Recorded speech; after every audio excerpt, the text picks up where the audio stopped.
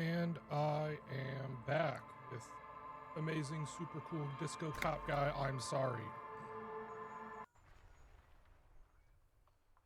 I was tempted to reload a previous save to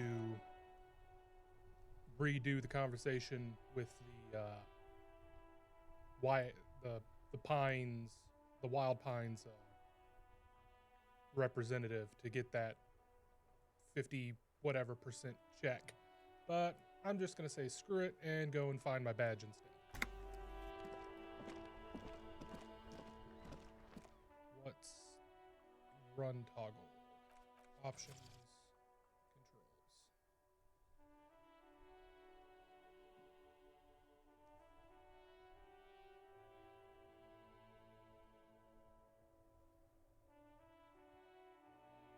I guess there isn't a run toggle. Don't know why it was stuck on run before, but...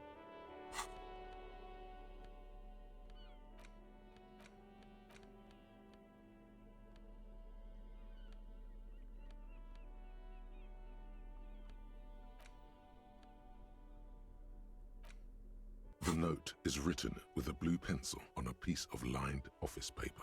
The kitchen magnets have left spots on its surface. Does it say anything interesting? This is tangential at best, but the lieutenant's detective instinct is still active. Read the note. Someone has scribbled, S. I can't believe the off-site copy is still here.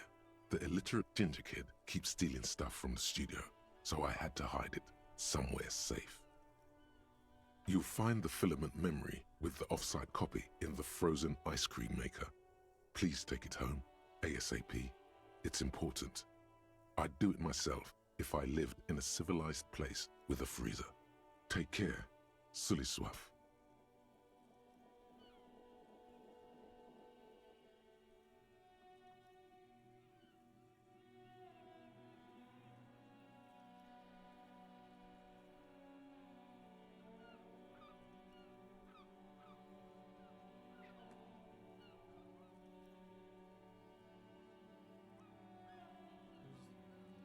Where the frozen ice cream maker could be? I don't know. I assume it's somewhere close to the ice bear fridge. Wrote the note. Looks like someone from that radio game company upstairs. I'm a little surprised they just left their property lying here. They had to leave in a hurry. That's a plausible hypothesis. Literate ginger kid? Really? You don't have a single guess? Kuno? Oh, I'm sure that child would love to get his hands on the filament memory. Even if he doesn't know what to do with it, he'd probably try to pawn it for speed, based on our encounter. Put it away. The worn map features the patchwork grid of the streets of Martinez, with directions to appropriately touristy locations. Year 48 resides on the upper right corner. Your finger moves through the various streets, across Rue de Saint-Ghislain and Rue Saint-Sipar, over Saint-Brun and Martinez North, finally coming to a halt on the spot where you are currently standing, although the map gives no such indication itself. For a more detailed view of the map, go to Tools, bag.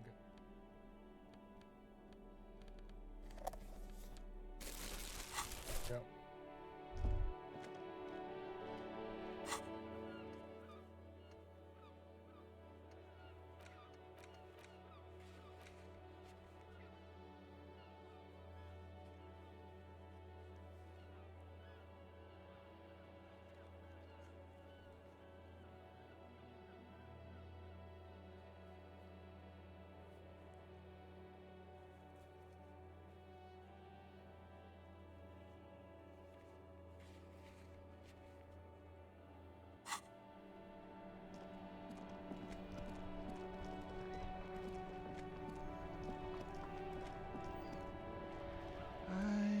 gander and a hunter and a gatherer. Feel like a traveler. A simple little cadence. He seems to be making it up as he goes. From another planet. Hey there. What's going on here? It's the jam, my man. What's It's the a jam? traffic jam for the ages. Harbor gates up the street are shut tight. No explanation given. workers on strike, scabs agitating, an all-around clusterfuck. Meanwhile, we're all stuck here in long-haul limbo for days upon days upon days. Upon days. Limbo, huh? So that's where I am. Yeah, exactly. It's official. He too agrees. This is the antechamber of the afterlife. Have you been here? Feels like forever. Like I was born on this here roundabout and this was all I ever knew. Just me and the metal and the tires, the oil and the fumes of mazout. I can roll with it. Yeah, imagine. It's been a whole week already. Behind the laugh, however, a touch of sorrow. So tell me, what do you need? What are you hauling? Oh, high-grade narcotics, illegal firearms, stuff like that. Wicked, I've always wanted a friend in the other world. Ha! No, I'm joking, my man. Found runs a nice, clean business. This haul of cargo is mostly sporting goods. You know, tracksuits and that kind of thing. They usually get shipped to Grad and the Occident. Though we've been making headway in the Il Moran market lately. That's your machine back there? This rockin' beauty. Sure is. Like a rash you can't get rid of. You interested in heavy-duty cargo machinery? A motor lorry, also called a camion, on Caillou and neighboring islands. This one looks roughed up enough to be some sort of found rust bucket. Maybe the A6? That an A6 you got there? Good eye, my man. Yup, she's an old one, but reliable. Me and her spent a long time together. There it is again. A little touch of sadness beneath his cool. He thinks he's spent too long in this lorry. Yo, can I get one of those tracksuits, my man? We're pals and all, but I can't just freely hand out the merchandise. The bosses won't be happy. Oh, so you got nothing illegal. Not unless they've illegalized sports equipment while I was on the road. I had another The question. man taps his fingers rhythmically against his arm. Let's try it out. Ease into it. Damn. Don't go too far. This seems like a personal matter. Hey, Tommy, spill the beans. What's troubling you? Man, nothing's troubling me. Just the usual Lorriman tropes and hopes. The road and the rhymes. This jam ain't helping either. That all the beans you got, Tommy? Damn, it really is hard to talk, man to man. Got any spare change, bro? Huh? Oh. No, I ain't got any money. They don't want to pay for unfinished work. They who? The bosses, man.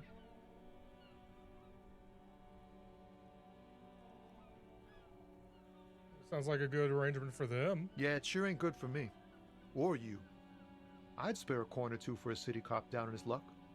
If I had saved 4 myself. Don't be a stranger.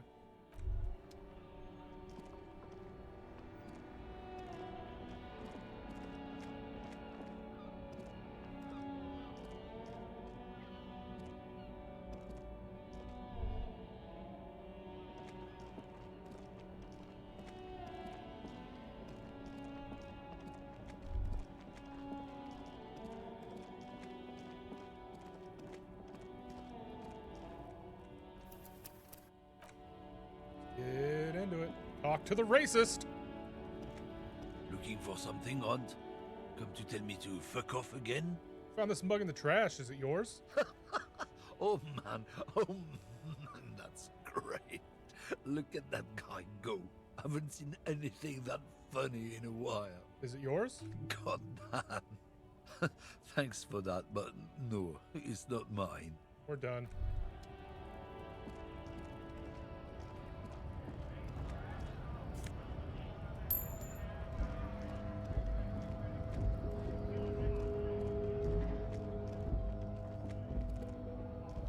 A lorry stuck in the windows are clear. The driver as a door.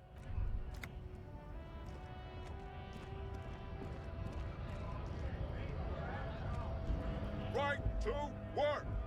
Right to work! Sure. When a bunch of ungrateful, lazy cockroaches can't get their act together, decide to block honest work for other people. The Beats strikers me. want. They mumble nonsense about boardrooms and workers' rights, while we have the right to... There's something odd in the way he carries himself. His set of clothing looks vaguely mismatched. The different pieces of the attire seem ill-fitting. What does that mean?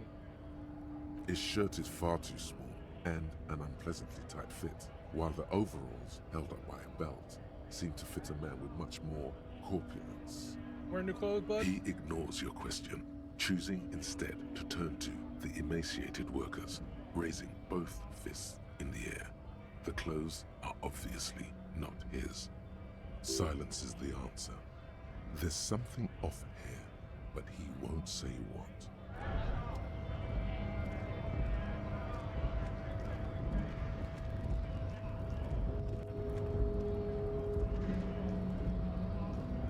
Hola, Wandering Man. How can I help you? Do you know anything about the Hardie Boys? Los Hardis? They're an independent militant group. A bit too high-strung, but it comes with the responsibility. They're sort of like you. Preserve the rule of law and all that. Except it's Everard's law. But really, they're just like you. Hey, you're the man in boots at the gates. You said you should know about the armor. The little boy had it good on his promise. His promise? To get me into trouble. To sick the pigs on me. Pardon the choice of words. Not mine. What happened? I was asked to look into that armor situation. Official union probe, you know. Track it down, see who took it. Did you? At first I thought, why not? Maybe the pieces can feed the strike. Buy us a few more days under the sun, you know? So I went to this boy. He said he'll make me his prison bitch. He's got eyes everywhere, the cops in his pocket, and he's the king of Jamrock. Serves me right for doing menial footwork. I dropped that probe right then and there, and it still got me into trouble. One bad move is all it takes. Rubbing in the armor. What did you learn? I learned that people don't want to talk to a drunk union man about some armor. What else? Not much. Technical stuff mostly. That was the interesting part. What sort of tech? I did some research into this armadura.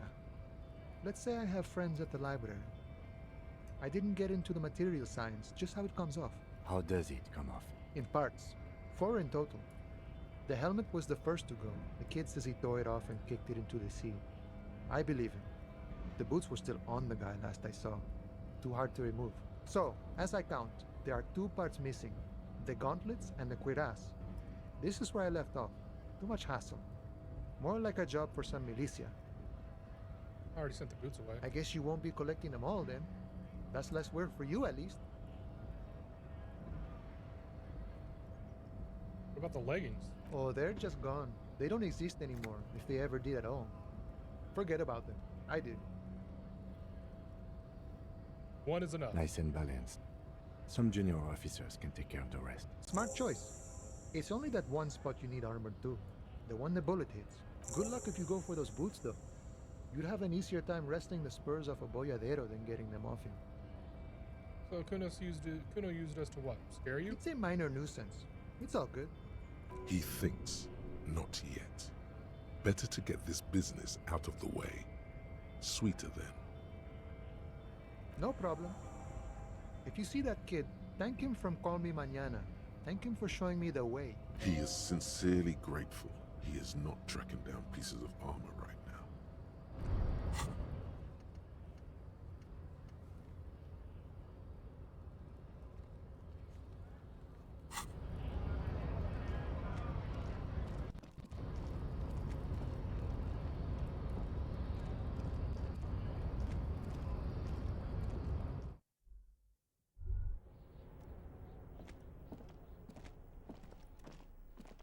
The already familiar cold touch of plastic welcomes you as you pick up.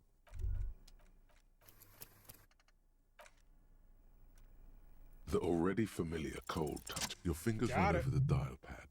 005. That's the dialing code for Revachol. 4952. And a moment of hesitation before entering the final numbers. 993. Calling. Calling. Still calling.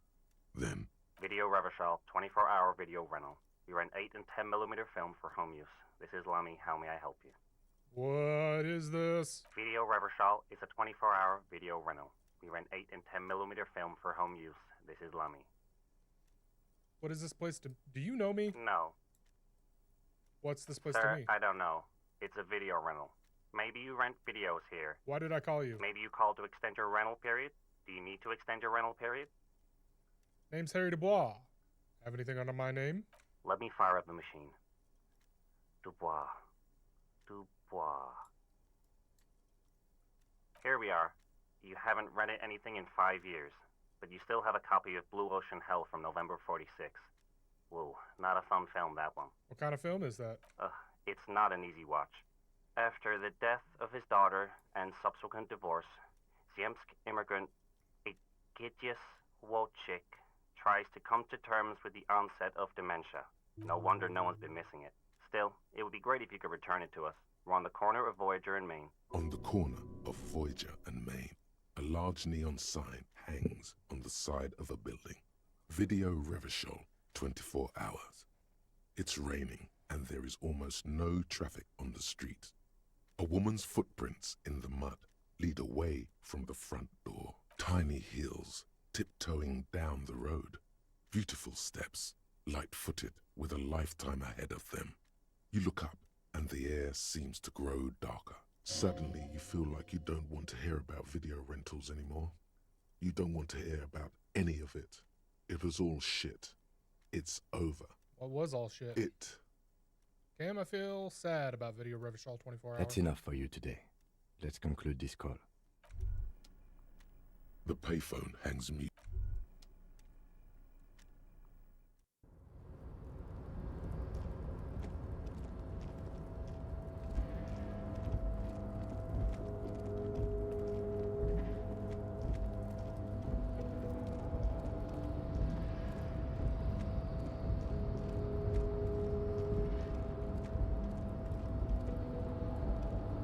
You're back before the cargo container.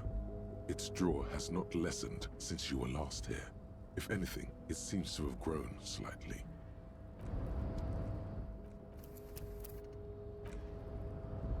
You're back before the cargo container, and as it's always been. Okay.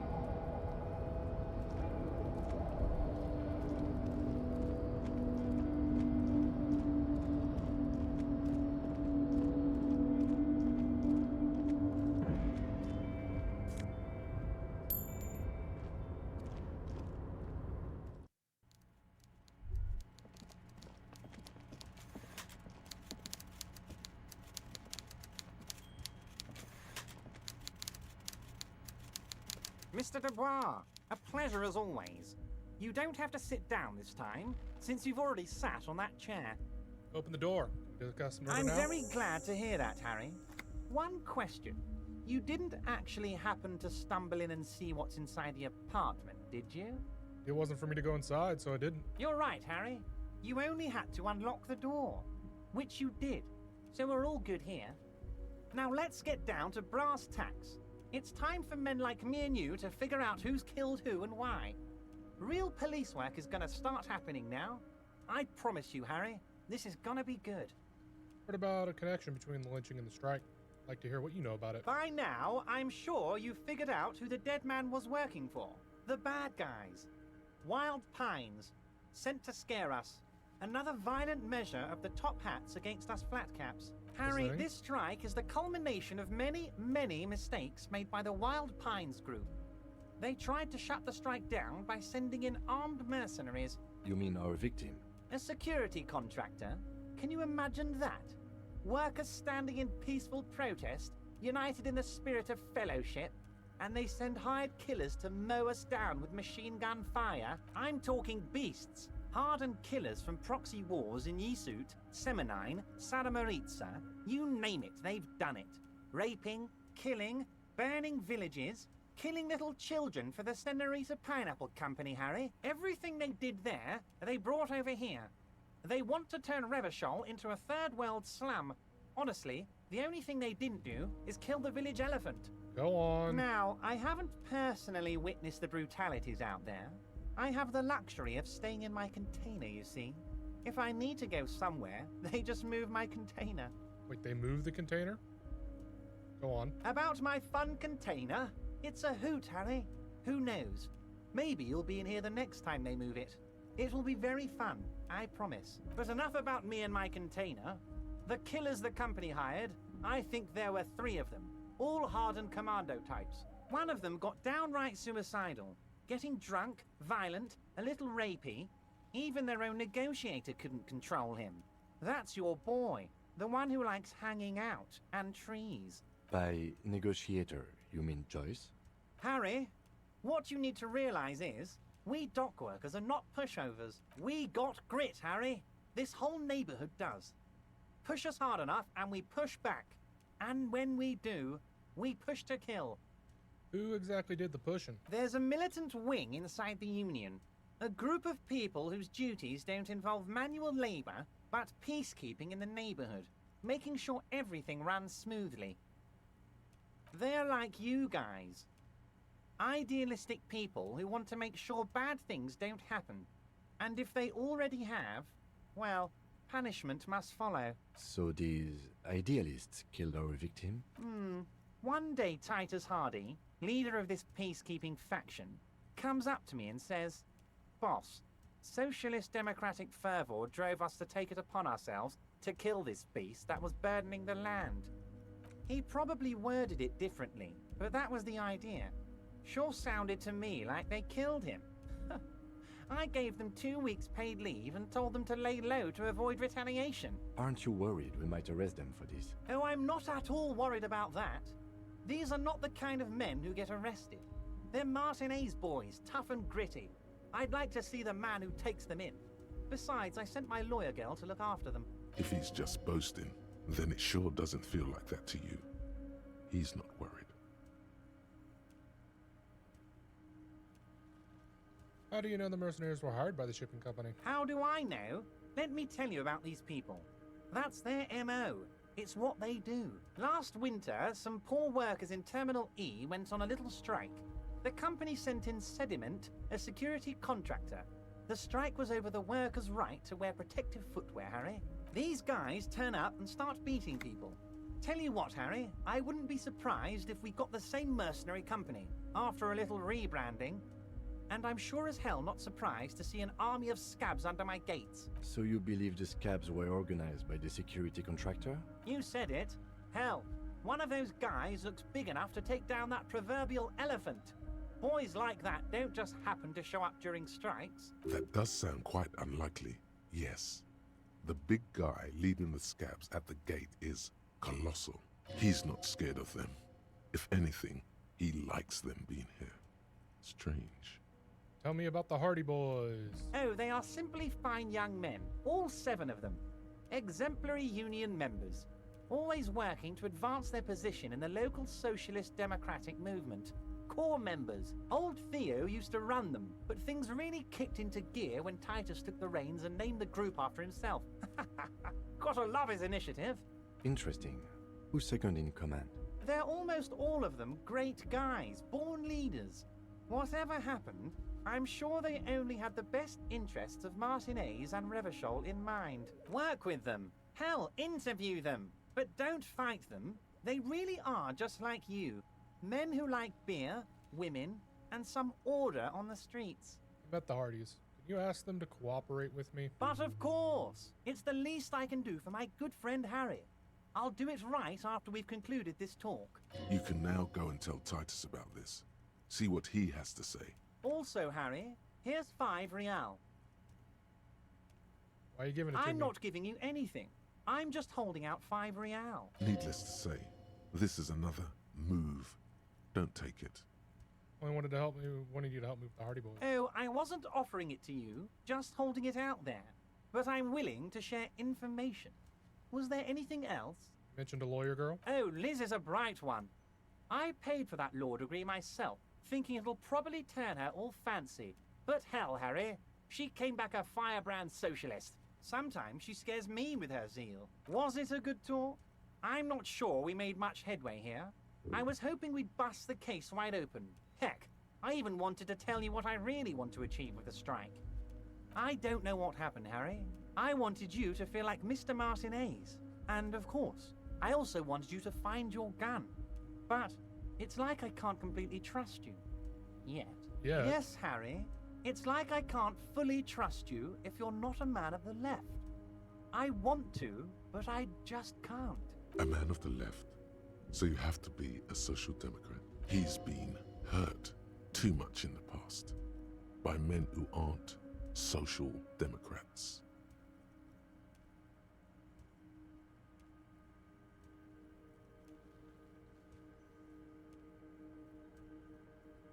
I'm a patriot of Revachol. Just between us, I don't care for those lefty dinks either. It's all about power, and here's how we're gonna get it. I need you to be my kingsman, Harry. Kingsman? Yes. Please, let's be that. And what would this entail? Once again, I require nothing unethical or illegal of you. You just need to get 2 little signatures on this piece of paper, and then mail it to my accountant in La Delta. What do you think of this, Kim? It depends. I don't think what we just got from Mr. Clare was very useful. But, he thinks, it's your call. As I said, it weighs on me heavily. But once we get really talking, well, I'm gonna hand you the keys to Martinez, and maybe even help you figure out who's behind this killing. What are the signatures for? I'm glad you asked, Harry. The Union is going to build a modern youth center in Martinez. It will be righteous. We're gonna get those teenagers off drugs and on roller skates. There's a nameless little street on the coast with some old houses around it. Most people have already signed. I just need 2 more signatures to get this mission off the ground, Harry. Where is this place? On the coast, Harry, across the canal. There's a cul-de-sac there, a little village they're calling it. A gloomy place. You'll find it. I trust your detective skills, Harry. Water drips from the eaves. A woman looks at her freshly tarred skiff. There's a pair of cavalry boots under the fish in the box, and the wind howls like a vicious spirit. What will happen to the current occupants? They are just gonna have to deal with the construction noise for 6 months, and then they'll be living like kings. Right next to a fancy new youth center, designed by the best architects from Stella Marie. Fine, if I happen to be there, I can ask them. You bring joy to my heart, Harry. Such a pleasure to be working with you. Here, you need to get signatures from Isabel Sadie and Lillian Carter. The cul-de-sac is right past the pawn shop and across the canal. I hear there is some trouble with the water lock, but they should fix it by Wednesday morning.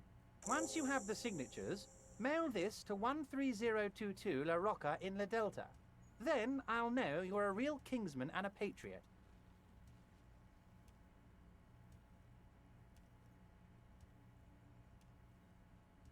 Told the union's involved in the local drug trade. What? Harry, how could you say that to me? You know I appreciate a joke as much as any Johnny Fat Guy, but I can't take slander. Are you actually investigating this? No, I'm not. You've hurt me, Harry. Me, a friend. I trust you, like I trust all my friends. And I know you'll never talk to me about this again, because you don't want to wound me. So do what you want, and let's change the subject. Thank you for your understanding. We will continue to do what we must. You too, Lieutenant. You know, I like you, but you never were my favorite. I'm a Harry guy. I'm Team Harry. None taken. Did we have anything else to do here, Harry? I met Joyce. Oh, that's very nice. I haven't gotten around to her yet. I'm very, very busy, you see. I hope you're getting along. One thing I want to make very clear, Harry, is that this is not some kind of union versus corporation situation. Everyone is just pals here. We're all trying to do what's best for Martinez. Don't feel like you can't cooperate with her because you and I are such good friends and I helped you get the body down. And I'm helping you find your gun. I'm not a jealous guy. What happened to the previous negotiator? What do you mean, Harry? Nothing. I let him go. He made concessions for the company in previous negotiations.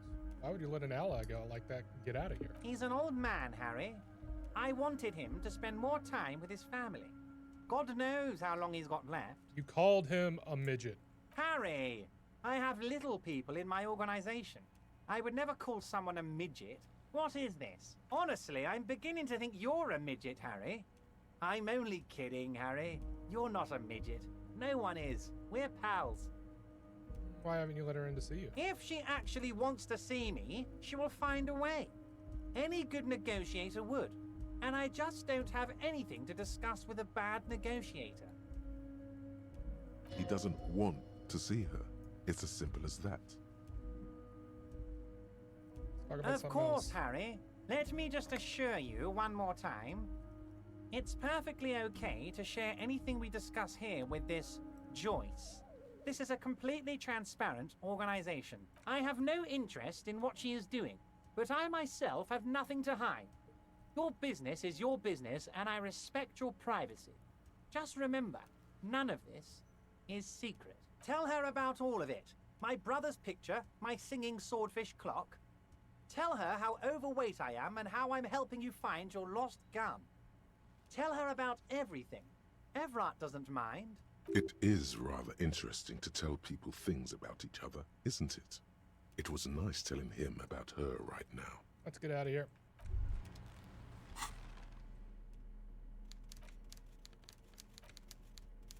You take the legal documents out of the envelope. A 12 to 40 month construction period and the zoning plan in the addendum.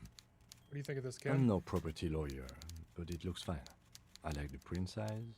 They're not selling or leasing anything. It's not a perfect solution, but... The youth center cuts into the ocean like the bow of some great modern ship. Apparently, it's going to cover most, if not all, of the street and the square between the existing houses. It's 3 stories tall. It's going to be awfully close to the already existing buildings, almost wall to wall, practically integrating them into the youth center. This is either an ominous or cool architectural choice. Hard to say. My money is on cool. Looks like a cubic pyrite. Save.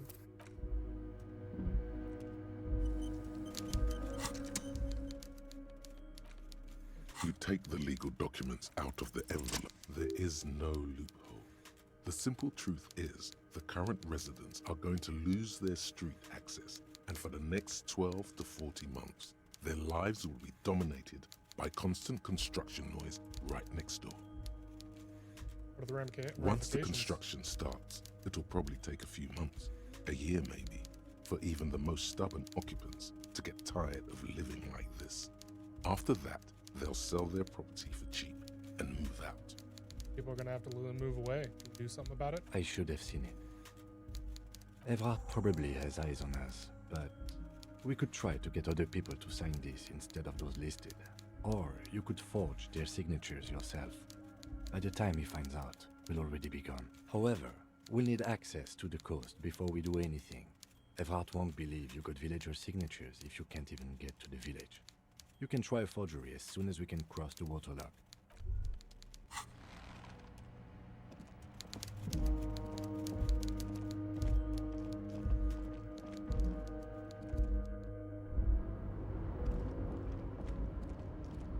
Let's go visit trash store.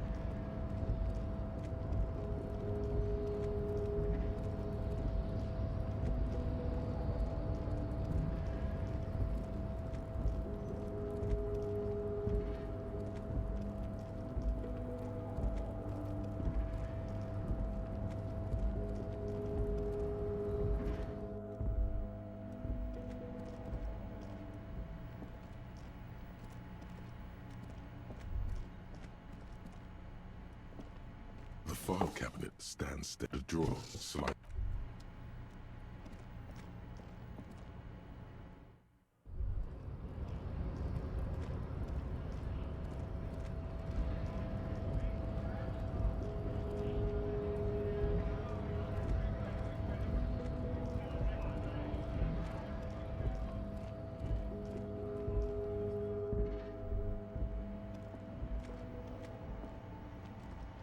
The tear machine stands. Your bottles clunk into the machine.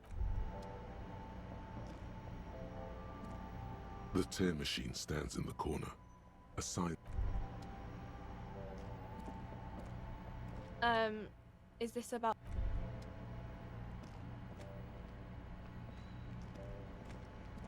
A small cabinet on the wall is filled with various medicine bottles, nasal sprays, and blister packs.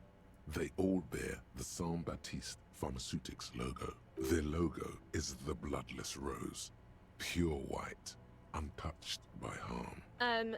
Just ask me if you need anything from Saint Baptiste.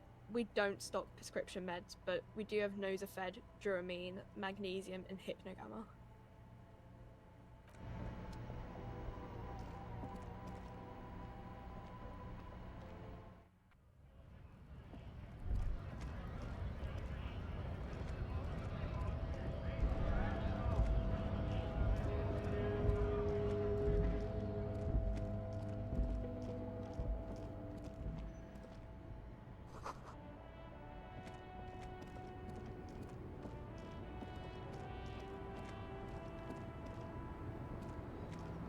woman still has her eyes fixed on the photograph in her hands. In the background, the radio plays. Ma'am, I'd like to ask some questions. No response. Wherever this woman is, your words fail to reach her.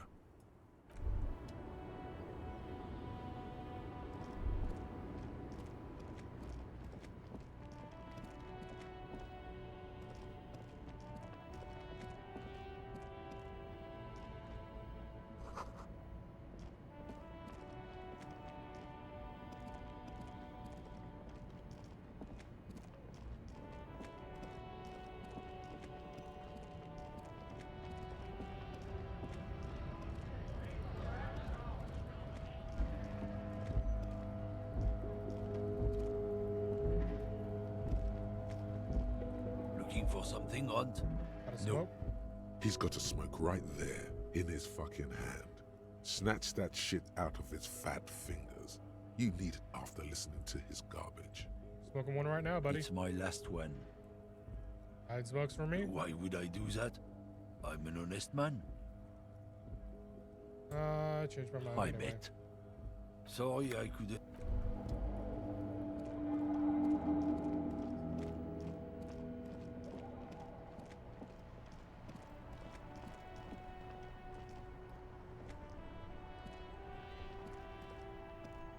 Inside, you see a set of steering levers, a radio microphone, a pull-out toolbox, and the soft... This is Precinct 57. How may I assist you? Just a moment. 10-4, come in, officer. Over. Roger that. 10-10, over and out. This is Precinct 57. How may I assist you? Yes. The armor was produced by Fairweather in their facilities in Bétancourt, sur la Clé in 42. It was part of a special order for Corps de Pharmacie, a security firm contracted to protect the interests of Oranese pharmaceutical companies in the Semenine conflict. So, it seems the armor went to Semenine. That's where the paper trail ends, though. Even the firm has proven difficult to track. Corps de Pharmacie has been renamed several times over in the years since the armor was issued. You know what it's called now? The most recently registered firm that the ICP has been able to connect to the CDP is a military contractor called Trinell, and the one before it was Downwell. I think they might be the same contractor. A suit of armor like this would have been manufactured with a particular person's physique in mind. You should ask for whom this suit was fitted. There must be a record of the person to whom it was issued. Yes, but the ICP tends to be reluctant to share private sector records. I could try to talk them into it, though. This is a fun challenge for her, an opportunity to contribute beyond doing her job by rote. She'll gladly put in the extra effort for Team RCM. Yes, please do try. It's imperative that we learn whose armor this was. Sure. Call back tomorrow. Hopefully I will have more information for you then. 57's... Oh. In the cabin, you see a set. This is the Kupris Kinema, my motor carriage. Motor carriage, motor carriage. Something bad with a motor carriage. A dark lump rises in your throat. What is this thinking feeling I have with the motor carriage? Nothing, nothing. It's probably nothing. Forget I brought it up. Please proceed with the carefree lollygagging. Do all policemen in the RCM have such cool motor carriages? The Kupris Motorcar does provide most of our patrol vehicles, yes. But this is different. This is a sports model. This is a sports model, right? You're right. I didn't take you for a motorcar enthusiast. Do you also like tip-top, detective? Adore it. Really? Well, I'm not indifferent on the matter either. Can really trust me, yes!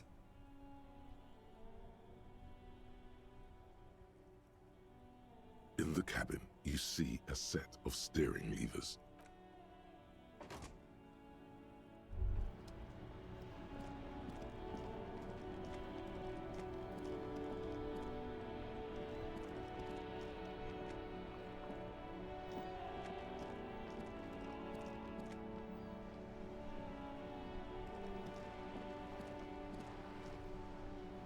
Have you no shame?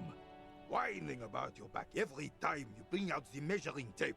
René, you're a man with a fork in a world of soup.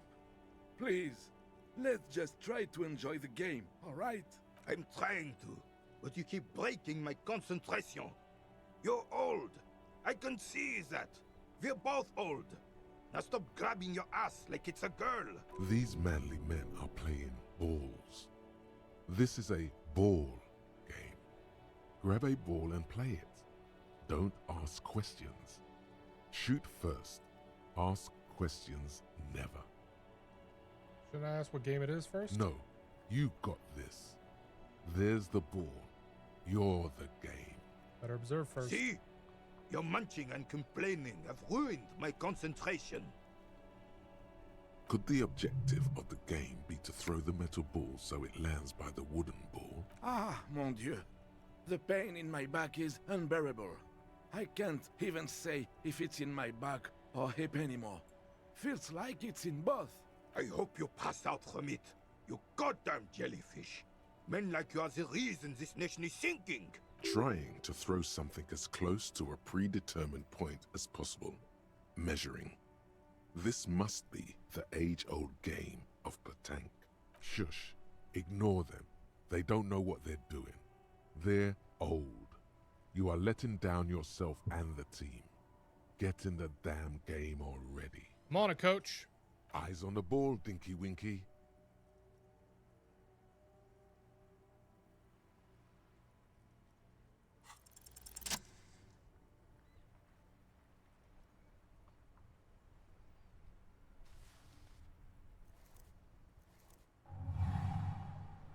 You are immediately surprised by the ball's lack of weight. No matter, you'll make it work. God, this is right. You feel the familiar tremble of excitement and adrenaline that precedes every victory. Time as frozen. Taking the surroundings. A chilly breeze ruffles your hair as you stand there, feet firmly planted. All sounds, smells, even the wind, everything fades until the only thing left is the union of man and ball.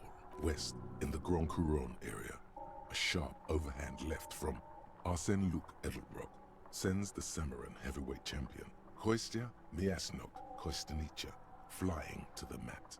The crowd goes wild.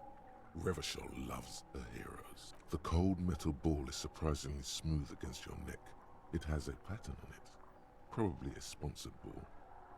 Yours would only be covered with bumps of learning and scars of victory. Already your muscles are adjusting to the weight, the nervous system calibrating, until you and the ball have merged into a single entity. The man ball is ready. It's time for one last glance inward. Who am I? An embodiment of pure motion, a fine-tuned locomotor running at maximum efficiency. Some would still say you're a cop, but I guess we're beyond that now. The inertia can be contained no more than a bullet leaving a gun. Let go. Be the bullet.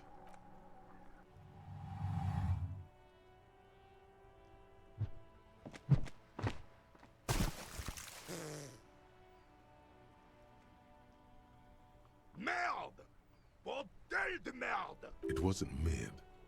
The shot was at least 23 meters. Probably 24 and then some. Nothing to be embarrassed about. What the hell is your problem? Not a weak triceps, that's for sure. I don't care if you are a cop. You do not just ruin someone's game. It's so goddamn disrespectful. I'm sorry. You vandalized our game, son. We can't play petanque with 5 bull. Thought it was shot put. Well, it damn well isn't. It's petanque. You ruined a petanque game. We want our bull back. Take it easy, René. This is just a misunderstanding, isn't it, officer? No harm done. Of course there's harm done, you orange slug. You owe us a goddamn bull. I don't have a bull, but will this do? Will this... No, it will goddamn not. Thank you, officer. This is really something. Honestly, I think it's better than our old bull, even. Mon Dieu. All right, fine. What do you want, officer? Find your guard booth. Yes. The Debardeurs Union pays me to stand vigil during the nights. Not out of any political allegiance, mind you. I'm an old man. Don't sleep more than a few hours every night anyway, and Money is tight. He feels like he has to justify himself for some reason. You must have seen something on the night of the murder. Your booth looks right into the yard. Yes, it does. Unfortunately, I wasn't working that night. Been on a 2-week leave since last Monday. So who was your working your shift that night? No one. The bus has been unmanned since last Monday. There's no other guard. It's just me. No one has been guarding the container yard since last Monday. Yes. It's not actually an issue. I mean... Look, officers. The container yard doesn't actually need a guardsman. Never had one before, René. Monsieur Claire had that booth built specially for him. It's mostly decorative. Mostly? The possibility of someone being in there is enough to discourage any ill-minded individuals. Evrard created this job for René because he knows the Royal Carabiniers' pension of honor and PTSD isn't something a man can live off. A decorated Kingsman collecting tear reflects bad on the whole neighborhood. His words.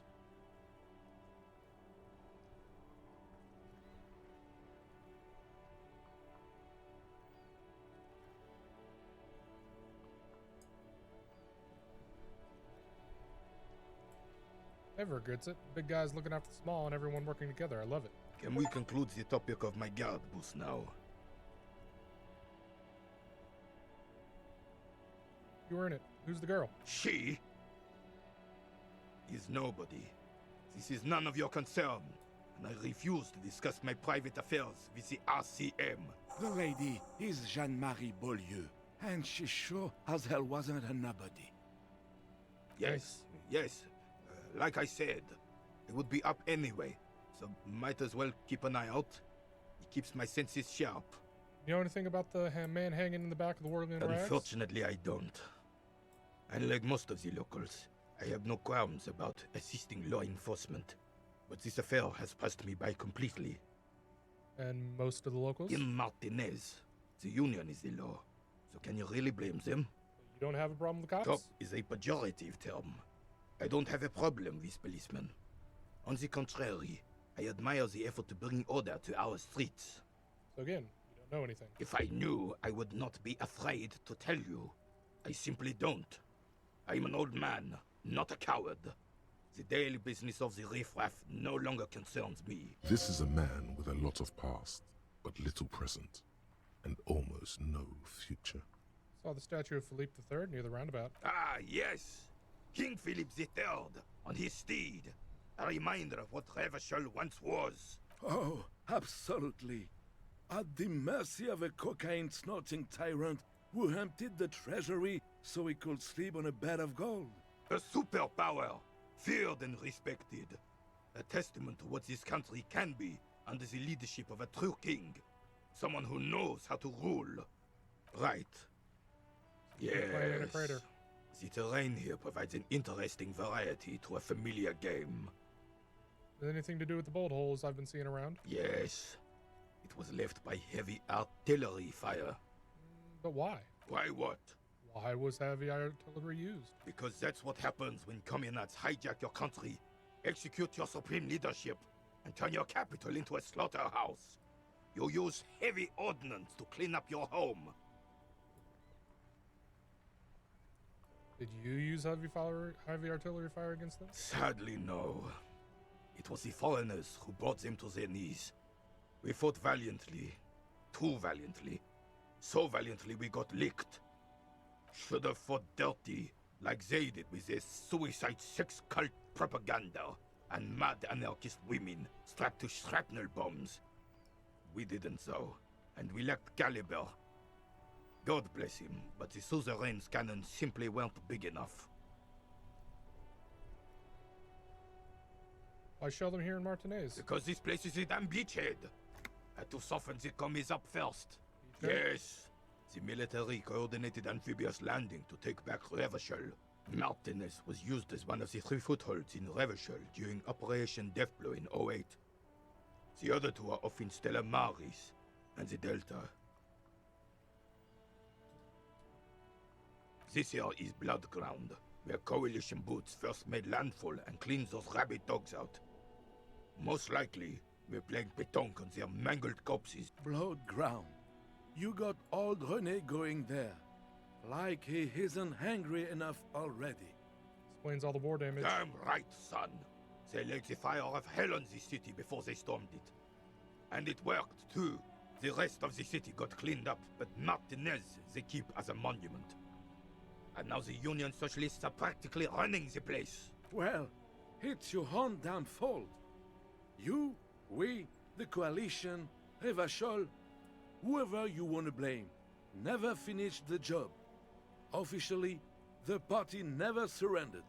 Of course they still all influence. You don't even begin to truly understand the players on the table, let alone the specific circumstances surrounding the...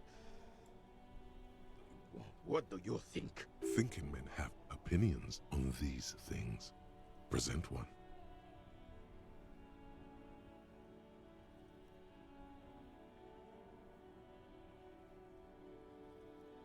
Foreign powers cleaned up our mess, and now they rule us. I'm sorry it had to be them. After 8 years of fighting those hyenas, boiling cats for food and drinking piss in the mountains, I would have preferred if the Right Honorable King Guillaume returned through Revachol, or even if that damn clan Frissel had risen from the grave and led us. Sadly, that was not the case. This royal failure weighs heavily on him. Instead, all that is just, holy, and beautiful in the world was wiped away, and now it's neon signs with toothpaste ads everywhere. Foreign influence peddling garbage and stupid music on the radio. This is just what the commies wanted. This was their plan all along. This is what they wanted to replace the role of the suzerain with. Mention Guillaume. A true king in both blood and mind led Revachol before Frissel. He would have been better, but the damn commies drove him into exile. What exactly is a suzerain? The suzerain is the king!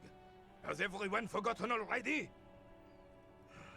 They forgotten already. It's no use talking to you. You were still in Daddy's balls when it happened. When we took our last stand against the filth and rode the cavalry straight into gunfire. Anything you tell me about this rifle? It's a Bell McGrave.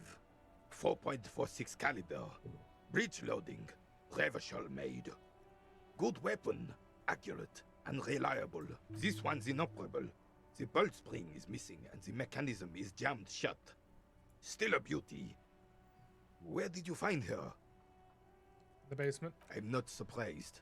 There are probably lots of forgotten wartime weapons lying around here. Back in the day, everyone had something stashed away. As for the rifle, I don't know what else to tell you. These BM-446s are an antique. No one uses them anymore. The ammunition is impossible to find. All you observe is a veteran refusing to let go of the past and his old uniform. This is not uncommon. This is the uniform of the Royal Carabineers in service of Frissel I, Guillaume le Lion, and the valiant King Philip V before him. Don't you mean Frissel the Fan? You do not speak his name, Craven, although he was a clown. But he was our clown, ours to ridicule and to mourn. There's something you missed. You'll get to it. Don't worry.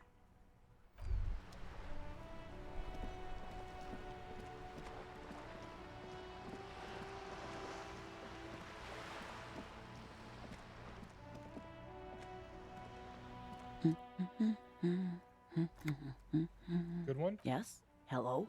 Who are you? Me? No one. I'm just a working class woman. She doesn't really want to be disturbed that much. If she's such a working class woman, why isn't she working? Shouldn't a working class woman be working? Not all the time. Right now I'm browsing books. Even a working class woman needs something to read. Good, good. It is. I'm a cop. I know you are. Everyone can see that. The rectangles. Good then. Mm-hmm. You need help? What with? Watch your brows Her both. hands move over the book covers. The tips of her fingers look rough, stained with yellow.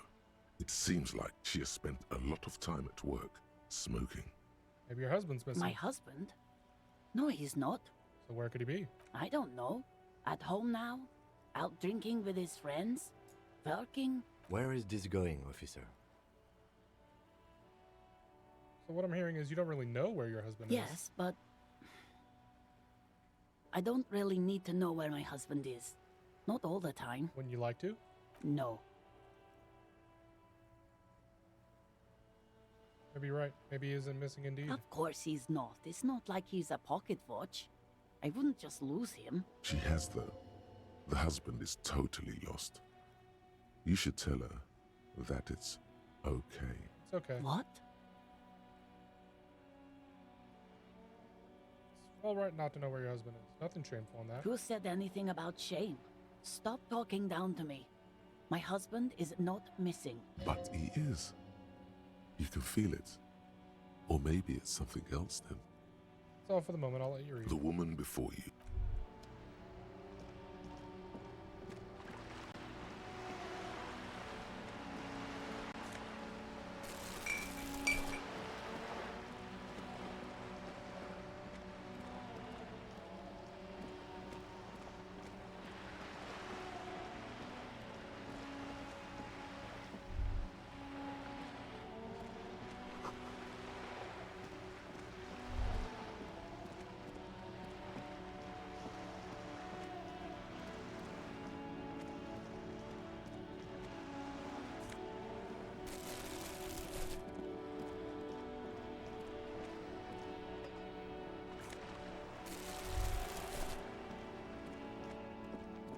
Let's go further afield.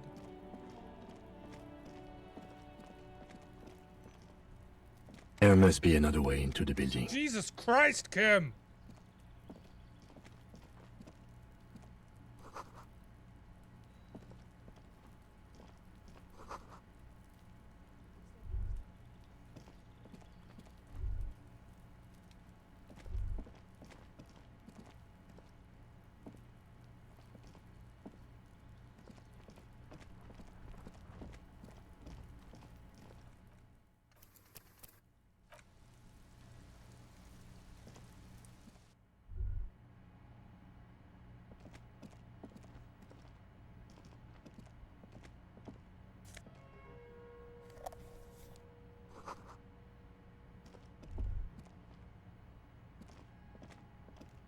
A row of mugs sits on the shelf.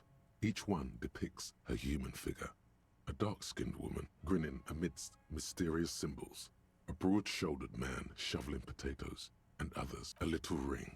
Though cheerful, the images on the images betray a lack of interest in human beings.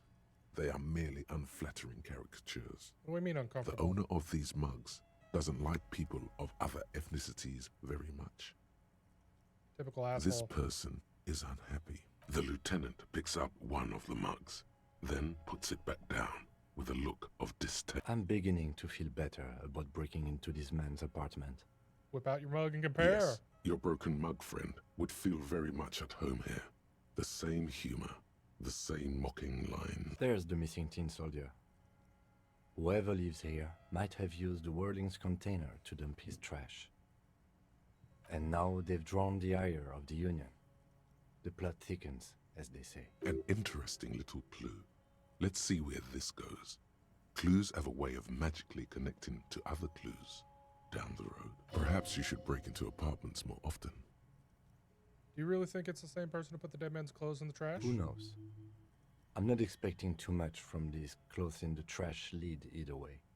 It might turn out to be some random local matter, but still, a nice coincidence.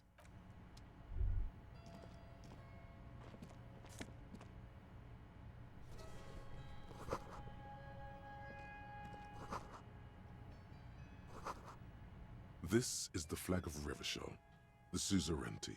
What's the sun? This isn't just one sun, but there are little suns dancing around the big sun. This is the sevenfold sun miracle. What's that? It's an optical atmospheric anomaly the first settlers saw. Happens in cold weather. 6 small suns around the big one. This complex halo phenomena is how old Revachol got its flag. It is but one of the many strange optic atmospheric phenomenon of this wondrous archipelago. You're sure you once saw sundogs in your youth, and blue flares. Hey, Kim, the old flag. Mm-hmm.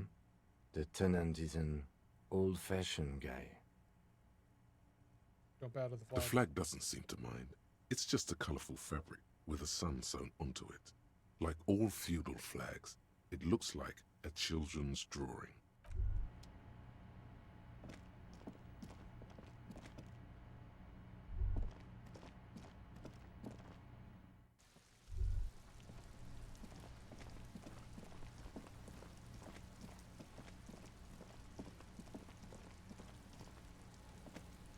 Trying to sneak up on me. Let's go talk to Titus.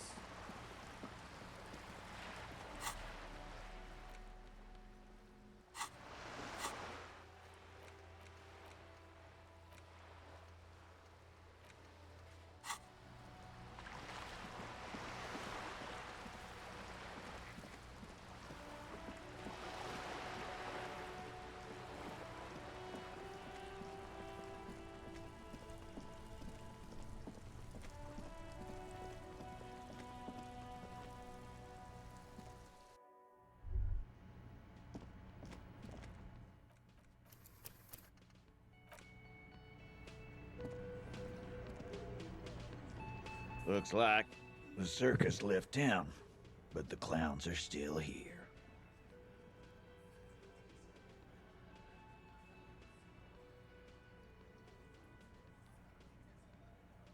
Me and Everard talked. I promise you cooperate. Oh, so you went and talked to my mommy, and now she's making me play with you.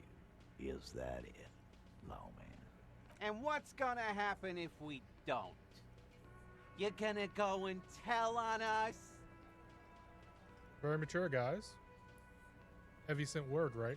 Yeah, I heard him. Now fuck do you think I'm doing here? You'd have your ass handed to you if it wasn't for the boss man's word. Let me state this very clearly, capo. Hello, officer. I'm Titus Hardie, and these are my boys, Hardie boys. How may we assist you? Found 8 sets of footprints, but there's only 7 of you. Where's number 8? What are you talking about, madman? There's no 8th Hardie boy. There's 7 of us, and we're all here. Or what? You want to be the 8th Hardie boy? We ain't hiring. Actually, boss, we've been talking, and we think she could maybe... Shut the fuck up, Glenn! I do the talking here. Now what the fuck do you want, cop? So let me get this straight. There is an 8th Hardie boy. It's a she, and you don't like us talking about her? That's right. We're not talking about this. This is a private Hardie boys matter. Nothing to do with your shit. And you're not cops here. Don't go digging around if you don't want a bullet in the back of your head. I'm watching you. Good. We are all watching each other. Officer, your question. There's no point in pushing it further, he thinks. This is already a victory. We'll learn more about this 8th Hardie sooner or later. Let's get out of here.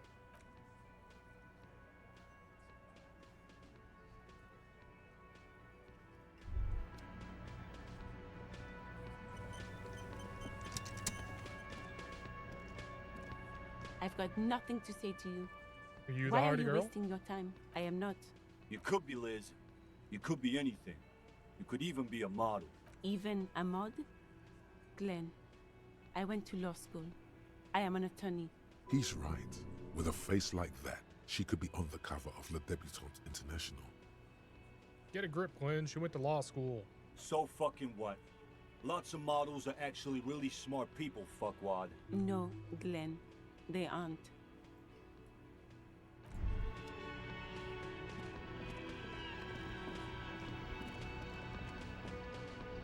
A thin man is smoking below an exhaust hood, occasionally sipping from his mug. This must be the Whirling's cook. As you step in, he nods toward the table and says something in a completely foreign language. The only words you can make out are Garancy and Kubek. It must be his name, Garancy. Garancy Kubek. Sounds representative. Hello, sir. Got time for a few questions? The man puts his cup down and replies something, his left hand drawing arcs in the air. You said you're friends with Manana. Is that true? The mention of Manana gets his attention. He smiles and delivers a whole slew of unfamiliar words and lively gestures. Then he falls silent again. They're friends. What's in the borscht you're making there? The man says a couple of sentences in that strange language of his and then seems to wait for you to speak. Yes. Borscht need more vodka? Okay, so it's vodka that keeps the men happy and in good spirits. Clever move by the Union. Vodka borscht! I love it, Bratan! Turn it the fuck up and then ask for some yourself! Turning it up seems like a dangerous idea, honestly. The place is a powder keg. Leave the cooking to you. The cook gives you a long, inspecting look, then shrugs too, and seems to wait for you to speak. You got some cool pots there. He smiles and bangs his ladle against each of his pots in turn. It's almost like music, especially with the sounds of assorted dishes boiling and simmering on the stove. I don't need anything else. Stay masculine. You see a heavy steel door with a... You immediately feel drawn to the color. Blue is for mystery. Wonder where this door leads. You do? It's a door in the back of the kitchen. Why do you care where it leads? The winch. Outside. In the backyard. Remember? No? Your fingers do. There's a winch outside on the roof, like that of a small elevator. Well, if there was a winch, I suppose we could look into it. As a side investigation. Yeah, many side investigation. Gart is the person to ask about this. The cafeteria manager. Try to push the door. The door does not budge. Touch the cobalt blue surface feels rough to touch. The stainless steel door is flush with its frame on every side. Old cobalt paint, rough on the fingers. 40, 50 years since this was painted, maybe.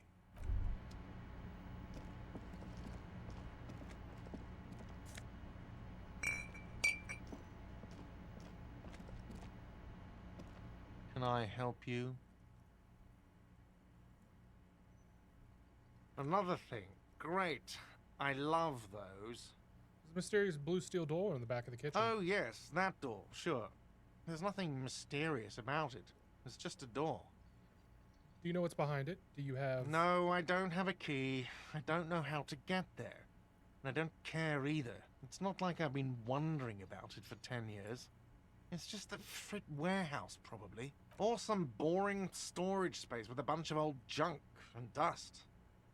He's attempting to maintain an air of indifference. It's absolutely not convincing. I think you'd like to know what's back there. Fine, okay, a little. But my job doesn't leave me time for wondering about one locked door in one of the cafeterias I manage. So I haven't opened it. I have cleaned the whole place 100 times over, though, after the animals. And I haven't found a key, so good luck with that. So the phone line is dead? Yes, and the phone company is taking its sweet time sending someone to fix it. Losers. Pretty strange. It's not strange, it's inconvenient. Was there foul play? Who told you that? I would never disclose my sources. That would be dishonorable. Fine, yeah. It looked like someone had messed with the wiring. It was shortly after the hanging, but I don't know if it's at all related. Plenty of assholes around here who aren't murderers. If you do find out who cut the line, though, let me know, so I can forward them the repair bill. Yes?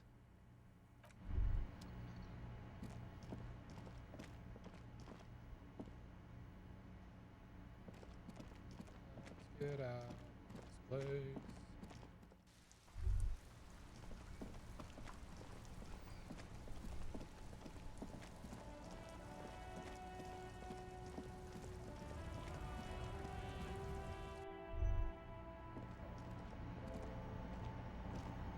The tear machine stands in the corner. Your bottles clunk into the machine. Yes? The tear machine stands in the corner.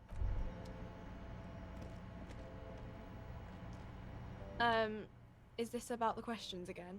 Because I don't really know anything. Does Freet have a warehouse in the back of the Whirling and Rags? A warehouse? I don't know. Maybe. I don't really care what Frit does. This is important. She scrunches up her face into an expression of consummate adolescent skepticism. Fine. Frit doesn't have a warehouse. Just a little back room here. Okay?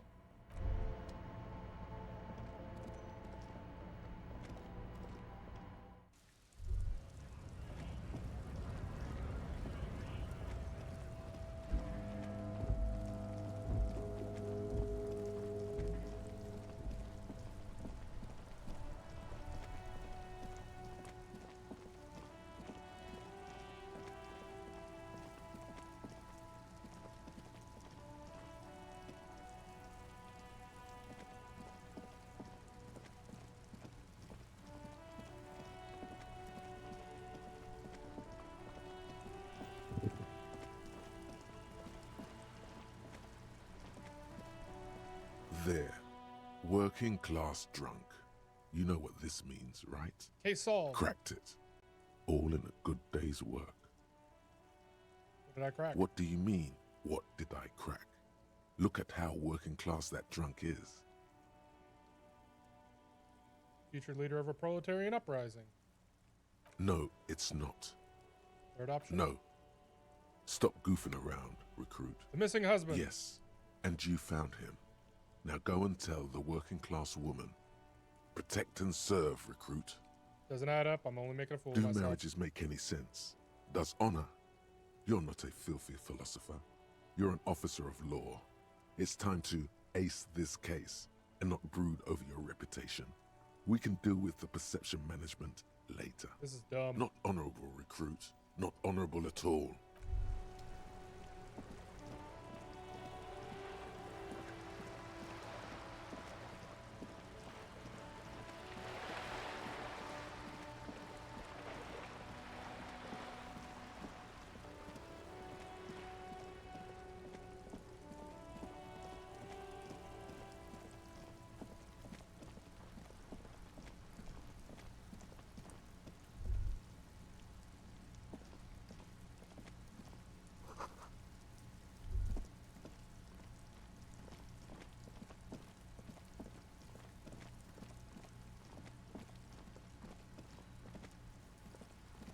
Just an ordinary walk.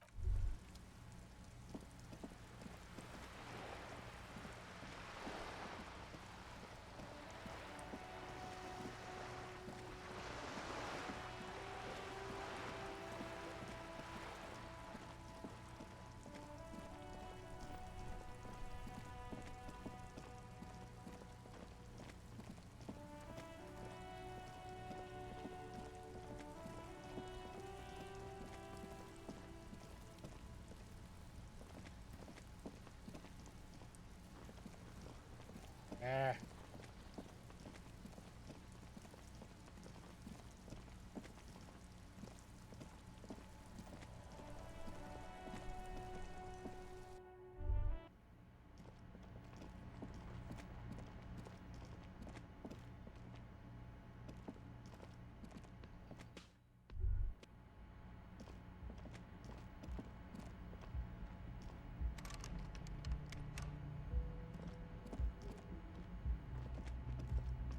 The door is closed. This door can only be opened. Still, no. The lieutenant gives it. He doesn't like where this is going.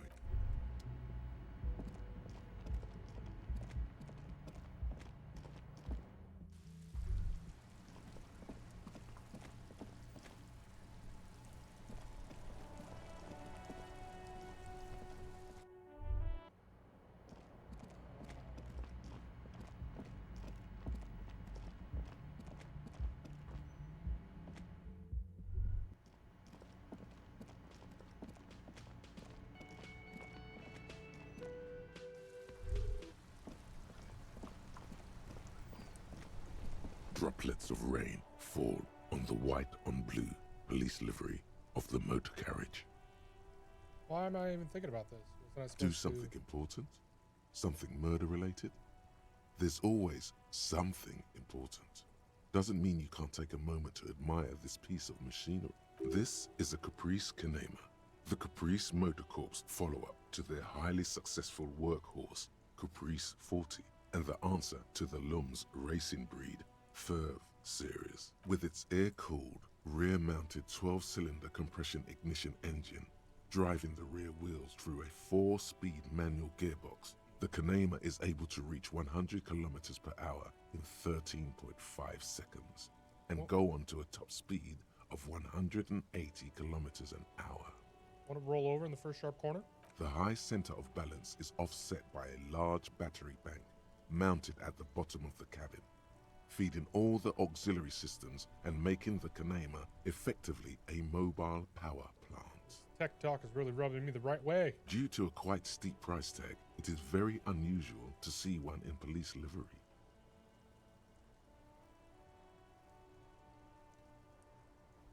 That machine really puts the loco back in locomotion. Very cool, Lieutenant. You want to take a closer look? What's a pack in there? 130. I reckon that's a 7-liter V12 there. That's what, 7-liter V12? 7.2. Supercharged. Saying these words brings him immense joy. Fine machine. Yes. An extraordinary machine. It's nice and all, but why so modest? Put some zing into it. Flare it up. Slam it down. Helium headlights would improve the range and quality of the visual field a lot. Thought about switching to helium headlights? Actually, I have a pair at home. Just haven't gotten around to fitting them yet. I need to lay some wiring for the ballast first. If we ever get this case solved, maybe we can do it together. Maybe. Yes, definitely maybe. Let's hang out later, Kim.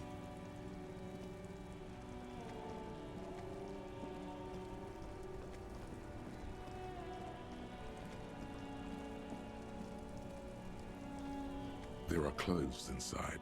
Cheap second-hand clothes, smelling of strangers' body odors. Don't be shy. These are premium class clothes. Good quality fabrics, best retro design. Save the economy with your style, officer. You find your hands deep in tattered and faded garments made from weird polyester blends that make your body itch and sweat in all the wrong places. Economical, but also trendy. Look first-hand, buy second-hand. Keep the economy moving. Something cold grazes your hand. Synthetic and sleek. A windbreaker. Surf, it says, but also wind, summer, 100% waterproof, and sport. All in different typefaces. Practical, and yet it may deaden your senses to the world around you. Possibly because of the awful typeface. Good choice, officer. Mega sporty. And it's only $4.50 for you, sir.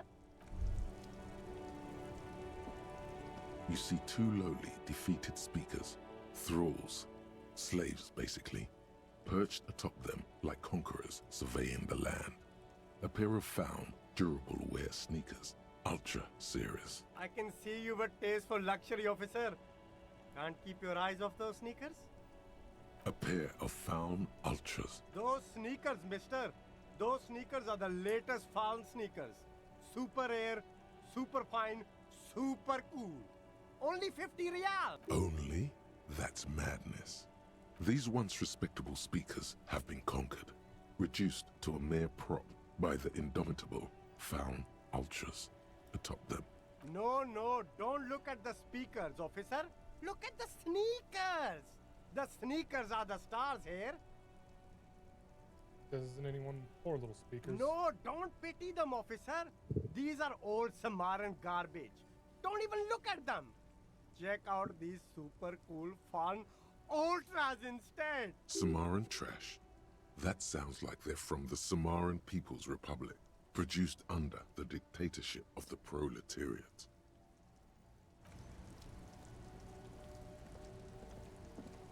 You see a Samaran street vendor surrounded by a motley assemblage of goods. When he realizes you're looking at him, His face breaks into a wide, welcoming grin. The name Sileng is embroidered over his breast pocket. Happy shopping, officer. Everything's cool here. Everything's cool. The goods are cool. The customers are cool. The place is cool. And one more thing, officer. From out on the bay, a cool wind gathers. It sweeps into the city, tugging at the textiles hanging around the stand. Some distance away, the sound of a tin can clattering across the street can be heard. You're very cool. Bang, bang, bang, bang. You think I'm cool? Oh, yes. You got style. You got personal style. You know what you like. You like premium menswear. Look around and browse. Everything looks cool on a guy like you. Take your time. Don't be distracted by the flattery and funny man act. Questions. No need to dress this one up. Just tell him what you want. I want your money. Oh, okay. But why, officer? I don't know. It was just the only thing I could come up with my head to ask you. I need to get some money somehow. Ah, yes. Money is very important. Are you trying to ask for a bribe? If so, you're not doing a very good job. Sorry, detective. Where you from? Me? It's a boring story, officer. Who cares about the past? I'm all business now. All revolution. This man probably comes from Seaguy, sometimes known as the Apricot Suzerainty, an archipelago in the Samaran Isola. Sounds good. Let's get back to Very business. cool. I like your style, officer.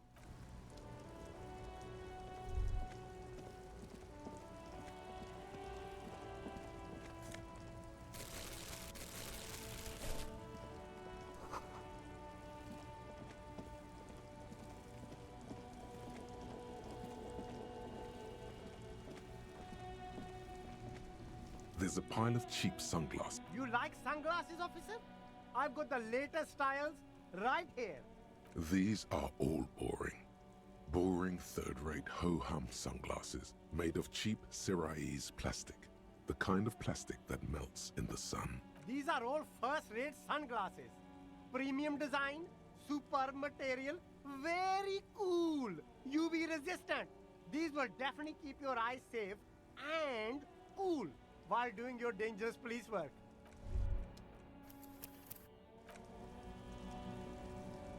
The shine on these Do I have anything?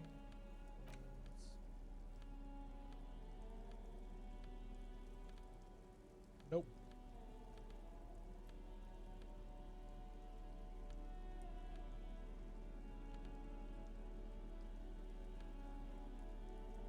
It's actually boosting it.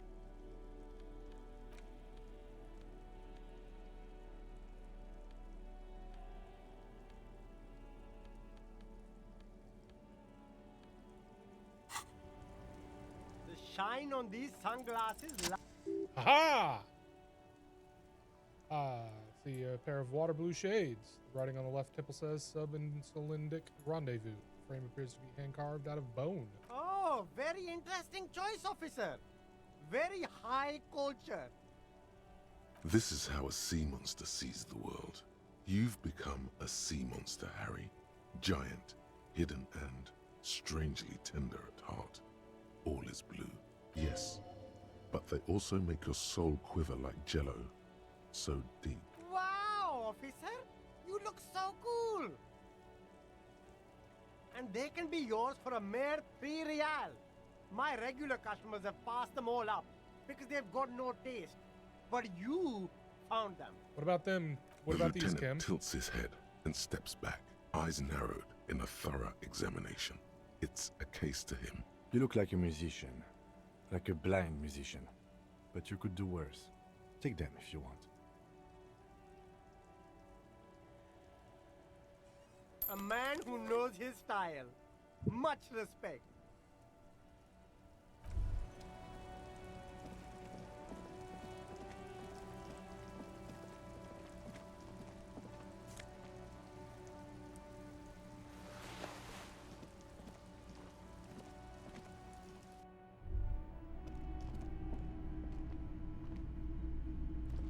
Hello, hello.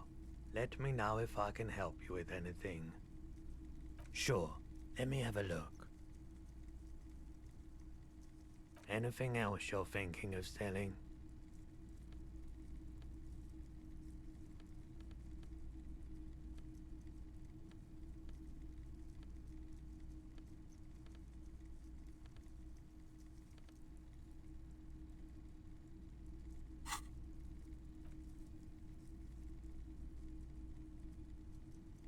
Another time, perhaps.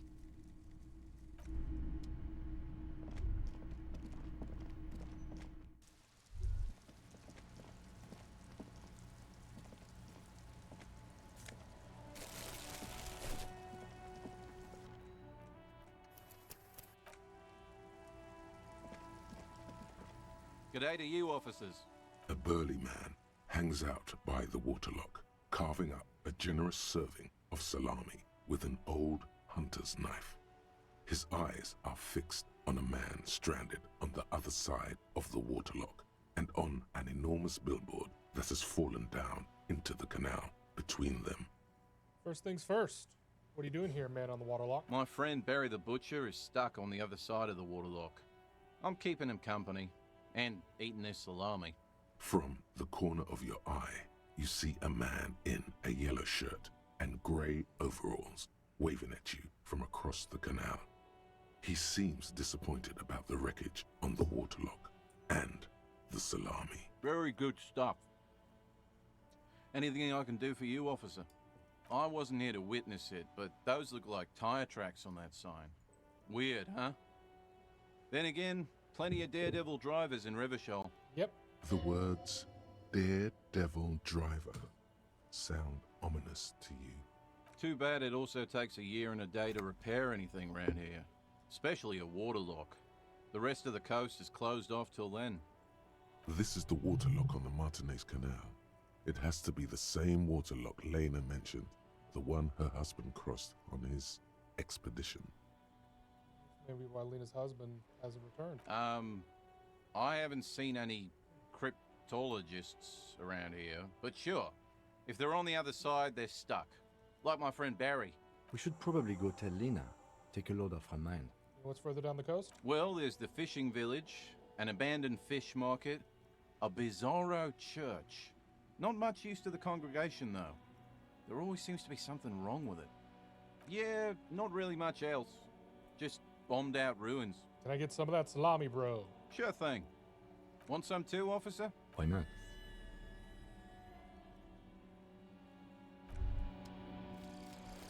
Rigorous self-critique. Here it is. Hard facts from the man you are. You once jerked off in the locker room and were caught.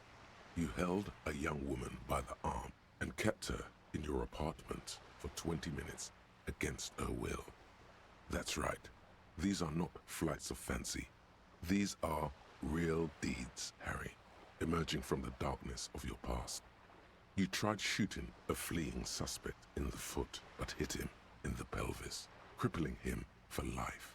And, above all, you let life defeat you. All the gifts your parents gave you, all the love and patience of your friends, you drowned in a neurotoxin. You let misery win, and it will keep on winning till you die, or overcome it.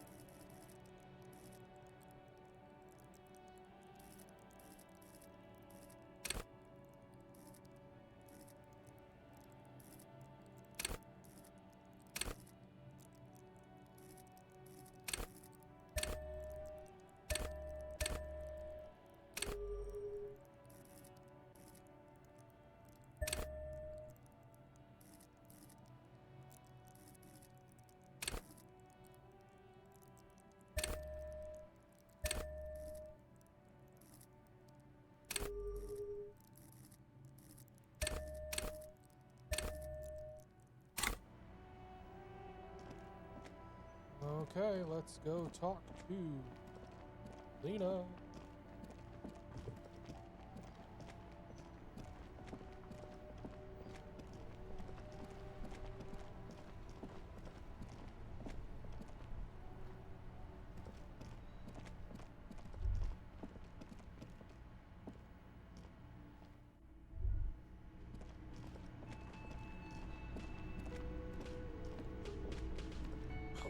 Hello, dear. Waterlock's I didn't broken. notice you at first. He's just on the other side of the stock. Oh my. What happened to the water lock? Probably just some technical problem. Well, whatever the cause, I'm thankful. To both of you. You've spared me another sleepless night. You're welcome, ma'am. I hate to ask, but if your investigation takes you to the other side of the coast, please do keep an eye out for my husband. And if you see him, let him know Lena is waiting for him here at the Whirling. He gets so tangled up in his work that he may not know the water lock's been repaired. And it's cold out there. I'll let him know you're here, when or if I get there. Oh, you're such a dear. Thank you.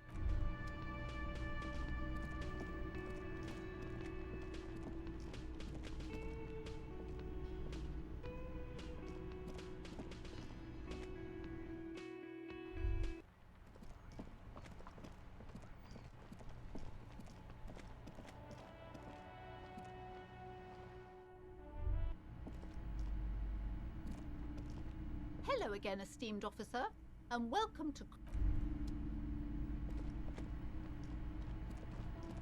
Hi, Ace Detective. Are you here for more books? You're on, Annette.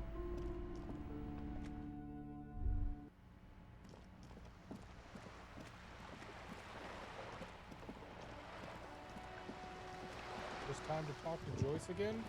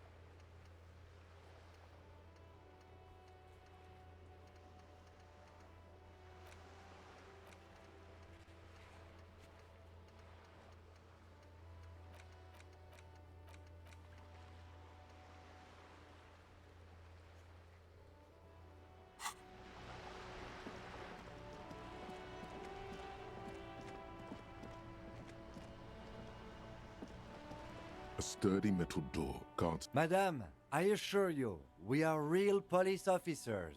There is no reply. Just faint sweeping sounds inside. The door rattles again. Stop banging on the door! I'm not letting any more strangers inside. Who am I speaking to? Doesn't matter who I am.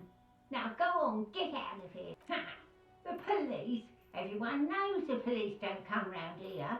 Please let me inside, it's cold. No, I already told you. Go check the backyard door. Maybe some... Backyard door? There must be...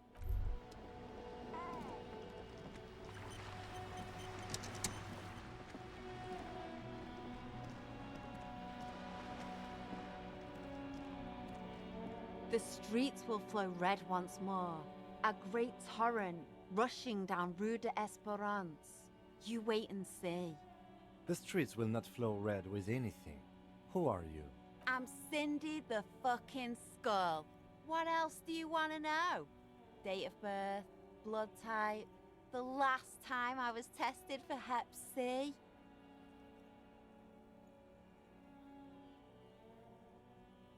Yeah, when were you last tested? Had a battery of tests just last week. I'm practically a patchwork of interesting critters.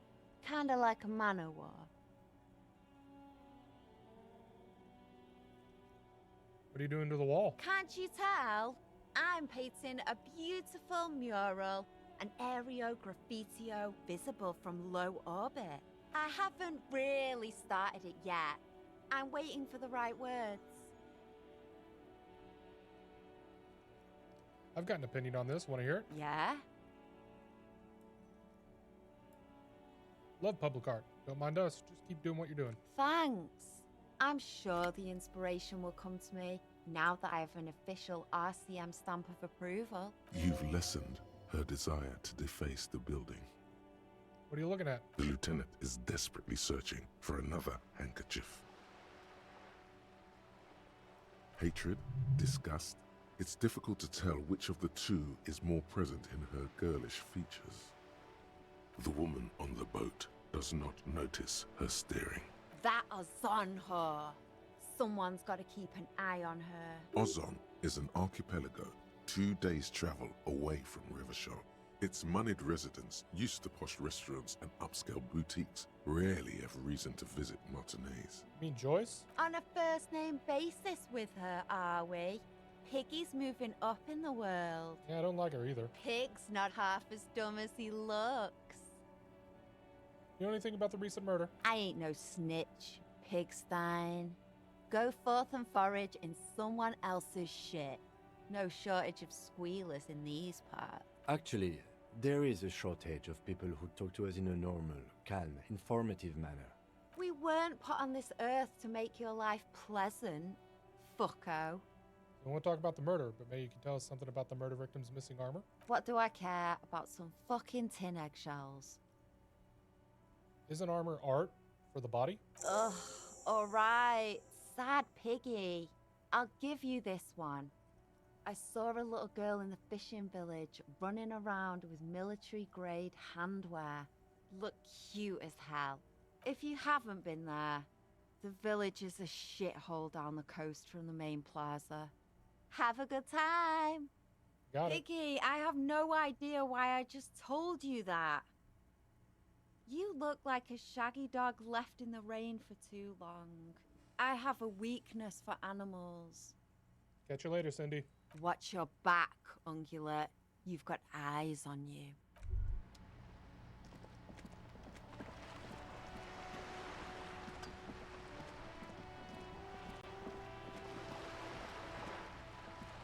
You're back.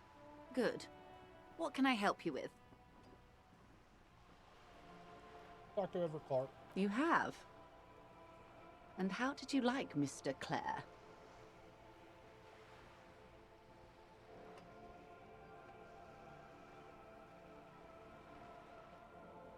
I didn't. Oh, come on now. He has his uses. How else would he have stayed in power all these years? Or wait, actually, corruption. That's how he's done it. Fantastic, worm-like corruption, reaching into the bowels of the earth. The position of my unusual colleague does not reflect official policy. I hope you understand. The RCM does not pick sides. Of course. And I don't expect you to share anything he told you with me. I'm not a corrupt worm myself. However, if you felt like discussing something, how could I stop you? Are we not human? Are we not curious to hear another person's take? It's only natural. We would only be gossiping. Intellectually speaking, it would be quite interesting to hear what she has to say about these things. Tell her she'll like you for it. Yes, your disgusting necktie agrees completely. Let's gossip. He asked me to deliver an envelope. Sounds like he has you running errands, Detective. A well-established dominance ritual.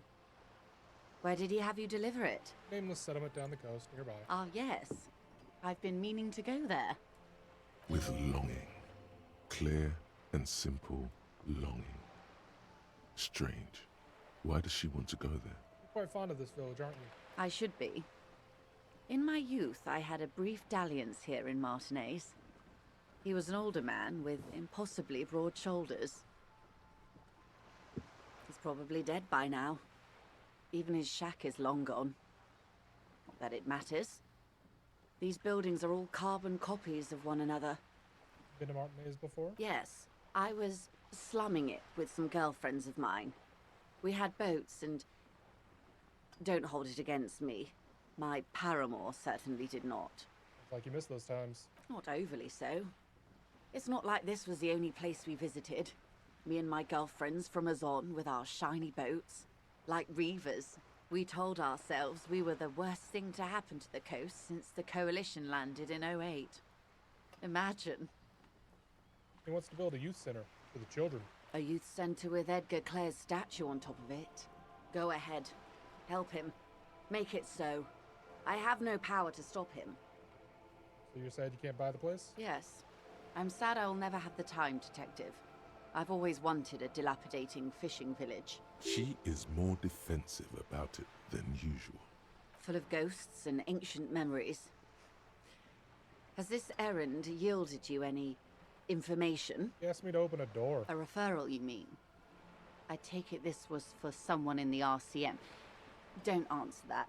No, I mean like a real door to someone's house. Oh my. A real door? The lieutenant does not say anything, but you hear the nylon of his jacket rustle as he looks at you. Had to be done. Got information that was useful to the case. That's good to hear, Detective. Police work is rarely pretty, but it sounds like you did what you had to do. Frankly, what was done was not pretty at all, but neither was it illegal, and it was not for nothing. I advise you to be very selective with what information you choose to share. This may have consequences beyond our line of sight.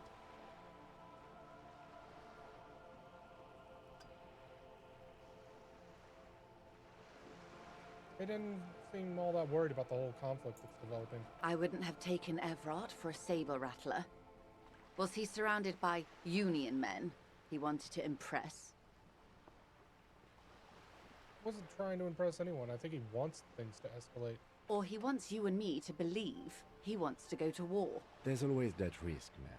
But if I may offer my opinion, he means it.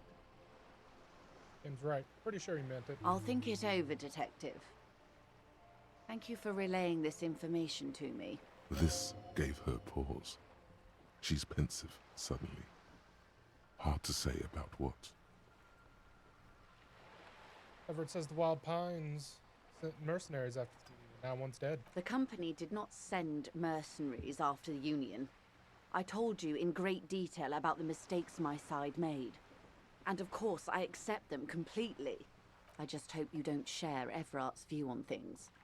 After all, as he said, one's dead now. The Pines certainly hasn't killed any of theirs. Look who's defensive suddenly. Everett's asked the Union's militant wing to fully cooperate with the investigation. How benevolent. Hopefully they'll help you sort this whole business out, if they haven't already. We cannot discuss the specifics of an ongoing investigation, ma'am. Besides, you haven't exactly been forthcoming yourself. That is only fair. That's all I can. Well, I hope it yields something. What you've said is quite enough. You've given me a lot to consider, and may have helped me prevent this conflict from escalating. Of course, Detective. Until then, is there anything I can help you with? Seems smart. I need someone to give me a lowdown on this reality we're in. This reality? The aim is to gain a deeper understanding.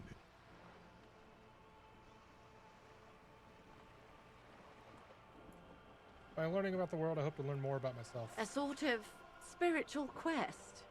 Something of ancient Ilmaran origin. A spirit quest sounds like the thing I'm on. You will find him a big fan of the ancient ways. It's part of his condition. Nothing wrong with ancient ways. Our modern ones aren't necessarily better. Ask away, officer. I'll help however I can. All right, we're in. I know these all look good, but begin with the first, okay?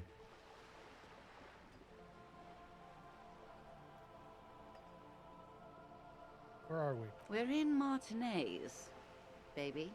Baby? A casual term of endearment popular among the 50-plus crowd. It's a disco holdover, pay it no heed. I'm a disco holdover myself.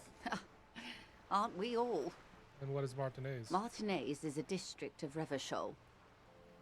A very small district tucked away near the industrial harbour. North of the 881 and Jamrock. You would be excused for not knowing about it. Unimportant, they say. Forgotten, even. Shelled to smithereens during the Revolution. It has its charms, just not this time of year. Tell me more about Martinez. I'm not a good ambassador. I've only been here once before, as a teenager. Not a lot has changed. There are ruins, a terminal, fishing boats, reeds, boys with boxy shoulders. This place used to be a province, a workers' resort before the city swallowed it and the artillery did its work.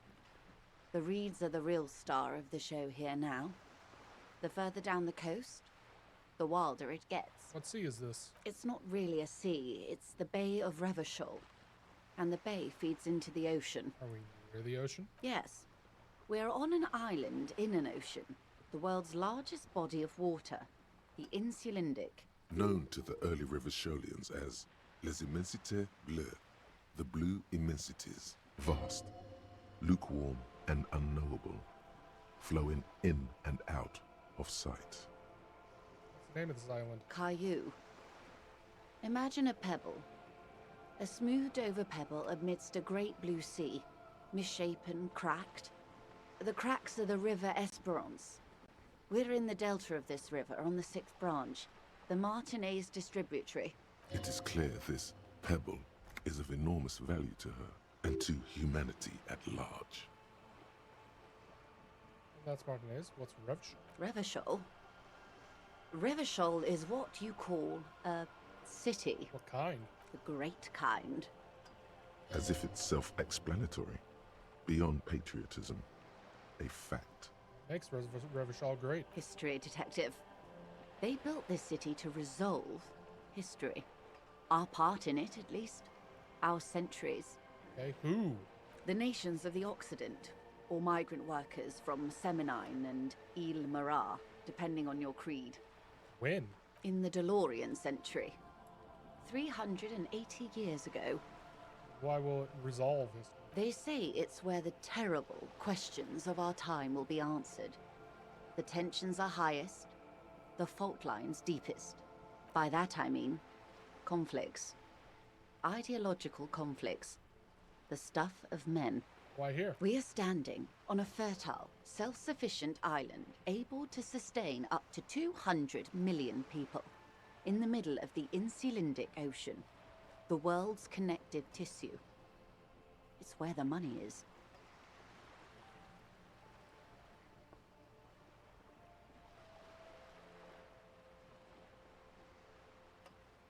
So we're in an unimportant part of an unimportant place.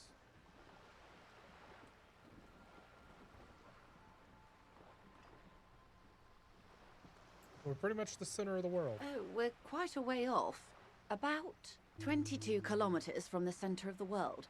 That soldering iron is the Bank of the World building. The bottom floors are Insiacom. Coalition government, Insulindian Mission Command. Silence. She lowers her hand. The water, the light. It's as though you're seeing it for the first time. There is no recognition. Only the immensity of the sea and the cold radiating from it. She observes your eyes scanning the horizon, then breaks the silence, slowly. This is one thought you need to complete. Where are you? Was there something else you wanted to know? I remember something about a lowdown. This has been informative. Thank you, man. I'm sure my memory-impaired partner has many more questions to ask, about even more fundamental aspects of reality. Might I suggest not asking them all right now? Messier will be here later too, and tomorrow. Isn't that true, ma'am? Absolutely. My commitment here is long-term. Right, Lieutenant. I'll continue later. It's better not to eat all your candy at once. Indeed. I'm always at your service. What is... 6 kilometers southwest, in the Valley of Dogs, Junior Officer Chad Tilbrook takes aim at a rabid black dog licking its wounds in the grass. To his left, his partner, Emil Mullins, whispers, "You heard what happened to Tequila Sunset in Martinez?" "Yes, he lost his mind," Tilbrook answers, fingers on the trigger. "Don't worry, Emil."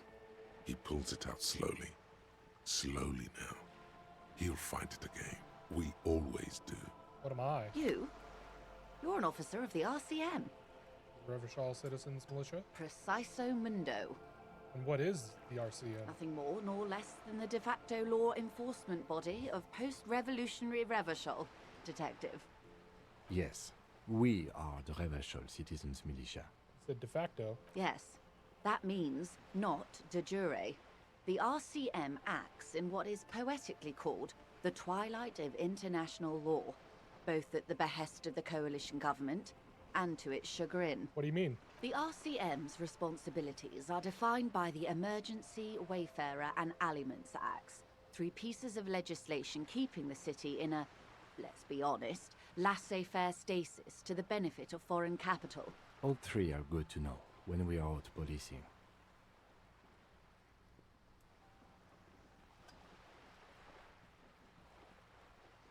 So I'm basically a thrall to foreign interests. There's nothing basic about your role, Detective.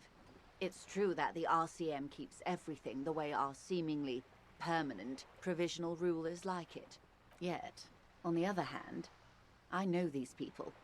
I deal with them daily. Let me tell you, dear, they are not fans of you. Why? The post-revolutionary decade was a disaster for the coalition government. Revachol in the 20s was hell, especially on the west side of the river. Gang warfare, a botched privatization scheme, a nuclear pile meltdown. They called it the international zone because no nation wanted to claim responsibility. The RCM restored peace where the coalition failed. A true blue citizens' initiative. They will never forgive you. That's somewhat of an exaggeration. In reality, ours is a mutually beneficial arrangement. Revacholians get to keep the peace in Revachol, and the coalition doesn't have to worry about it. Anyway, sorry to intrude. Please continue. Yes, Lieutenant. Permit me to conclude with this. Who you are, to me, is the police. The only legitimate law enforcement authority in Revachol. Thank you, ma'am. And if those authorities drink so hard they need help recalling the basic terms of reality, well, I'm here to help. What is this? A bird? A sphenicid? A flightless bird of the polar regions? Am I really that awkward? I mean, what is this place here? Ah. This is the pier of Rue de Saint-Ghislain, 33A, where the tenants have been kind enough to rent me a slot, or 2. A pre-revolutionary tenement. Old buildings are called tenements, you see. And new buildings, bâtiments. After les bâtiments nouveaux. But 33A and 33B are not nouveaux. They're old. This one used to be 8 to 10 stories tall. A real high-rise by the standards of the last century. Built to mirror the skyscrapers across the bay in the Delta. That was before the war, of course. Who lived here? Mostly the urban middle class, I believe. This was once primo real estate, before the cannons lopped 4 or 5 stories off. Splat, splat. Wonderful.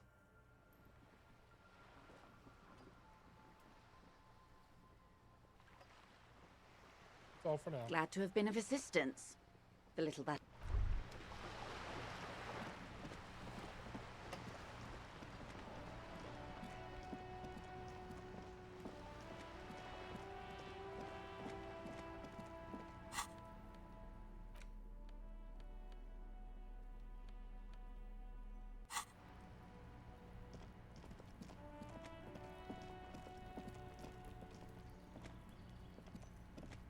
You see a young man on a balcony nursing a cigarette.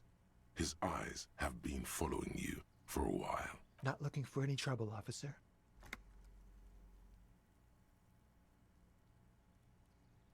No trouble for me. I just want to know what's going on here. Why are you whispering? It sounds like you're already in trouble. There's no trouble. I'm just speaking in a lowered voice. I don't want to be seen talking to the gendarmerie if that's okay.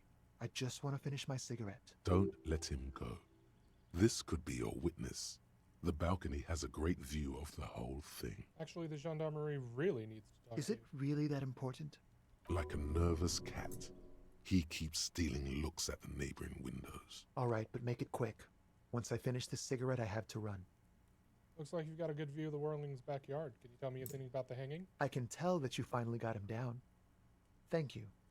It was quite a disturbing sight, even by Martinet's standards. What were you doing last Sunday? Oh. You already asked me that, didn't you? Did you? No, not you two. Some more muscular type. And when did you speak to this more muscular gentleman? Last week? I don't know. Look. A downy blanket of white to cover up the miserable poverty of the scene. You didn't answer the question. What were you doing last Sunday? I had a friend over. What kind of friend? It was my Sunday friend. A Sunday friend? How intriguing. Did he see anything? He doesn't reply, gesturing no with his cigarette. Under the grey sky, snow continues to pile on the neighboring windowsills. Can you tell me your name? My name? My name is Martin Martinez. Martin Martinez? Good local name. Let's go with that. We'll talk later. No. We won't. Now, if you'll excuse me, I really need to get going. This isn't the place or time for questions. Who knows who might be watching from the distance, hidden behind the curtains? Hey, listen, I'm just trying to make things okay again. Can we meet again somewhere else? For a moment, the man on the balcony seems almost vulnerable. Something moves in the depths of his feline eyes. Compassion and a hint of understanding. There's snow gathering on his hair and on his shoulders. A speckle of white against the purple that hangs loose on his slender frame. I am sorry, but I really don't have the information you're looking for. But, hold on. What's that? For a split second, his hand lingers, as though gesturing towards a stone placed right next to the front door. It's a sign. Good luck with the investigation.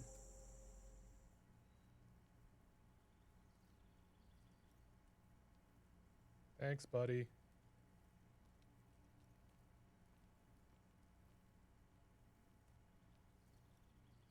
He's gone. See where he went? No point in running. Tenements like these often have multiple exits. If he doesn't want to talk to us, then he'll know how to hide himself. We just give up? He could be a witness. Him or his Sunday friend.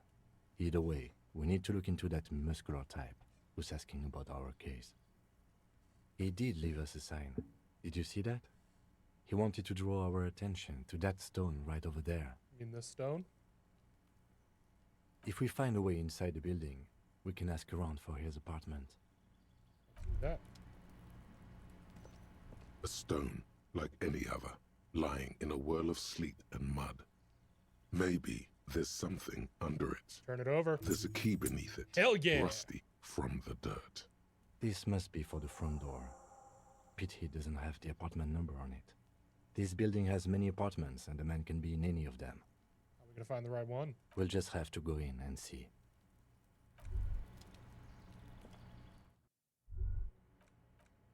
Okay, time for me to save and take a break. I'll be back in a little bit.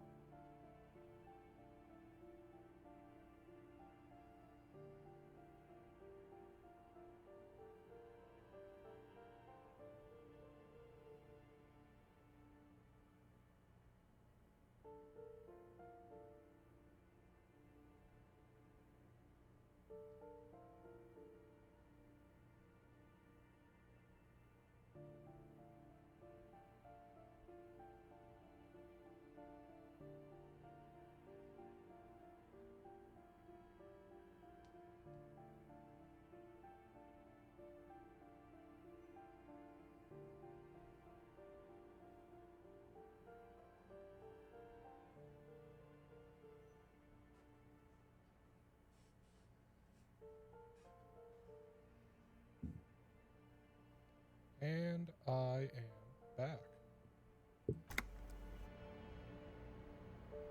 Let's investigate this apartment block. Eviction notices and missing pets are plastered on top of each other.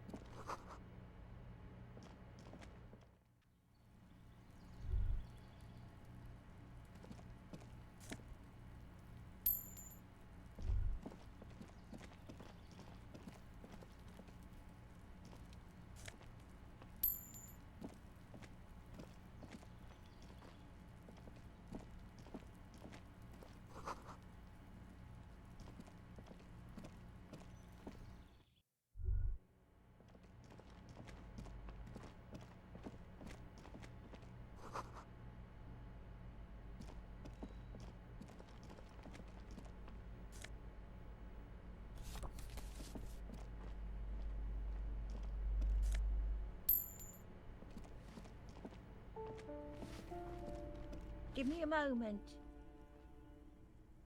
The cold never does any good for my bronchitis. All right. Should I call a doctor? I'm fine. Fine. Don't you worry about me. You're still worried. It's very worrying.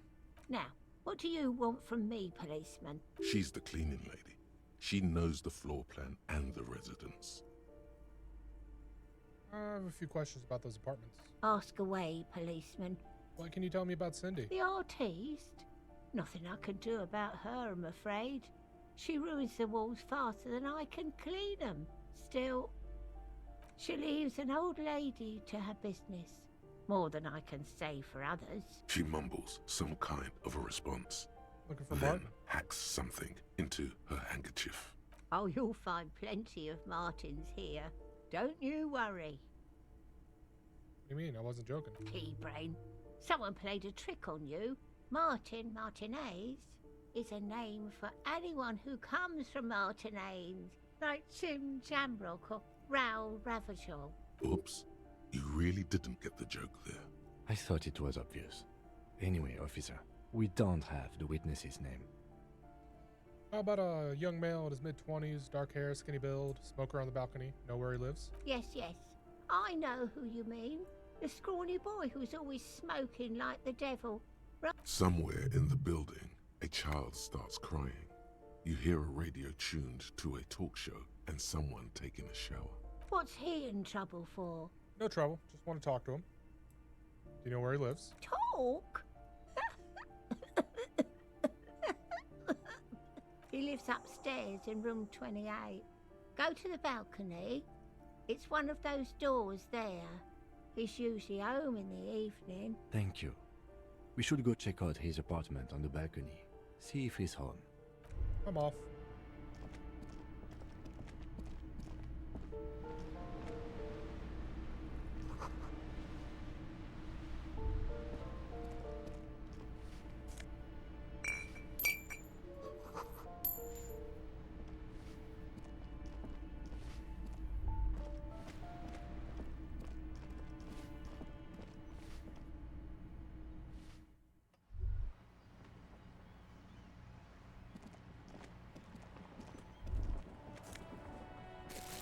Ruination has come. The broken arches betray the once grand history of this building. It towered over the harbor until it happened. A great force from the northeast fired into the city. Heavy artillery shelled the coastline. Fired from the water. A straight shot into Revachol. The tenement acted as a defensive wall against the worst of the shelling until it was destroyed, and they had a direct firing line. Look at the ruins. Those arches acted as support for something greater than what you see now. Only 3 stories stand where 9 to 12 once did. Restoration has failed. What the shelling took out was never rebuilt. Underwater, iron helmets have sunk deep into the sand and the mud. Helmets of soldiers, and their finger bones too, and clavicles, littering the ocean floor. Who did this? A fleet.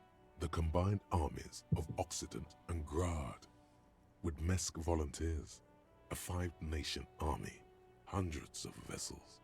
They massed airships further down in the Bay of Revachol. The artillery was so powerful. The ships not only required gyroscopic stabilization, they were anchored into the ocean floor as well. Many are still there to this day. If you squint, you can just barely see the shadow on the water, far in the northeast. Cannons still ready to placate Revachol. Hey Kim, do you know who shelled our city? The Coalition. But that was a long time ago. I think we should move on. It's chilly up here. He does not like talking politics of this kind. The waves of the Martinez Inlet roll over the fallen remains of the building. The dark waters obscure the better part of the remains. Time to go.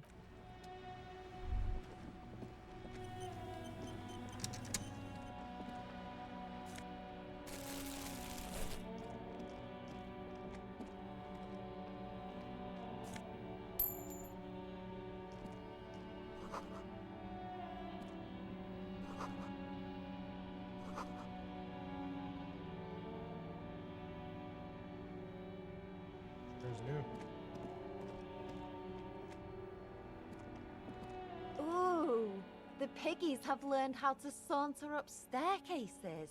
I didn't think you could do that with hooves. That's right, but we've evolved. Here you are. Yeah, I can see that. Cool mutations. That smell coming from her paint bucket. It's not paint. It's heavy fuel oil. Is that accelerant? Red-dyed heavy fuel oil, intended for exclusive use in government vehicles, to be precise.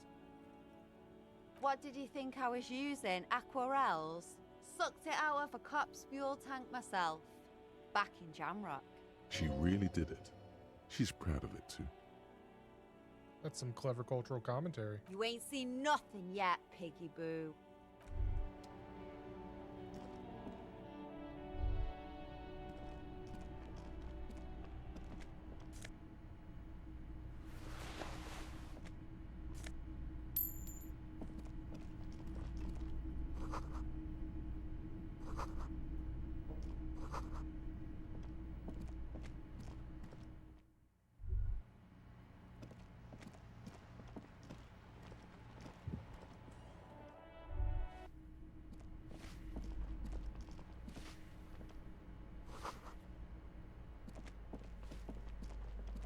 You hear someone walking around in...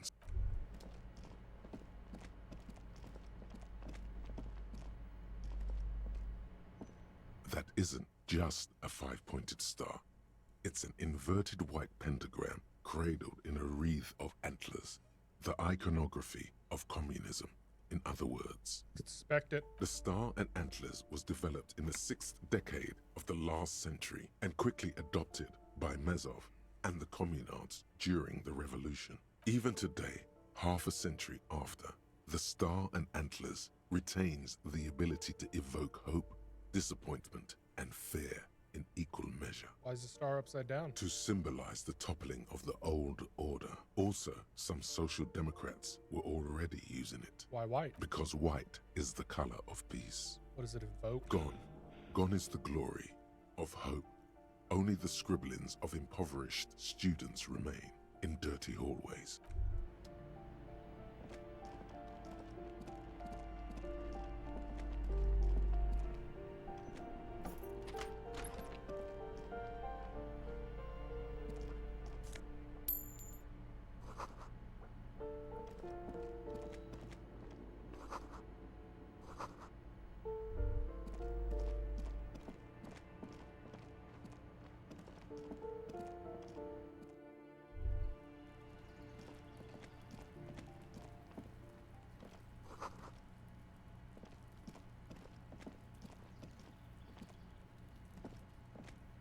This door is made of metal and appears to be reinforced. Someone here really values their security. Number 28. This is where the cleaning lady said the smoker on the balcony lives. Let's see if anyone's home. Knock on the door. 1 second. This door is number 20. Let's see. No one answers. Looks like the young man we are looking for isn't home. I think our best chance to catch him is in the evening. We should return tomorrow after we have finished with our day's work. How about 9 p.m.? Sound good? Sounds good. Tomorrow, 9 p.m., right here. Apartment number 28. Good, let's go. Damn. Turns out it's quite tricky finding someone in a big apartment building. Don't worry. You'll get him. Remember, tomorrow. He's probably gone for today.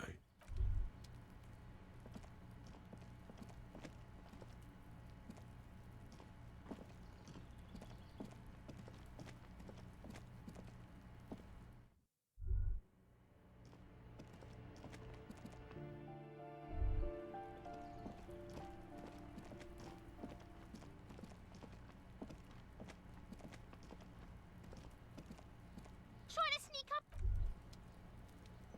Shut up, Kuno ass.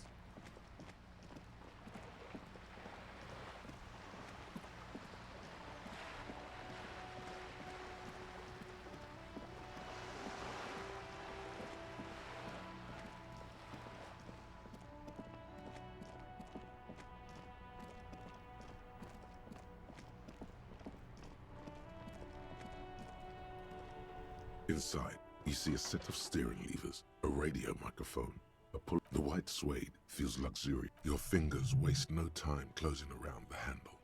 Clutch disengaged. Release the handle. Clutch drops. Right foot yearns for the familiar touch of the accelerator pedal. You have synced with the machine's mechanical circulation. How are you, my friend? The smell of freshly treated leather. The lack of dirt and dust on the dashboard. And a neat little brush in the cup holder. All seem to be whispering, I'm good, cherished and cared for, in the hands of a tending owner. Where have you been? At the bottom of the sea. So strange. The machine is not on the bottom of the sea at all. It's right in front of you, well kept. Why did it say that? Because it's lonely, just like you. Seaweed and strange fish around it, limpets clinging to the carcass, the sound of the streets above. Do I know how to operate this machine? You feel an uninterrupted connection to the mechanics. Does it mean I know how to pilot it? After a while, you realize silence is your only answer. Do what you will with it. It's the clutch. Of course it's only in your head. Of course it is. But it almost feels as if the clutch handle is gently squeezing back. Release it. The handle is pulled back. Somewhere deep inside the drivetrain, the disc is mated to the flywheel again.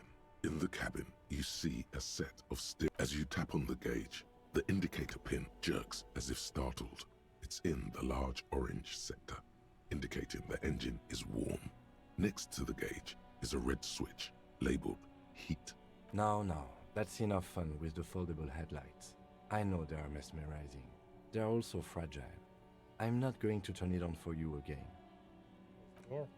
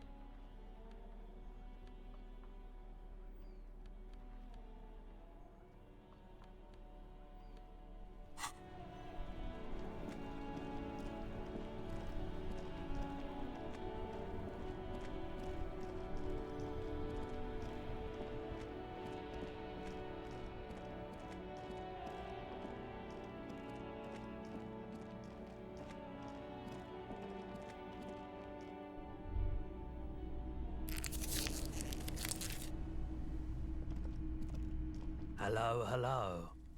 Sure, let me have a look. Oh, no. I don't like those kinds of objects. No sale. You know what the tattoos mean? Aphotic paths, counter-radiance networks, anti-magnetism. It's darkness. That's all I know. Check my pocket. Sell me something lighter. Anything else you're thinking of selling?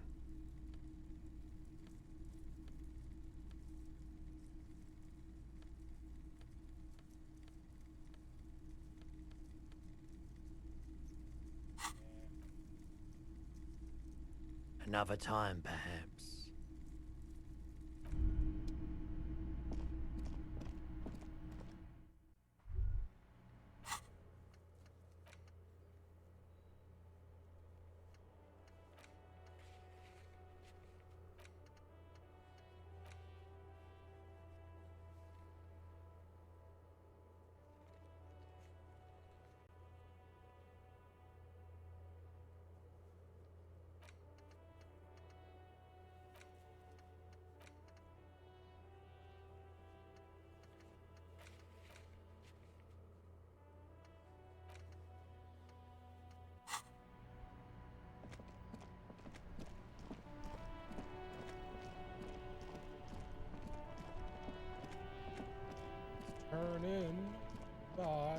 junk.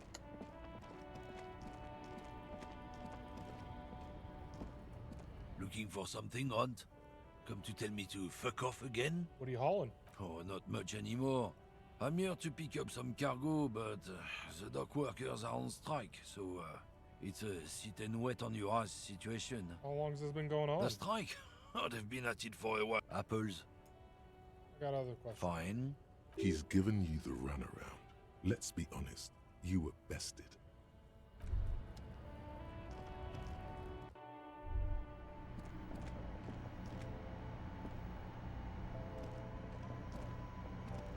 The tear machines, your bottles clunk into the machine. And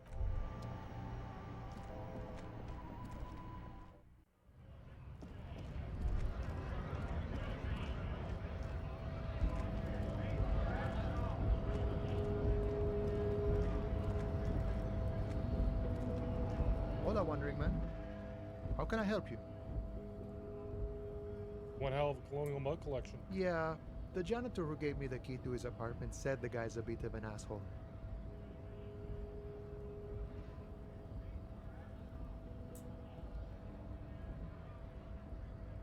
It represented antiquated social. Like I said before, I don't know much about this weasel, but the bossman said he's a real piece of work. Thanks for helping out, friend. Talking to you.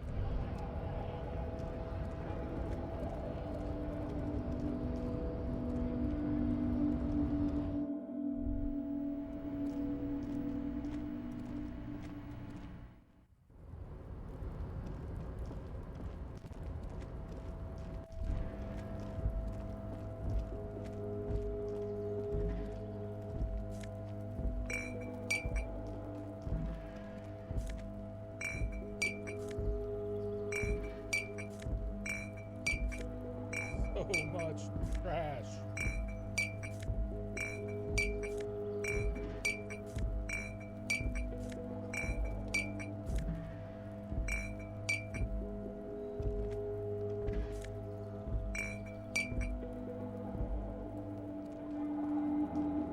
this is the night watchman's.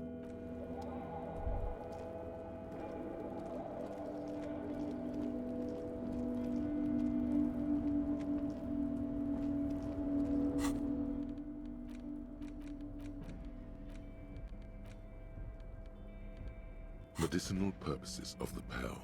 The cover of this heavy tome features a number of esoteric symbols. The book? Flipping through the book, you find a number of sections on the general benefits of the pearl. A large pharmacopoeia makes up nearly half of the book. You come across the following explanation.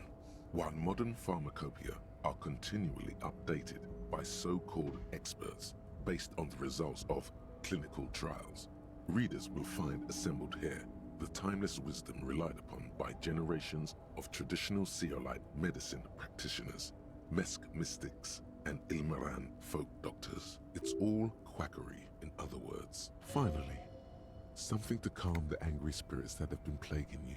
It seems to contain descriptions of the medicinal properties of various ingredients that may be gathered from the pearl, as well as instructions for producing a variety of herbal remedies.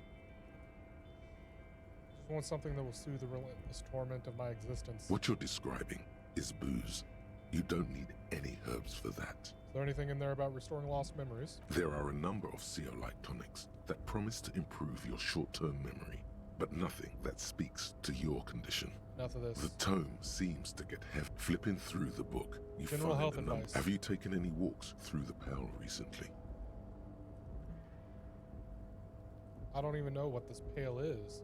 How could I walk through it? The book is frustratingly vague on this topic, but it seems that if you've walked through the pearl, you would know it. Flipping through the book, have you taken any walk? Maybe. And on your walks, do you stop to meditate on the nature of your being? Every time. Good.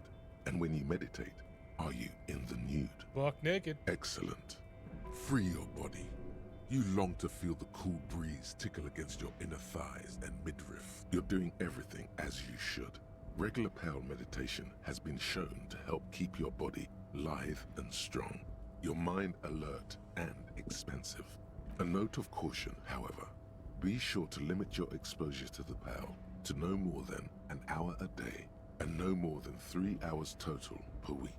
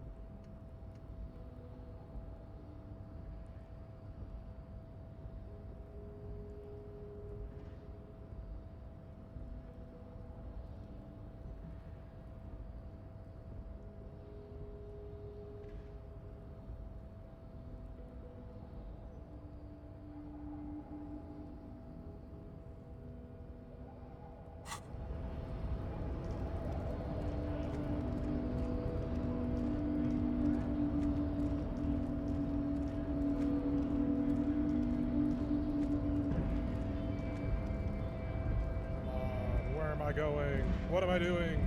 Am I just wasting time until, what, 9 p.m.?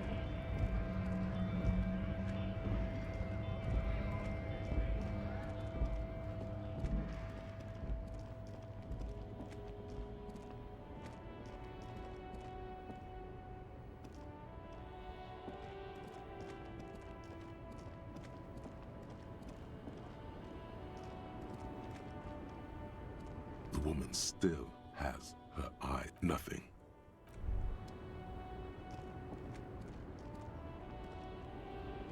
Yes?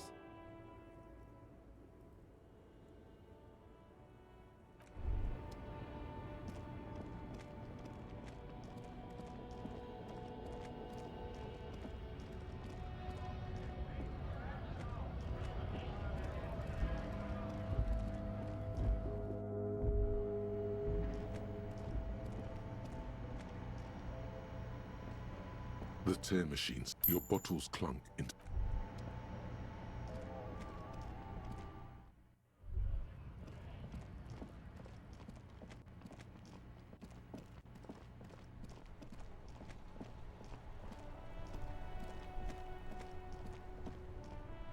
Now it's turning into a kind of a snow limbo, man.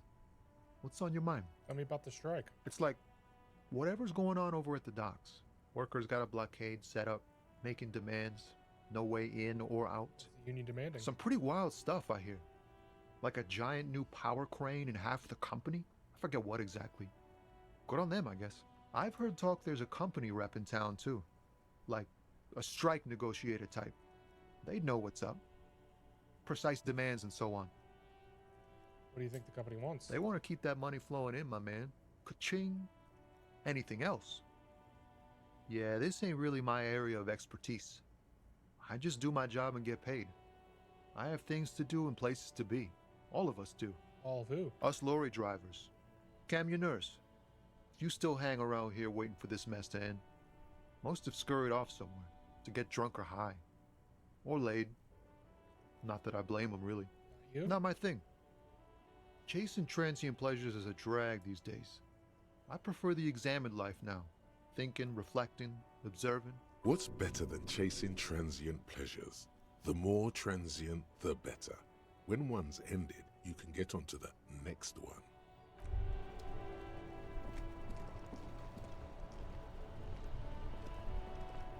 Inside, you see a set of steering levers, a radio microphone, This is Precinct 57. How may I assist you? Not yet, but I was able to convince the database people to share private sector information. They promised to get back to me by tomorrow morning. Do you have any other questions? Done with it. 57. In the cabin, you see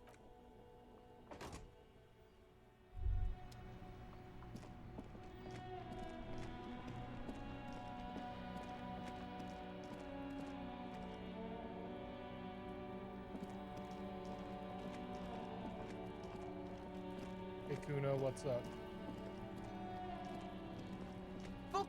Kuno care? Talk to Manana about the armor. So? He said to thank you. He wasn't too keen on chasing down the armor anyway. Fuck, okay. Kuno's a giver like that, yes? Kuno sent your fat ass running around like jello! Look, pig, Kuno sent you to rough some people up. Kuno played you. That happened. Now you and Kuno should move on. I will remember this, Kuno. You got fucked. You got fucked, pig. Fucked bad. Of course you're gonna remember this. Now get the fuck out of here, Grief and the Kuno. After this shit, you better have something real interesting to say if you want to stay in Kuno's face. Yeah, real interesting. Kuno doesn't fucking...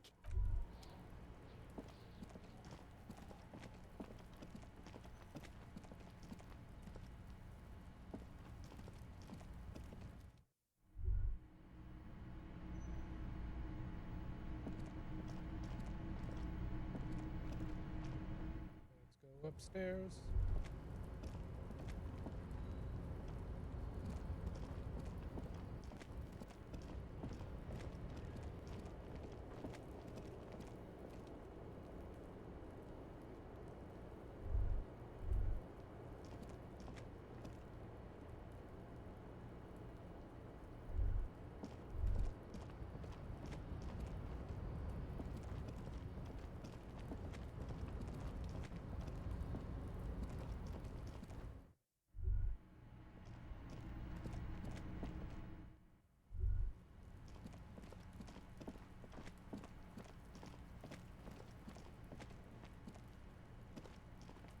Die before I squeal, pig.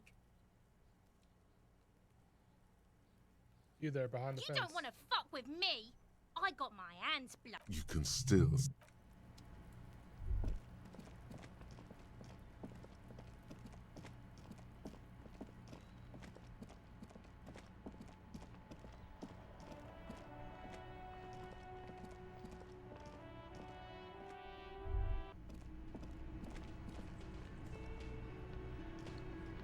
I've got nothing to say to you.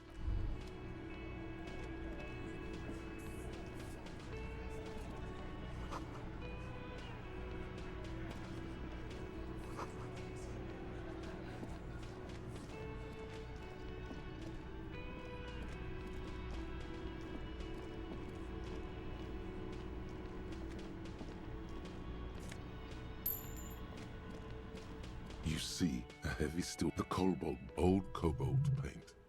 It leads to a side building. The door does not budge.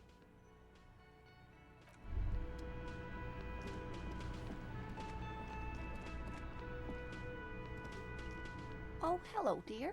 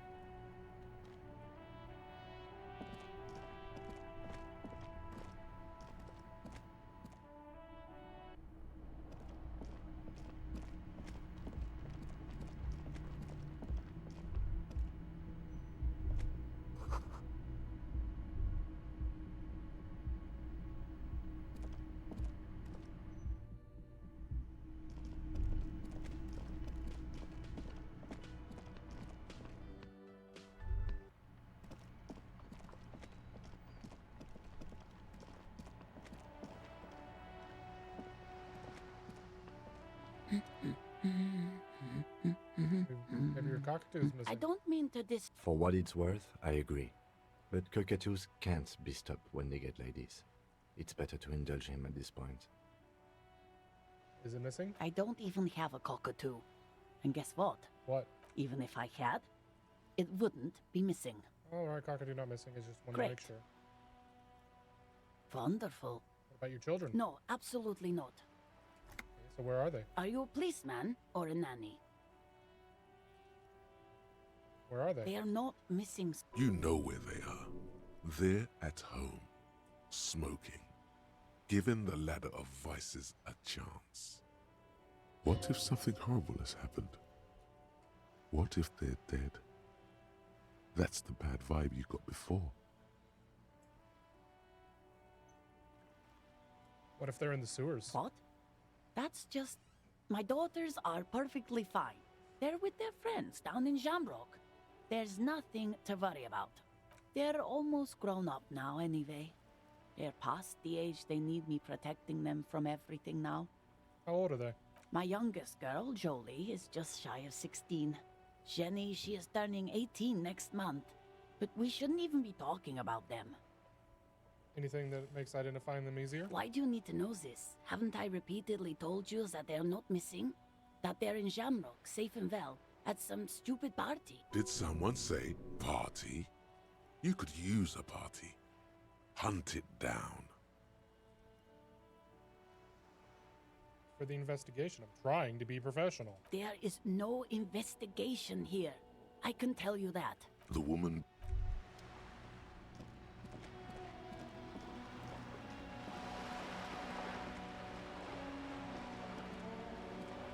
This coin-operated viewer is facing... I don't want to waste money on a view.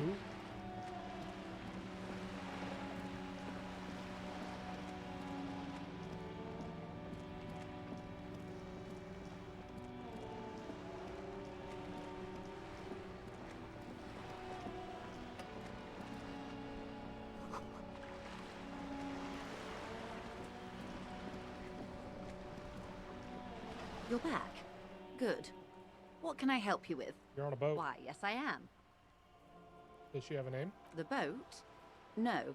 It is called Cordelati 19 because that's the type of sloop it is. The word, it, feels strange. Such a beautiful boat deserves a proper name. A breeze ripples through the sails and tugs at your hair. Below, the sleek, fish-like shape of the hull parts the water. Beneath that, a resounding darkness. You're reminded of something. Or someone. Cool, but your boat really needs a name. Okay. How about Cordelati 19? Why? Because it was manufactured in Revachol East by a company called Cordelati, and its hull is 19 paces long. How about Dolores? Why Dolores? I don't know. Feels pretty. Well, it means nothing to me. I think I'll stick with the factory name. But thank you for the suggestion. But what kind of boat is it? It's a pleasure craft. A 19-pacer. It also happens to be rated for Category 1 racing. Though these days, I mainly use it for business. How do you like it? My sloop? I like it a lot.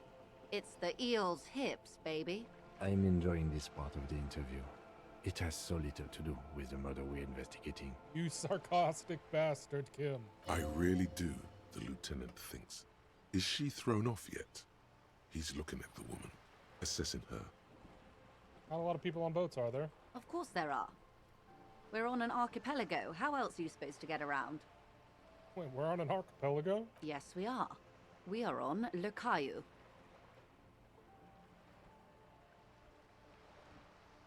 I thought we were in Revachol. We are. And the city of Revachol is on the island of Le Caillou. Still haven't seen anyone else sail boat around here. I haven't seen anyone else drive a souped-up Capri Kenema motor carriage either. Actually, that motor carriage has been specially issued to serve as a patrol and pursuit vehicle. It's for crossing long distances in the greater Revachol industrial harbor. It's not a toy. Neither is this. A toy, I mean. It's a machine for crossing long distances in the Bay of Revachol, between the city and the islands. You got a license for this boat, lady? Officer, I assure you I'm a highly qualified pleasure craft operator. The crowns of her teeth are porcelain, white as the boat's hull as she smiles. Qualified pleasure craft operator. So charming. Good enough for me. Why wouldn't it be? This is Revachol, Wayfair Act and all. Anyone can drive a boat. Good. Got a handle on the boat thing. You're back. Good. Tell me about this What drug can I help trafficking. you with? The lorries are still stuck at the roundabout. If the police is asking. Okay, yes? I'll do it. Excellent. According to my reports, there are at least 3 lorry drivers lingering near the roundabout. Hopefully one of them will know something. It may come to nothing, or it may just blow the case wide open. I can keep the drawbridge up for a few more days at least. You should have the time you need. In the meantime, let me know if there's any other way I may be of assistance.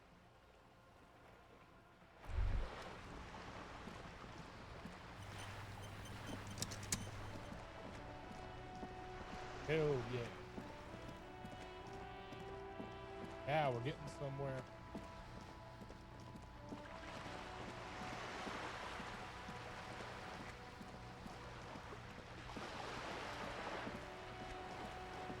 One's empty, one's focused on something, and the other one actually has stuff.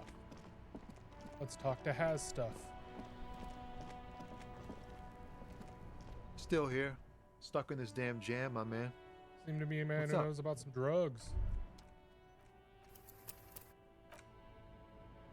Still here.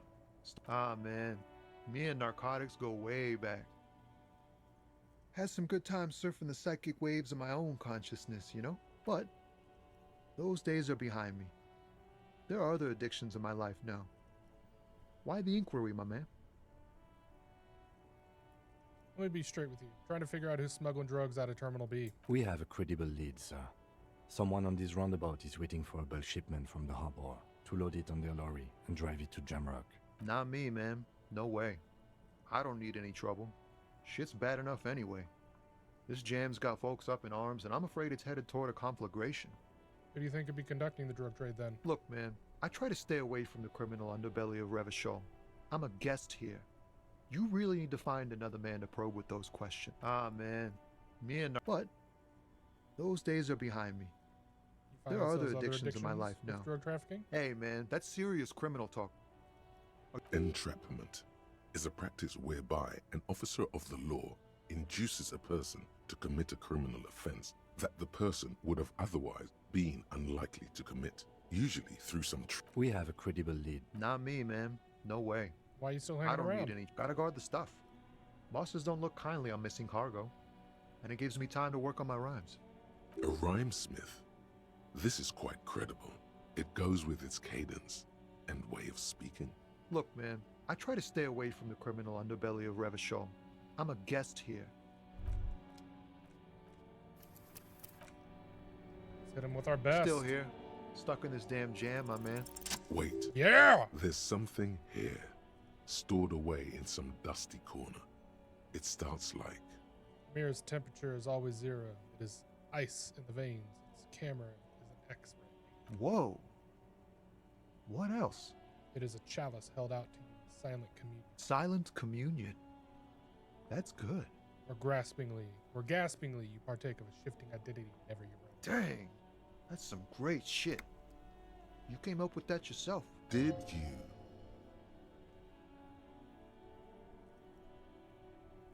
I think the words are mine, yes. Fucking hey. Seems I got you all wrong. Cops aren't much known for their artistic sensibilities these days. It's good to meet a fellow poet. Someone with an appreciation for real text. The others here, so you don't really get it. The words are pretty. I get you. When they really click, it makes the world seem manageable. Good to be on the same page. You found some common ground with this man. Even impressed him.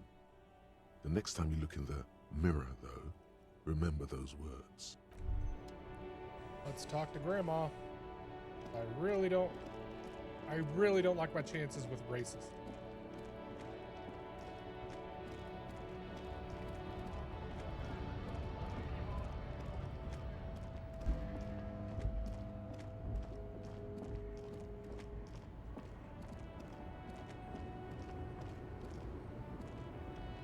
The woman still has her. If you want her attention, you may need to be more forceful. Where am I? Who are you? The smile on her face has disappeared, replaced by the wary aspect of a cornered beast. You all right, ma'am? You are out. Never mind. I remember now. I'm still stuck in that traffic jam in the 50s. Where else would you be then? When else would you be? Back in Mefka, during the time of the revolution. The sidewalks and cafes are filled with young people. I was on my way to see a new Boyadero picture starring Gabriel Buenguerro. Until you came along, that is. Sorry to interrupt your dreaming, ma'am. I wasn't dreaming. I was there, Loman. It was early spring, and the man behind the black sun had just come out. The posters were 20 meters tall. Everything was golden. While you, people, were tearing each other apart over your petty little revolution. In Methk, it was a golden age. The Republic of Mesk is a massive confederation on the Isola of Muindi, the world's largest state by territory. It's a petrostate, a constitutional monarchy, and, as of recently, an outcast due to its tilt to the far right. It's Gabriel. This is Gabriel Buenguerro. A strikingly handsome man looks straight at you, his head crowned with a wide brim hat. His hair is dark as an oil slick, and his jaw the most perfectly chiseled thing you've ever seen. He was the biggest star of his day. Girls used to faint in the aisles of cinema whenever he came on the screen.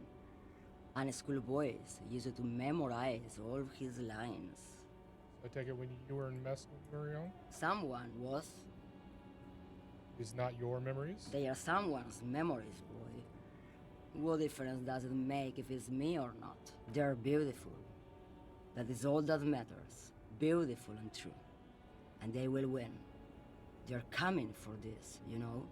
All of this. She seems to derive some bitter pleasure from this strange thought, as if the past will one day wipe the present away, like a tidal wave approaching. I have some other questions. Why not, Harife? It's not like I have anything better to do in this hellhole. There's something off about this woman. Tell her to show you the soles of her boots. Maybe she was at the hanging somehow. Show me the soles of your boots. Now what do you want with an old woman's boots, Sheriff? Please, help me out here. It's important. Please? I think you should let me get back to Gabriel Buenguerro. She's wearing sturdy worker's boots, made of black leather. Buckles run across. The sole is also made of leather. Now the other one, please. Just before Gabriel, it was the coronation of Franco Negro. Now, there was a real man. Moreover, the boots were size 37, tiny. There are too many discrepancies in all this. Another discrepancy, although not boot-related, is the coronation of His Innocence, Franco Negro, which happened 500 years ago. What do you mean it was the coronation of Franco Negro? It was. And then it was no more. And I was no longer holding my father's hand. He was no longer descending the stairs in Ryle. The crowd had gone silent. Perhaps it was another Herife who came and woke me up, looking at my boots, asking questions. Or perhaps it was one of the others in this carnival. I don't remember. As she says carnival, she gestures to the empty square with the statue and the machines. She's not odd, soul. These are not the boots that made the prince. I could have told you that from just looking at them. A size is 37. The feet of a little girl, they fit well on the pedals. What are you hauling? Diamonds. Really? Of course not. But wouldn't it be marvelous if I was? What are you really hauling? Whatever stupid things they put in the lorry, I imagine. You don't know what you're hauling? I quit concerning myself with that a long time ago.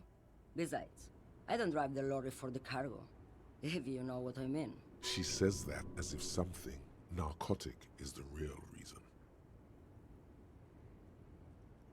You get high off driving a lorry? Oh, it's so much more than a high where I go, Herife. It's low. I go to the bottom. Yeah, it's definitely some kick. Some terrible kick in the dark. A sleep kick. Perhaps you can find out later. Guess that makes sense, minding your own business. Of course it does. What did you expect? before Kimmy seemed away. She's just a distracted old woman. We should maybe let her get back to her things. So he doesn't think she's a smuggler. You hear that, Loman? I don't think your partner likes you spending too much time with me. Why is that, Lieutenant? Nothing. I just don't think she's connected to anything. He's worried, but not for her. For you.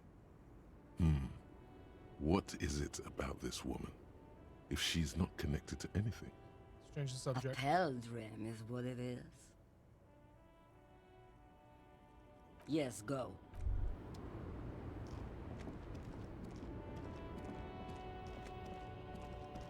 Let's talk to the racist.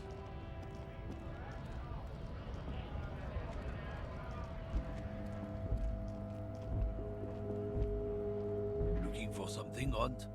Come to tell me to fuck off again? You're a lawyerman, right? What's your stance on drugs? Drugs? They're shit, man. I don't let anything pollute my body. Why not? You know where that shit comes from? Sarah Miriza, Safre, Ilmara. They take the money from our local junkies here and then use it to outcompete us in the manufacturing sector. They know they can't beat us in a fair fight, so they have to get us to weaken ourselves somehow. It's racial sabotage, racial economic sabotage.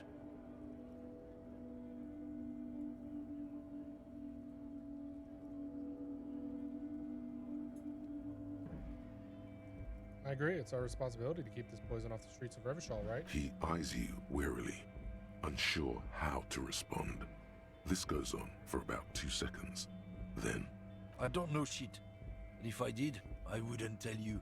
Then what are you still hanging around here for? Most other camionneurs have left. What do you think? I can't leave the lorry unguarded. Stuff's been getting looted lately. It's those little kips sneaking around at night. If they touch my stuff, the bosses will be on my ass like ass cancer. There was a bunch of spilled boxes in the back of a big lorry nearby.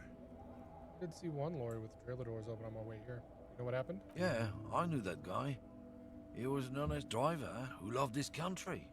We were having a good debate about genetics at the Wheeling in Rags when some kip boys smashed his lock and took damn near everything. Lost his fucking job over it. Since he left, I haven't had anyone to talk to. Bad for him, I guess. It's a fucking travesty, is what it is. If not you, then who's running drugs? Isn't it obvious? Fucking Sealang, that beady-eyed South Samaran. His little side business is a scam. I wouldn't be surprised if he was peddling drugs as well. Wait, the street vendor south of here? That guy's a lorry driver? Of course he's a lorry driver. What? He tell you he's just some simple businessman or some shit? He's selling his employer stuff after he broke the seals on his Humanux lorry. His tribe are natural liars. It's in their blood. He's your man, all right? 100%. I wouldn't be so sure about it. Not until we've heard what Sealang himself has to say. Guess we need to pay him a visit. Guess so.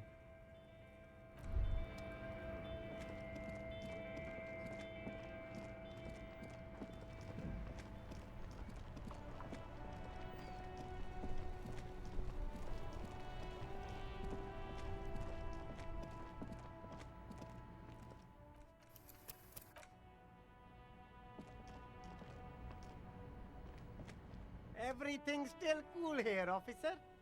What's your stance on drugs, Sealing? Drugs? I don't go in for that, officer. Drugs ruin lives. Unless you're into drugs, of course. In which case, drugs are excellent. Mwah! Tasty, tasty drugs. Looking for a lorry driver who's transporting drugs out of the harbor. He or she isn't in this traffic jam. That's so cool. You investigating the local drug trade like some cool narc? But I am not a lorry driver. I am just a street vendor. I don't know anything about that. But you are a lorry man. Another driver has identified you and your lorry. Who said that?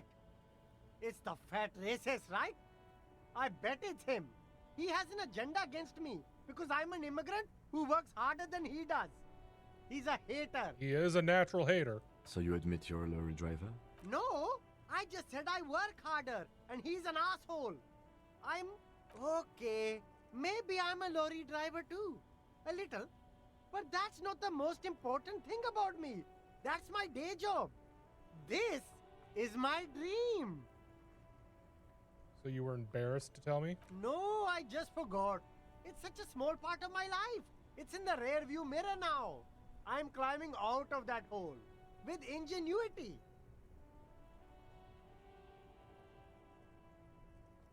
Stop squirming. What do you know about the operation? Nothing. I told you. I'm not a dumb guy. I don't get involved with that crowd. And what crowd is that?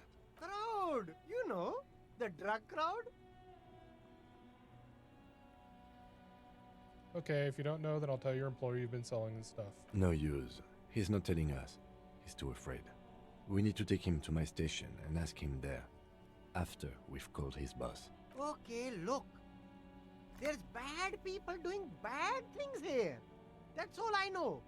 Please don't get me into this mess. I spent 15 years working my way up. We're buddies, Salang. I bought these sunglasses from you.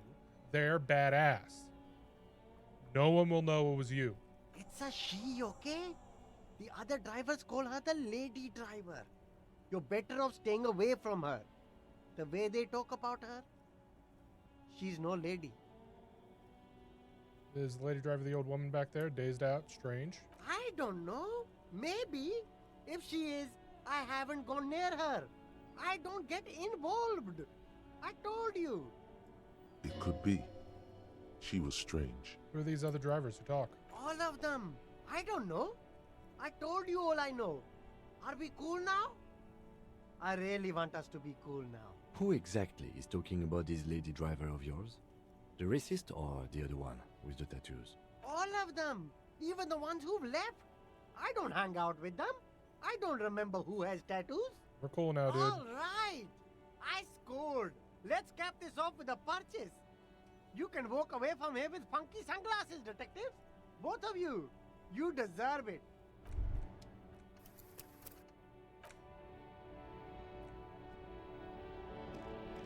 Hey, I'm not going to shake you down, Salang.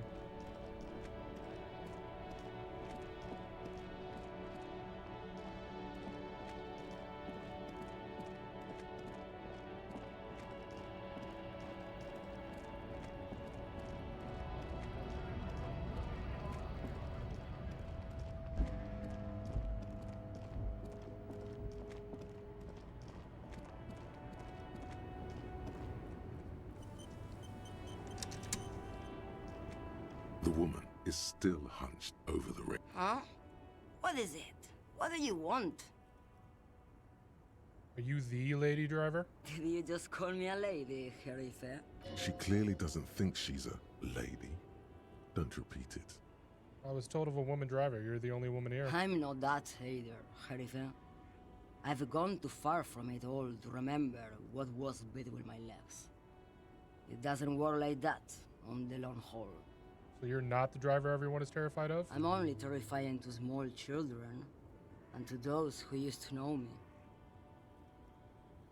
Said long haul, that's... The big ones, the trucks. There's no women and men there, it's all just... In the middle of this town, there's a ghostly motorway. It takes all the people where they want to stay. You feel very cold suddenly, as if standing face to face with a terrifying adversary. Then the feeling dissipates, and all you see is an aging woman. In the background, a quiet song seeps from her cabin into the air. You don't hear any vocals. Why are you scared of the people who used to know you? Because they can no longer recognize the person I once was. Who's the female driver I was told of? How should I know? Do I look like I spend a lot of time with the other communers sniffing around when I have my movies to go to? Thanks, that's all I needed to know. Awesome.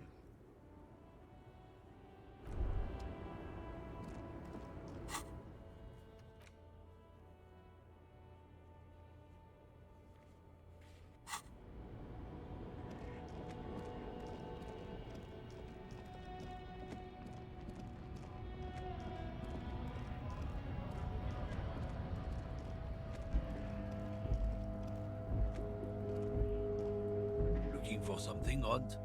Come to tell me to fuck off again? Where's the lady driver? I don't know what you're talking about.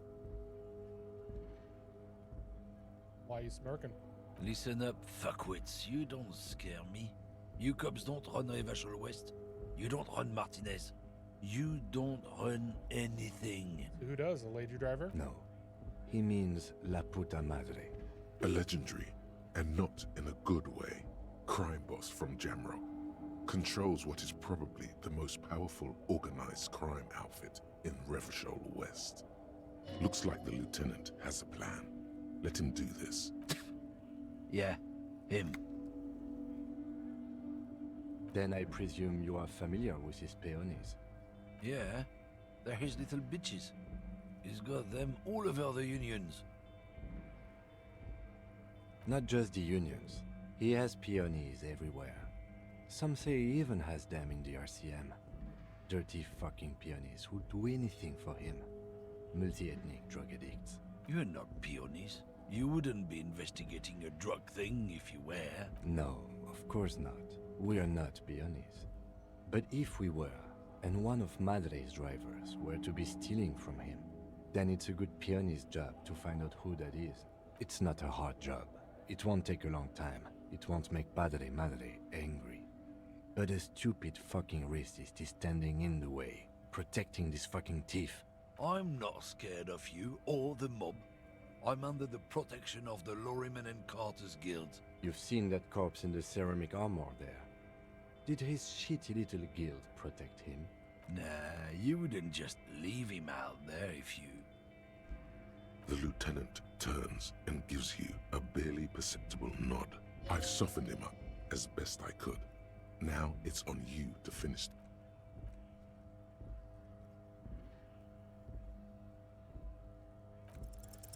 The main thing...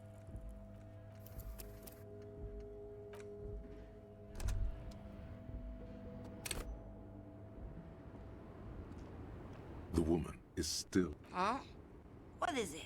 What do you want? She clearly doesn't think she's... I'm not that. I'm only terrifying to small because they can unlock the big one. In the middle of the... You feel in the background. How should I know? Oh, Sim.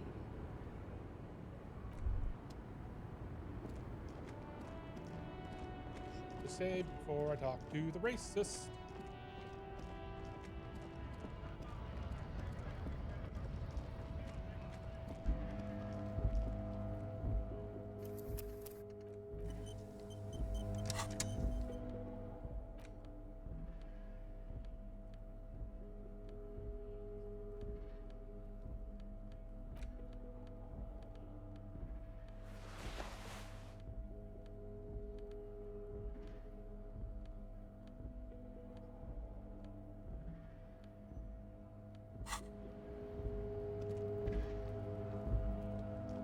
Looking for something, Hunt?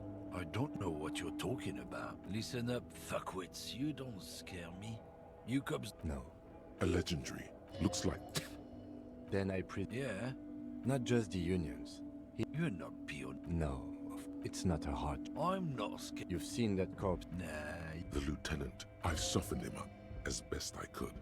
Now it's on you to finish the job. Men like this only respect two things. Strength and fear. Show me her lorry right fucking now. The lady driver's lorry, where is it? Fuck you. I told you. I'm not gonna... There. His voice grows smaller as yours.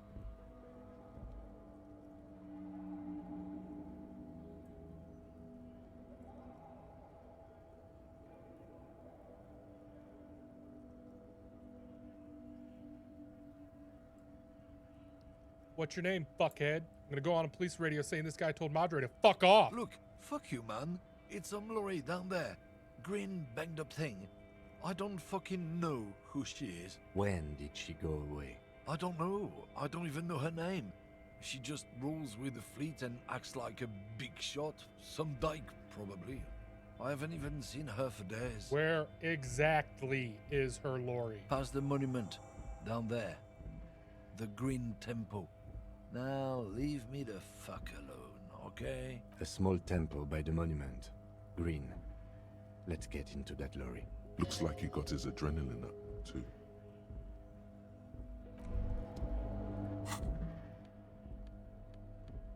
back to the uniform. Fucking racists.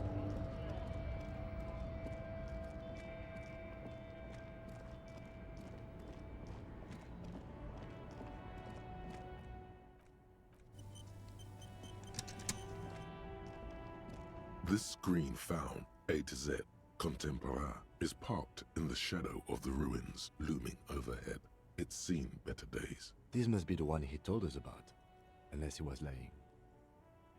Look at the window. The glass on the side windows is tinted and covered with dust. You can barely make out the shape of the seat and 2 steering levers. It feels like you're peeking into someone's home residence. Inside it's private, cozy, warm, dusty too. The door is locked. The handle looks shiny, like it's recently replaced. There's no picking this lock. The owner has put special care into it. It's a recessed design. How are we getting this open, Kim? Use the pry bar to smash the window. Open it from the inside. Really? This has been hard enough. No need to make it any harder.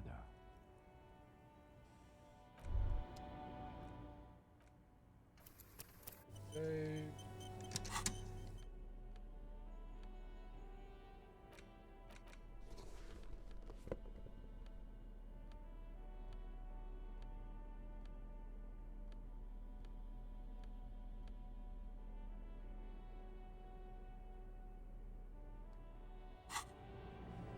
This screen found, A to Z, Contemporain. With a firm Hell grip, yeah! raise the pry bar. A glint of light catching on the tip. Call down the hammer of truth and justice. Release your secrets, lorry cabin. I'm sorry. The window shatters, and droplets of glass fly everywhere, shattering over the lorry floor and pavement. Subtle. The smell of cigarettes and perfume welcomes you. The cabin inside is plastered with old movie posters. Actresses smile from the walls. There's a radio transmitter in the front and a toolbox tucked under the driver's seat. Some tools lie scattered near the pedals. Check the pedals. You wedge yourself under the steering wheel to get a better look.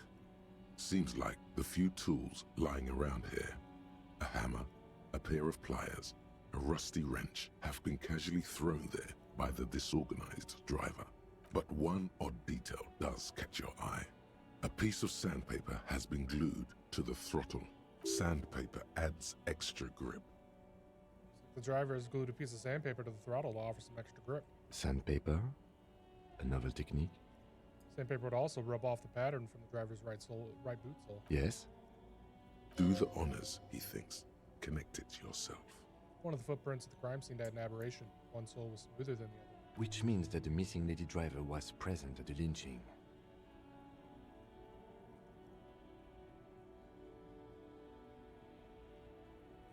First the drug smuggling, now this. How deep does this rabbit hole go? Now we know for certain who is the missing 8th person at the lynching. Do you think that Hardie and his boys could also be involved in the drug operation? Lady driver could have kept the drugs trade a secret. You're right. But we should still go and see what Titus has got to say on the matter. Are we finished with the lorry? The movie stars are still smiling. A metallic drawer slides out from the seat. It's empty, except for a folded newspaper. It's an issue of Périphérique from last Wednesday. A piece of paper falls out from its pages. It looks like an article ripped out from a radio enthusiast magazine. Complex mathematical equations explain the basics of something called the Ulan frequency system. The Ulan frequency system? I've never heard of that before. I know of FM, AM, UKV, but... The pull-out toolbox slides back into its nest. The rest is as it. These are movie posters featuring starlets from long-forgotten films from the 20s, the teens, even the 90s of the last century. One of them particularly catches your eye, a centerfold of an ingenue attached right above the back seat. The actress is draped in a sheath dress, one of her shoulders bared. The faded remains of an autograph run across the poster. She's looking past the camera. A feeling of tenderness washes over you. A longing even, perhaps. And gentle tragedy. Wait, doesn't she resemble someone you know? but you can't put your finger on whom exactly. This is Tip Tijon, a starlet from the dawn of cinematography, less known for her talent than her tragic, untimely death. What happened to her? She wasted away in a drug den called the Door to the River, not far from here, on Boogie Street, a mixture of cocaine and morphine. She was afraid of the world, and the camera, too. The actresses and the rear actor all smile you a warm goodbye. A radio transmitter, as it looks like, the frequency dial is absent. It requires a key to work, but the key has been removed, likely by the missing lady driver. Strange. There are so many radio stations saved here. Must be over 100 at least. It has to be an advanced model to fit so many frequencies next to each other without blending them together. Why would anyone need so many radio stations? For contacting an entire fleet of lorrymen, for example. This is all shortwave, UW and UKV. Looks like we are dealing with an impressive organizational tool. The nerve center of a huge operation, with quite a range too. A 20-kilometer radius at least, perhaps extended by an attachable antenna that's not here right now. Anything we do with the radio? Doesn't look like it. It's completely inoperable without the dial key. What else is here? The smell of a closed the Great. I think we got everything. A word, detective? Before we return to Joyce? What's up, Kim? All right, we're finished here. Let's quickly debrief and go over what we found, so we don't do it in front of the company rep. What do you think of all this, Kim? Honestly, I'm quite worried by what we've seen so far.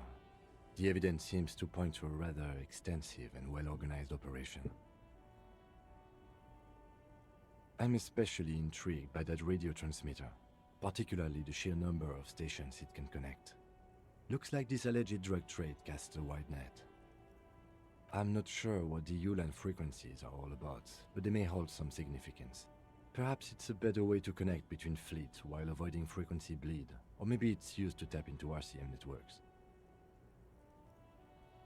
And last but not least, it looks like the Hardie boys knew this driver, as we know that she was present at the lynching. This may be the Union connection we've been searching for. The probe and the case converged, he thinks. This was quite the find. So it turns out this is connected to the Like Union. Joyce told us, yes, logistically.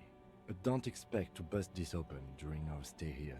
At best, this is an angle we can use against them, to other ends, as extra ammunition. The RCM open an investigation into this? We should return to the murder case, see what Joyce tells us about the lynching. When we are done for the day, I call my station and suggest our narcotics department look into it. There are more than enough grounds to start an official investigation, sometime later when we are done here. We do not want to get caught in that. What are you thinking? The fact that one hasn't started already gives me pause. An investigation, I mean. Especially if the Madrid grouping is involved, and I can't imagine they aren't. It's certainly worrisome. Corruption? All the same, I don't like the idea of internal affairs descending on the matter. That won't help anyone either. What about the movie posters? As elegant as they are, I don't think they are relevant to the drug trade. Don't be fooled. Desire always plays a role. A lot of women here, especially for a lady driver's cabin. Yes, well... Unimportant. Debrief over. After you. Let's go talk to Titus. Maybe, just maybe, I can bang out Joyce and then talk to Martin Martinez.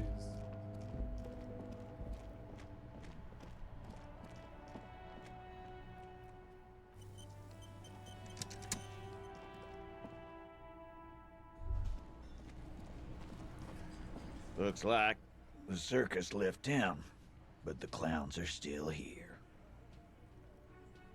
Screw you too.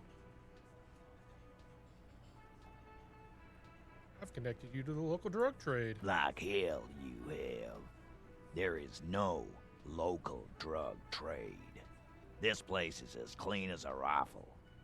Go back to Jamrock and ask the local junkies how clean your streets are in Precinct 41 Kilos.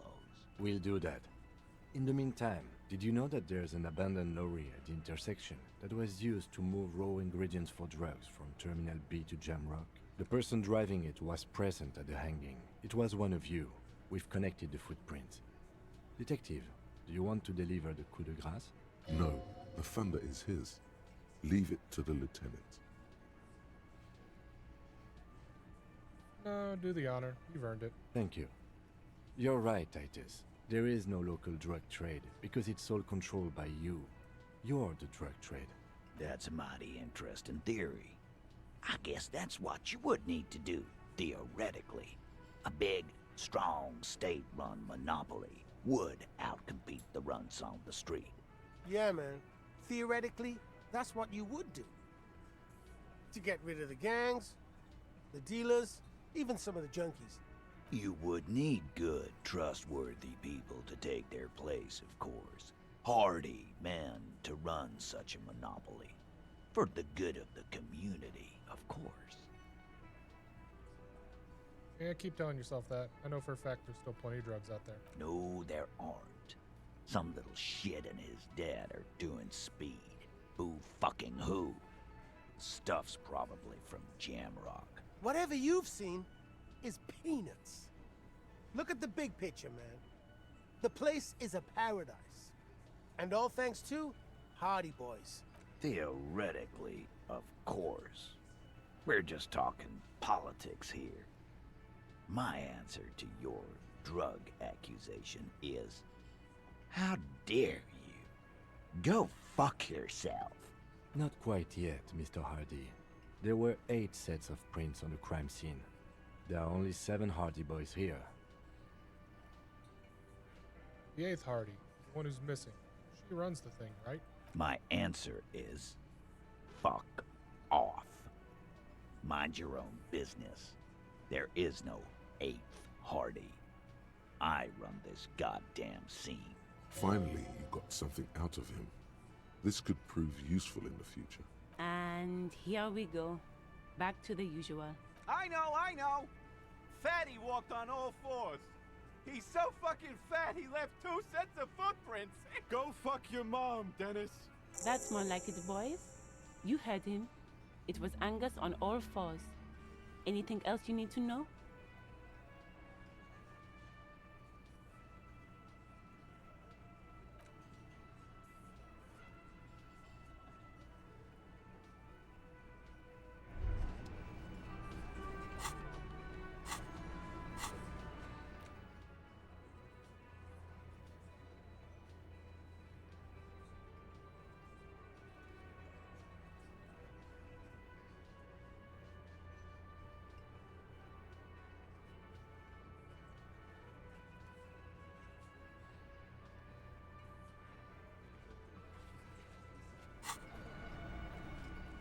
Save.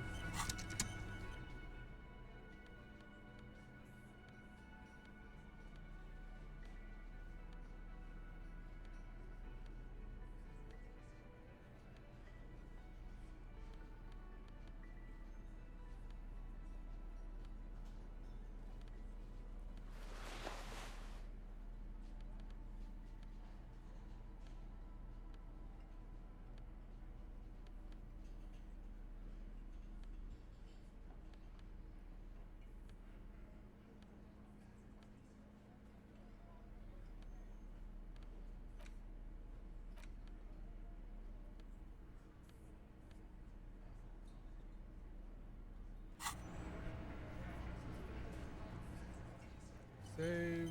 It's you again. What is it?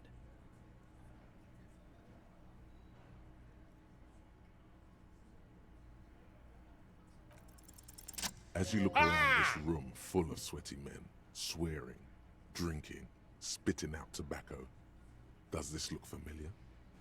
I've never seen this before. You believe the place was called Precinct 41. It was also filled with, almost exclusively, men. Sitting on desks, talking shit, and wasting time. I get it, Titus. You guys really are the authority. Huh? You must be. Just like real cops, drinking beer and sitting around with your dicks in your hand. You got a problem with beer now? Not quite there yet. Push on.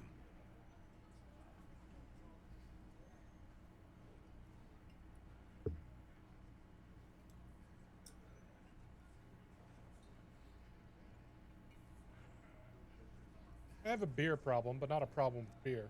I also have no idea how to do my job. Like you. Speak for yourself, buddy. I've been running this outfit for 10 years now. You should have seen Martinez before it started. It was like Jamrock now. They didn't see shit, man. Kids getting shot. We had 3 shootings a week. Fucking graffito everywhere. You cops haven't shown up since the 30s. Congratulations on the graffiti removal. All I see is you sitting around talking about Monica's titties while there's a rape victim. So what? What do you want from me? We took care of that fuck. Don't let him drink that. One more push.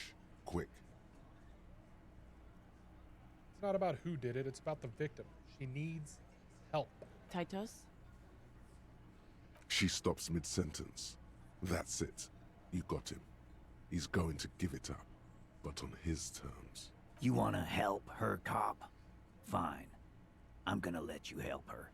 But you treat her with respect. If you don't, if you question her, harass her, a freight train of pain, buddy. What is her name? Glacia. I'm on due. She's staying here at the Whirling in Rags. A real pretty one. Silvery jumpsuit. Blonde. That's I'm on due. With an O-U. Shit. The girl. The girl upstairs? That can't be her. She knows you drank so hard you forgot you were a cop. Oh, it's her! It's definitely her! It's Miss Oranje, disco dancer!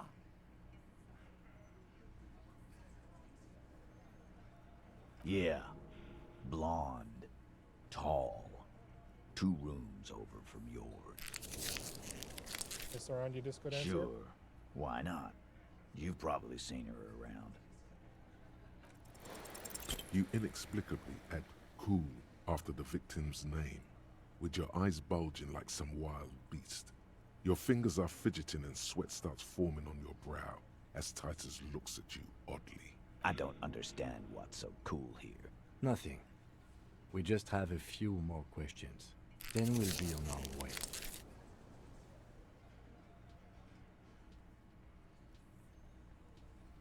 So what was her relationship with the mercenary? Relationship? There was no fucking relationship. He raped her. That's their relationship. Was like that karaoke incident all over again. Or like some of the other girls he was harassing. Okay, enough. All of this is irrelevant to your stated investigation.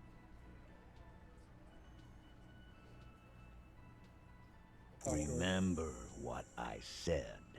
Freight train of pain.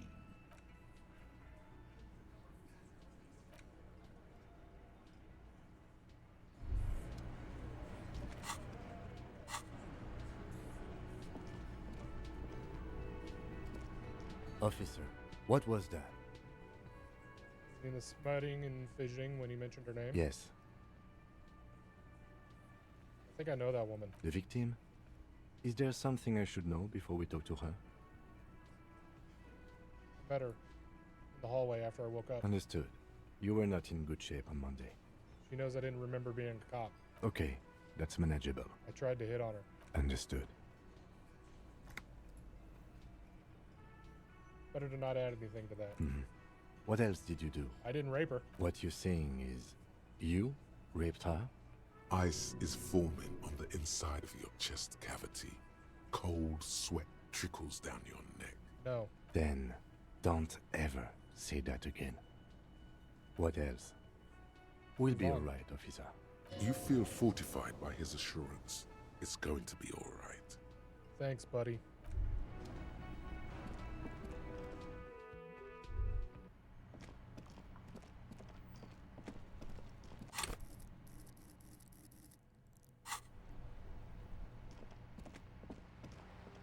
Go talk to Joyce.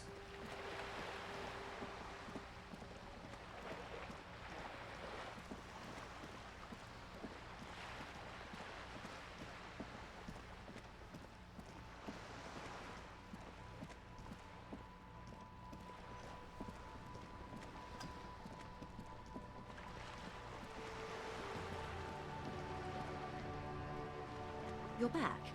Good. What can I help you with? Spoke with the lorryman. Yes, my eyes on the harbor have sent word to that effect. What have you discovered?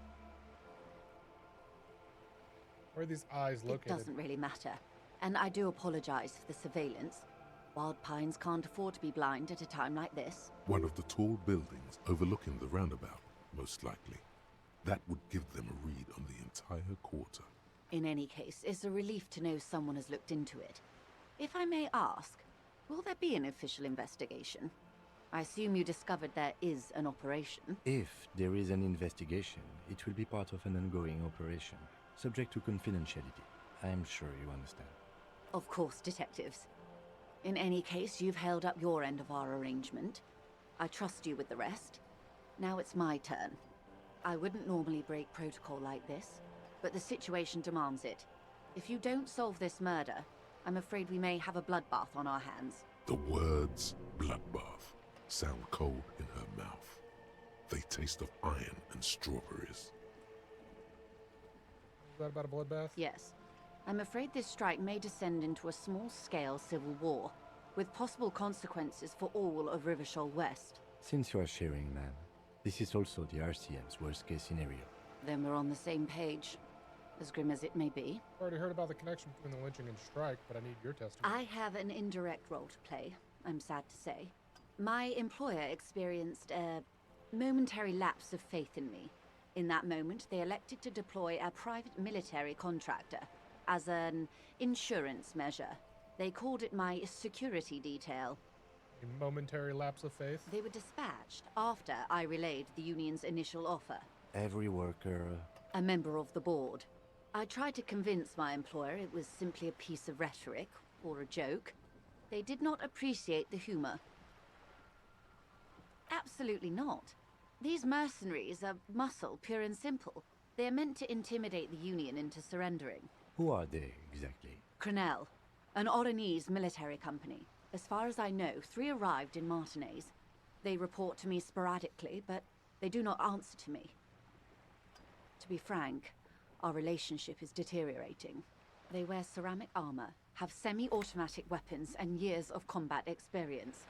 They also have trauma and stressor disorder, and no idea how to conduct themselves in an urban civilian environment. That's frickin' wonderful. So, what happened? The story is, one of them, the Colonel, I don't know his real name, sexually assaulted a local woman while he was drunk and separated from his unit. This allowed some of the more militant Union members to subdue him. He was taken out behind the whirling in rags and lynched.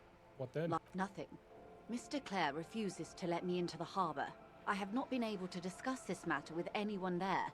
The remaining 2 Crenell contractors carry out their orders. For now. For now? It's a smokescreen. In secret, they are conducting an independent military tribunal into the lynching. Once this investigation is concluded, executions will follow. What is the nature of this so-called investigation? Whether to execute one, some, or all of the Union militants.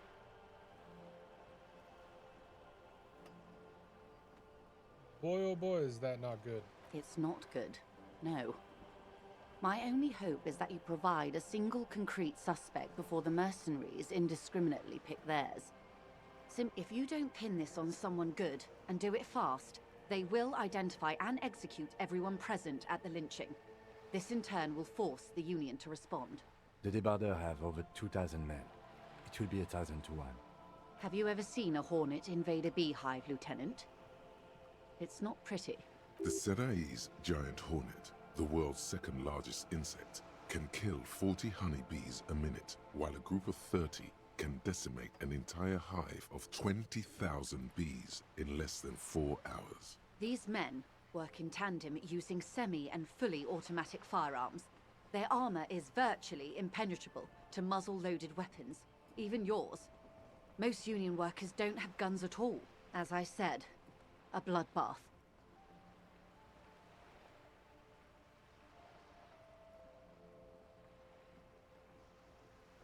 Isn't this a pretty bleak scenario you're describing? Many bleak scenarios have already come true.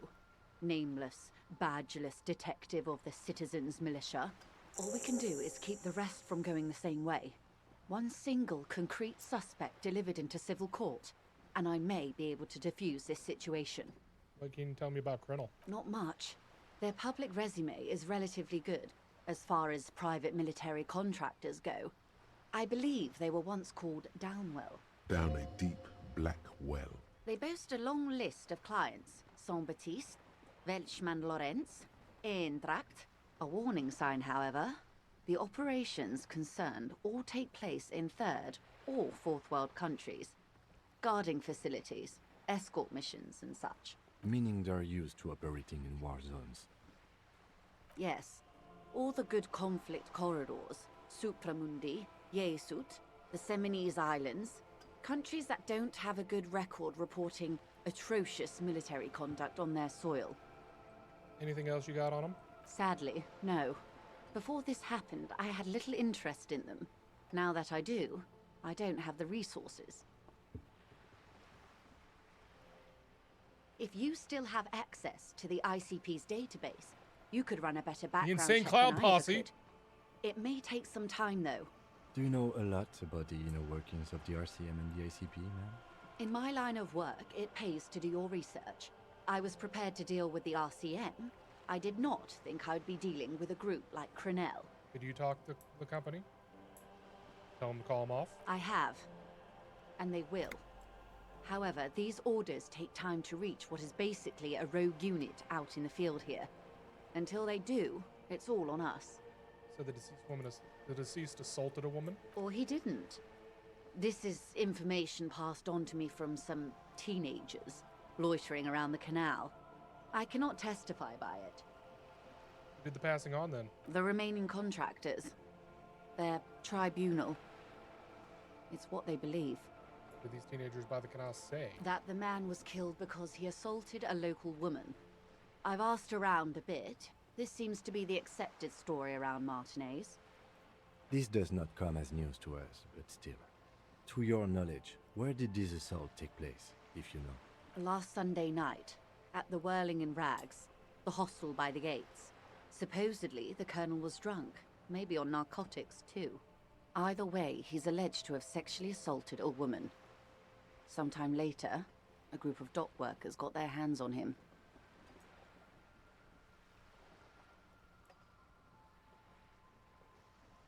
Who is this woman? That's a good question, officer. I don't have the slightest idea. As I said, it's a rumor. About a rumor. In any case, it's what the colonel's remaining colleagues believe. Or he didn't. That the man was This does not come. last Sunday. Either way, he's alleged. Good. Then you've made progress. It's imperative that you move fast. The tribunal will not be patient. This colonel, did you know him? If you mean did I see him alive? Yes. But I did not know him. His name was... Lely. His service name. A nom de guerre, most likely. He wouldn't divulge his full name. Only one of them did. A bad sign if there ever was one. Tell me about the others first. One is a man. Courty, they call him. A nickname as well. The other a woman. Phyllis DePaul. Courty is the gunner, I believe. DePaul is a radio operator. What would you say was his eye color, the deceased's? She closes her eyes, trying to picture the man's face, then shakes her head. I can't remember. That's all right, man. Anything else? Nationality? What would you say was his age? He was 40. Or 50. It's hard to say which. He had a combat injury on his lower jaw. It made it difficult to estimate his age, or gauge his facial expressions. Indeed. This matches the dental reconstruction we saw on the body. What else? Nationality? Accent? He was, Occidental, I think. Light brown hair, a mixed accent, Oranese, or Messinian, maybe. His injury gave him an accent all his own. In a way, it was humanizing. He had to learn to speak through it. Through the injury. That's all I know, I guess. I only met him once. Where are the other two now? They've gone to ground, as it were. I don't recommend seeking them out. For one, they're almost certainly armed to the teeth. They don't have the same respect for the Revachol citizens' militia as I do. To put it bluntly, they think you're vigilantes. Ghetto savages. It will not be a fruitful meeting. Still steer clear. That's wise. Our goal is to avert catastrophe. Besides, you're likely to encounter them sooner or later. How much time do we have? Until the executions start? Truthfully, I don't know. It depends on their progress identifying the members of the lynch mob, and their impatience. They don't report their progress to you? Not on this matter. I'm afraid they consider this a personal initiative. 5 days, not more. Maybe sooner. It's a matter of days, not weeks. I am sorry to have been the bearer of bad news. If there is anything else I can help you with, please ask. Can you tell me about these tattoos? Of course. Excuse my hesitation before. For about half a minute, in silence. It was taken with a trigette not long ago. This is the man's upper body. There were no more markings on his hands or legs. Stay quiet. Her mouth is relaxed. The accordion lines near her mouth vanish. The pearls of her eyes move slowly on the photo's surface. What do you think? Sorry. I was trying to see if I can read the web of interdependencies between these points. The stars. I can't. But that's how you read this story. The points themselves don't have letters, numbers, anything. Their size, location on the body, and distance from each other tells you what they represent. Port cities. On the oceans. This is an Oronese map of the waterways, a sailor's tattoo worn by wayfarers of the DeLorean century. As early as 300 years ago, the sailors would mark their bodies to map their travels. What is the use of this map? The sailor's soul would use it to fly back home if they should die abroad. This is a sort of contraption to be reeled back in by. The silver cord, they would call it. Where is he now?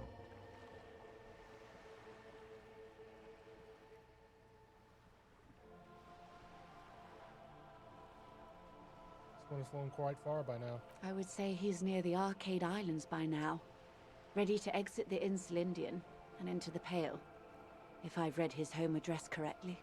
Travels did the dead men make? Quite a few. Vredefort, the Oronese capital, traditionally stands on the right shoulder. He started somewhere near here, I think. What next? Then he made his way to the Pretto Grande, through what I think must be the Stutz Canal, an artificial channel through the Occident. From the Pretto, he sailed to the Insulindic Ocean, first the Semnes Islands, then this. What is that? Revachol. Those are the two constants. Vredefort on the shoulder, and Revachol in the heart.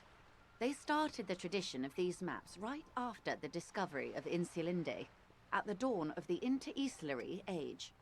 The old world passing by, and the new world already here. You said you can't read it. I can't. This man was no sailor, and these are no ports. I can understand geographic fragments, but not their meaning. In Martinez, looking into Krenel, he writes in one. Then the man puts down his pen and rubs his temples with both hands. Outside, there is a siren. Distant gunshots on the streets of the Jamrock Quarter. This man is no brother of mine, but this is his service. That makes sense to me. We have no more use for a map of the waterways, just like we don't need sailors the way we used to. This is what the custom would morph into on the Occident. Mercenary tattoos. For all the boys looking for adventure, a blood spatter on the seas. You can tell me more. His platoon members? The other contractors. Though I do not suggest you go and show them that picture. This man was their friend and comrade. You wouldn't even know where to start. Thank you. That's all. Thanks. Is there anything else I can help you with? That's all for now. Whoa.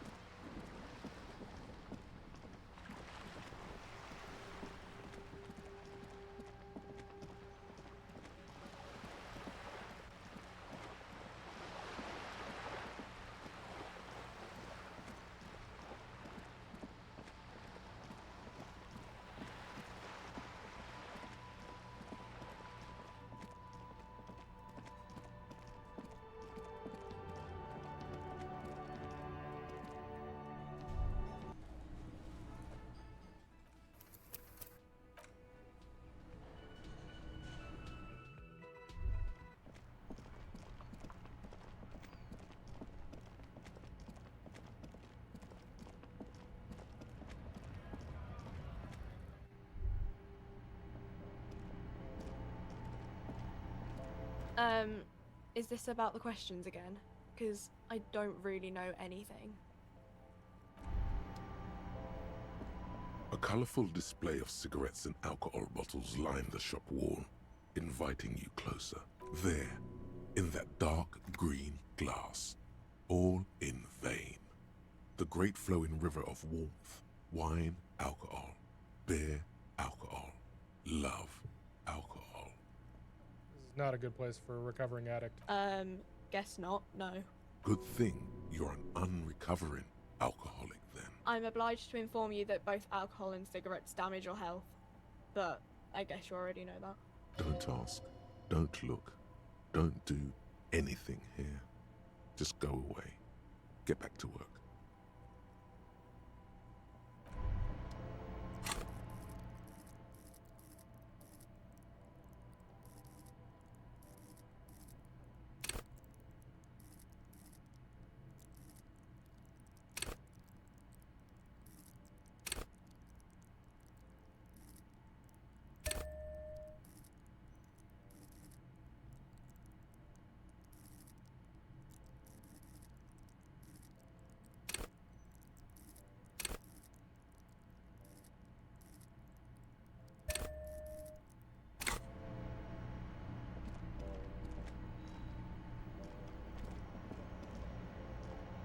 The tear machine stands in the corner. A sign.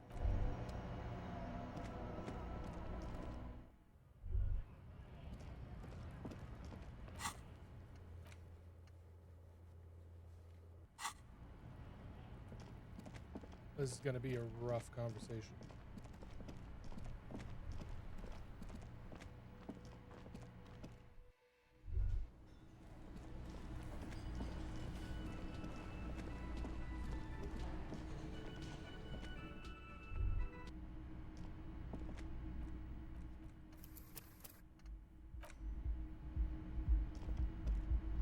The door is closed. Who is it? This is the police. Can we come in? Come on up. The door is open. I'm drying my hair.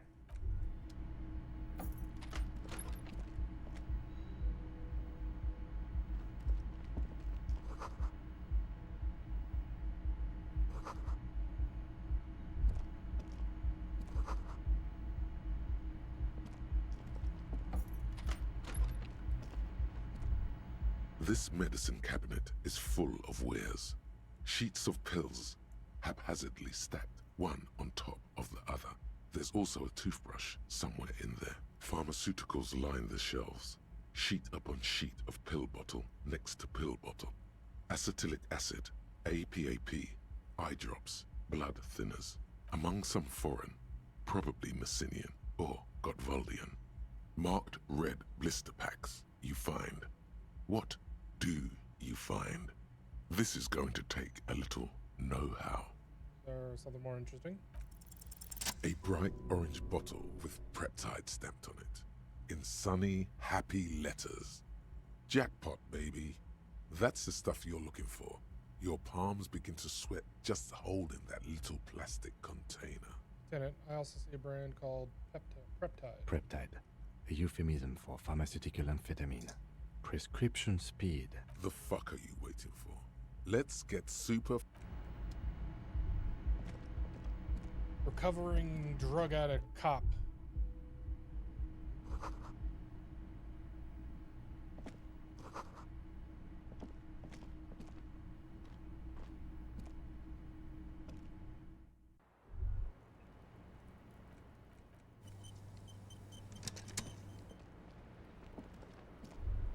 Welcome to the roof. Below her silvery jumpsuit, an athletic young body, built, long, and lean. I'm sorry for the mess down there. The cleaning lady hasn't come by in days. I'm beginning to wonder if she ever will. Is there a cleaning lady? I think I need one. Oh yes, legends of room number 1 have made their way around the building. They say a portal to hell has opened in there. Disco Infernum. They also say that's why the cleaning lady quit. Because of the infernum. I'm Kim Kitsuragi. I'm a detective from Precinct 57. I believe you have already met my colleague from Precinct 41. Have I ever? Have you grown accustomed to your role as a police officer? I have very little idea of what I'm doing. You're doing just fine. After all, your path has led you back to me. Miss, we are investigating the murder of the man down there. The people who put him there have asked us to talk to you. Huh. I see. Be careful. Ask something else first. When you go there, use words like, I hear you have been through something difficult. What's your name, miss? Clausier Amandou. From? Vredefort, Republic of Oranje. What's Aranya? A bad memory, officer. It's the past. People can't go back to the past. How old are you? I'm 28. What do you do? What's your specialization? Something stupid. Oranese lit. Lit? Oranese literature. It's what I studied at the university. What's Oranese literature about? Fear of failure, fear of death, how it sucks to be Oranese. All national literatures are... Only the name of the nation changes. If that's true, then Revacholian Lit would fit you like a glove. What do you do with it? Nothing. I do nothing with it. Cool. It's not very cool, but what can you do? Take a look at your passport? I'm afraid you can't, officer. Why is that? Because it's buried in a sealed plastic bag at an undisclosed location on the coast, along with cash and airline tickets. Thank you for your candor. Why? They say so in your tourist brochure. Keep travel documents away from your person when west of the river. How do I know you've told us your real name? If I were to lie to you, I would come up with a more mainstream name than Clausier Amandou.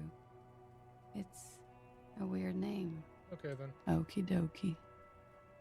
That's it for the record. The record. So official.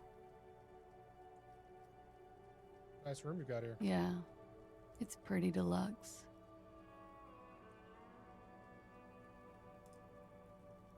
Hate to say it, but you've got sad all over the place. Yeah. I've contaminated it pretty bad. Is that why you're out here? The contamination spreads from room to room. First, I escaped upstairs. The sad got that too. Then I found the handle for the summer door. What's the nature? For me, it's a mix of me with a lack of cleaning services. How about you? Talk around the establishment is, you have an industrial sad spill in there. Somewhere below, military-grade SAD is dripping off the walls. You should say the first thing. It's honest. It will lead to introspection. Something is bad in my head in the past. That's where it always comes from, isn't it? From the head and from the past. Feeling white and filled with doom. Gaseous, invisible. Deadly. It's everywhere. Sounds like an advanced form of what I've got, with a bit of old love sprinkled on top. Probably, yeah. Love is terror. What are you doing here in the whirling in rags? I'm wintering. How long have you been staying here? About 4 months. I came in November. Why here? Here in the Whirling, here in Martinez, or here in Revachol? Martinez. I heard this is where the washed-up disco has-beens go.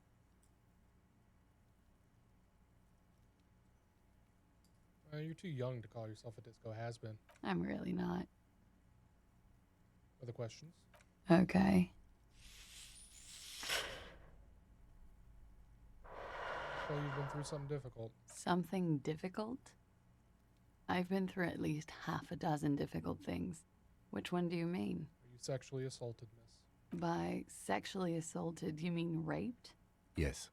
It's a bit early in the morning for raped, isn't it? She sounds positively buoyant, vivacious, totally unbothered. Actually, it's evening, miss. Is it?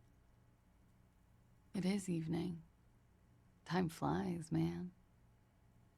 were you? Yeah. I'm gonna go with not raped.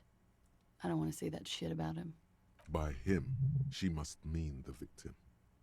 Tell them it's not my style. They'll have to, you know, if they want to jazz up the charges, they'll have to get someone more, rapeable. Are you saying that you were asked to tell us you were assaulted? Not explicitly, but I understood what they meant. It wouldn't hurt to spice things up a bit. Some assault and battery. Sexual assault, maybe. It was clear the latter would be spicier. What did happen between you two? We partied. Kind I do? With all due respect, sir, I think we partied a little harder than that. Harder than this? I didn't know it was physically possible. Oh, it is. You're still alive. What did you do when you partied? We drank, sir. A lot. For weeks, basically. We had that effect on each other. We made each other drink harder. That's why I liked him. What else? Stimulants. Speed also has that effect, making you drink harder. And then drinking harder makes you do more speed. It's quite the combination. We also had sex. Were feelings involved? A little. The drugs were good enough, and we did enough of them. How did you two meet? Downstairs, at the bar. He was on some sort of assignment, a military man, as you probably know. Had a cool, scary scar. When was this? A month ago? Something like that. Titus asked you to spice things up for us? Pretty much. Warming them. Must have been hard for you, seeing him there. Oh, yes. I've had a great view. From the roof, out of the bathroom window, in my dreams. A bitter cringe. It hurts. You look to the lieutenant. You called us, the RCM. Yes. Jackpot. I made it. And I would appreciate it if you didn't tell everyone. In Martinez, they call it snitching. Reporting crimes is confidential in Ravachol, miss. Caller's voice was disguised. I didn't exactly disguise it. I just muffled the mic and nicked the landline a little. Nicked it how? With nail clippers. And I diverted some radio fuzz into it. Into the cold wire. So, she's Scott's mystery foam cutter. And in the process, you broke the landline downstairs. Did I? Fuck. I didn't mean to. I had no idea what I was doing. Still, that's pretty clever tampering. Simple and clever. Crossing the lines like that. Seems like you had some idea. That was nifty. Thanks. Why go through all the trouble? I don't know, sir. It was stupid. I was drunk, too. I was probably afraid the Union was listening in. Locals say they have ears in the wires. Thank you for making the call, miss. It was the right thing to do. I didn't want to, sir. But if I hadn't, he'd still be hanging there.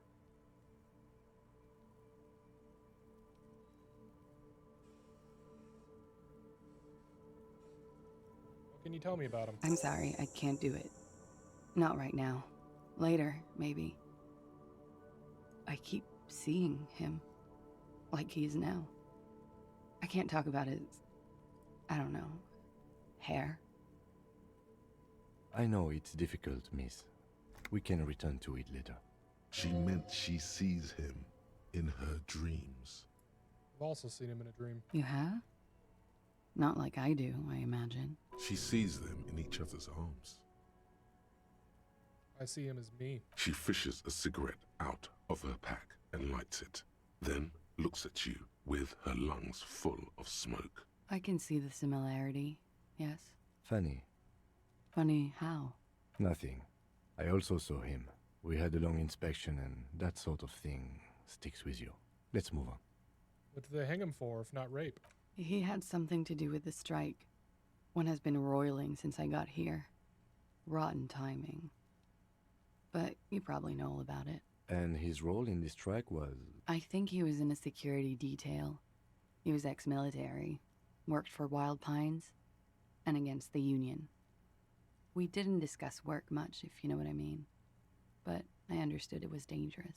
And they lynched him for it? She nods. How do the Hardie Boys know you? They're frequent guests. Downstairs, they have a booth for union members. They're probably down there now. And how did you meet? Over drinks. It's been a long, boring winter. Did you party? A little, yeah. Like you partied with the deceased? No, not as hard. I'm sorry to have to ask this, but have you had a physical relationship with any of the Hardie Boys? I have. Which one? Which ones, sir? I don't remember precisely. Titus, obviously. But as I said, it's been a long winter. You sure you weren't raped? I'm 89% sure.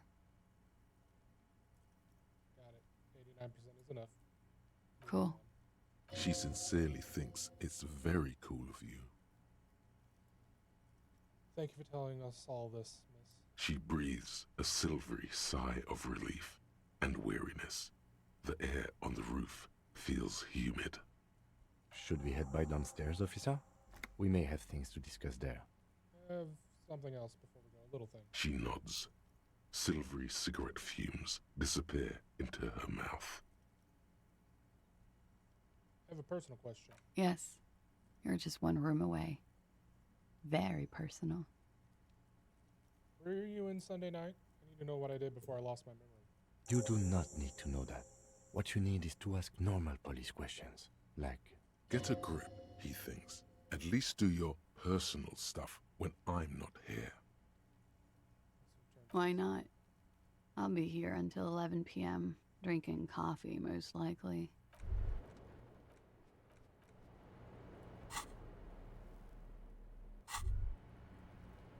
I was just thinking...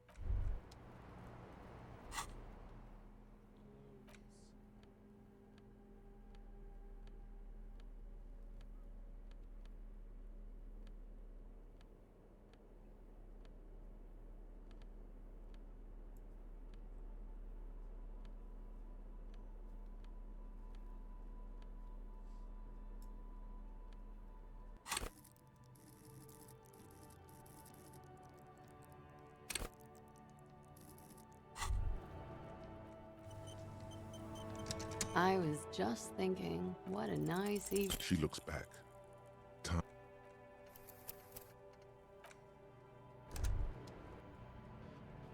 Try one more time. I was just thinking, what a... She looks back. One more time.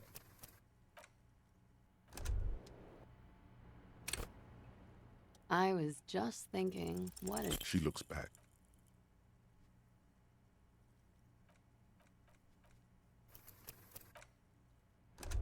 Time to ignore that. Looks like we have more to discuss with those so-called Hardie Boys. Half their reasoning just went out the window. Think this will make them cooperate? Nothing will make them respect the RCM, but it will disrupt the game they prepared for us. We just stripped off one layer of whatever it is. Her decision to not corroborate their story was definitely not part of the plan. Why did she tell us all that? What else could she have done? Lie? She saw there was no way to lie and get away with it. I'm not sure she had to lie. I wouldn't have known. If not you, then me. It was a smart move from her. Something's off here. You think so? She seemed forthcoming. Unusually so. Being forthcoming about some things is a good way to obscure other things. The best liars are always forthcoming. Anyway, we should move. I suspect our investigation will bring us back here soon enough.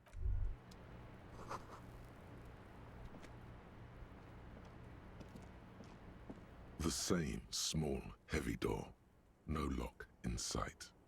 I don't know. It is not the first closed door we found in this building. There is also your mysterious blue kitchen door. I don't know. The further we get, the more this building seems to be tied to the case. Below, the hostel cafeteria creaks and groans under your added weight. A skeleton of composite support beams and cantilevers. A dull thump. Somewhere inside, a wind brace rattles from the imperceptible motion of the building. The vigilantes, the cadaver, and a number of people connected to the case are in or around this building. This door is part of it. It's not unimportant.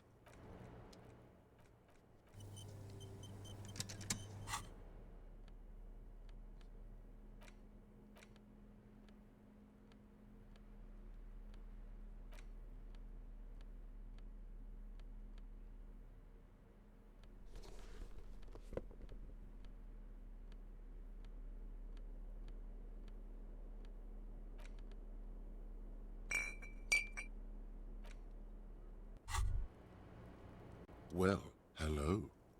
Someone seems to have found himself a bottle of alcohol. Light reflects off the green glass of the Commodore red. The gods have been generous. Better pop it open before they change their minds. Wow, the gods of mass production have made this alcohol container laughably easy to open. A child could have done it. Fine. We're not worried. You'll crawl back to this bottle soon enough. We'll give you another chance. Booze always gives you another chance. Yes, it's merciful that way. It's your friend. Come back to it. We're all rooting for you too. Not all of us. You've passed up your chance to start drinking alcohol for now. But don't worry. The option to start drinking becomes available again in 2 hours.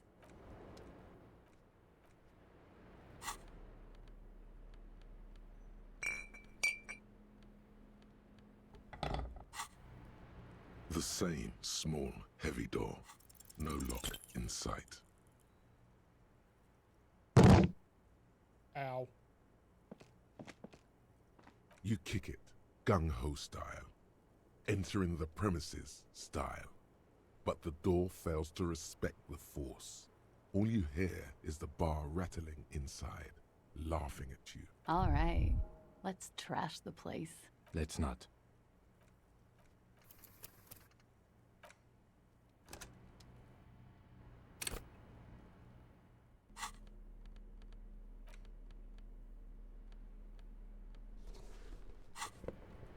The same small, heavy. The same small, heavy door. No lock in sight.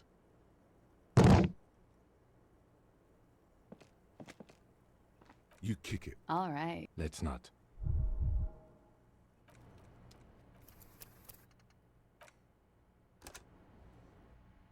Come on.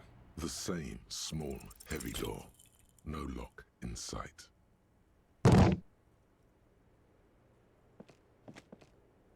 You kick it. All right. Let's not.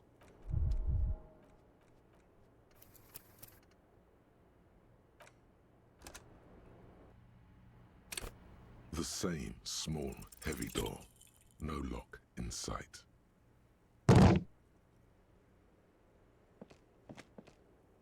You kick it. All right. Let's not.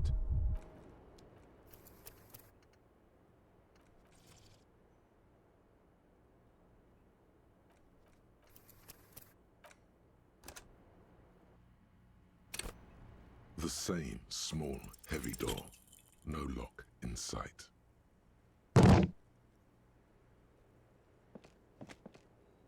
You kick it. All right. Let's not.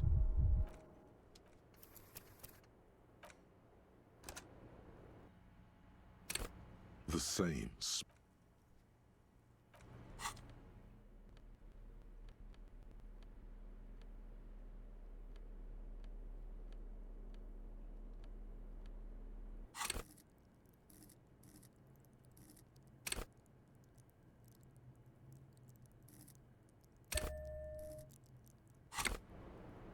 The same small, heavy door. No lock in sight.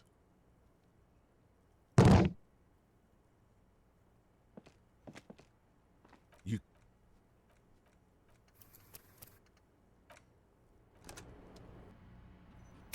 Come on. The same small, heavy door. Give me no double lock sixes. in sight.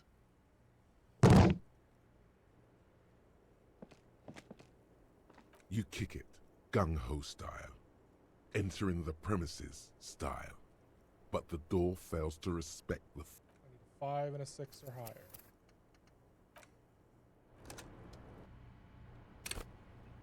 The same small, heavy door.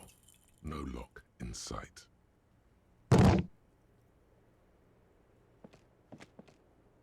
You...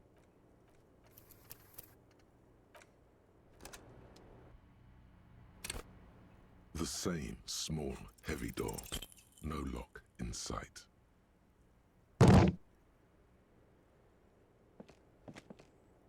You...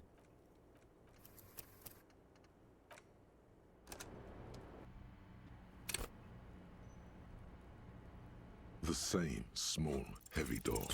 No lock in sight.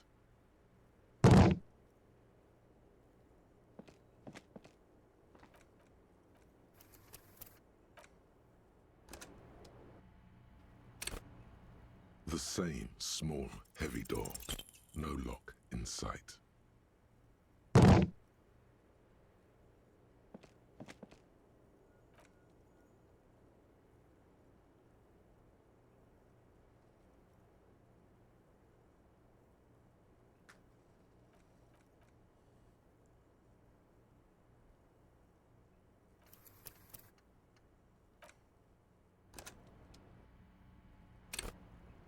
The same small, heavy door. No lock in sight.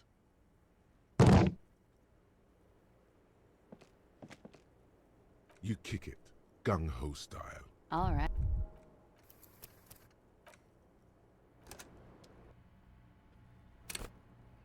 The same small, heavy door.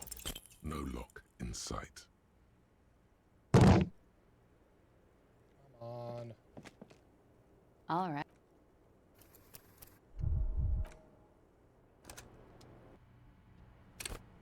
The same small, heavy door. No lock in sight.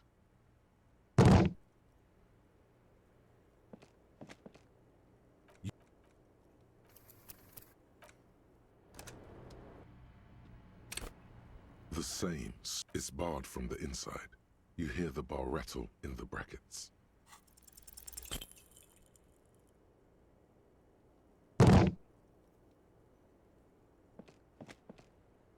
All right.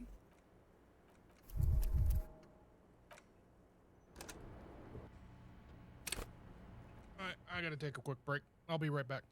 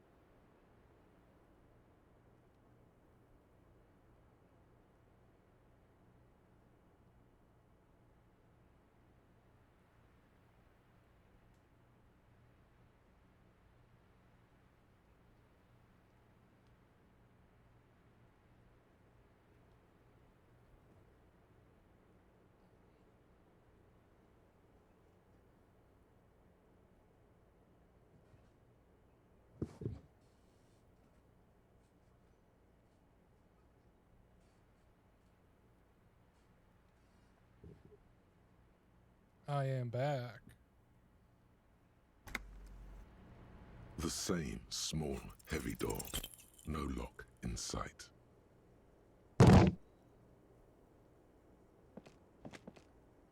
You kick it, gung-ho.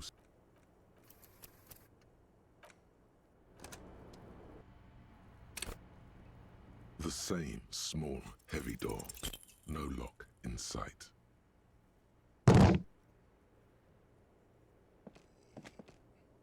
You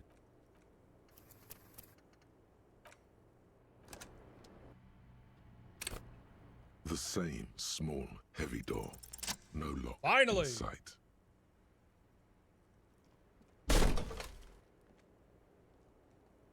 Something cracks inside.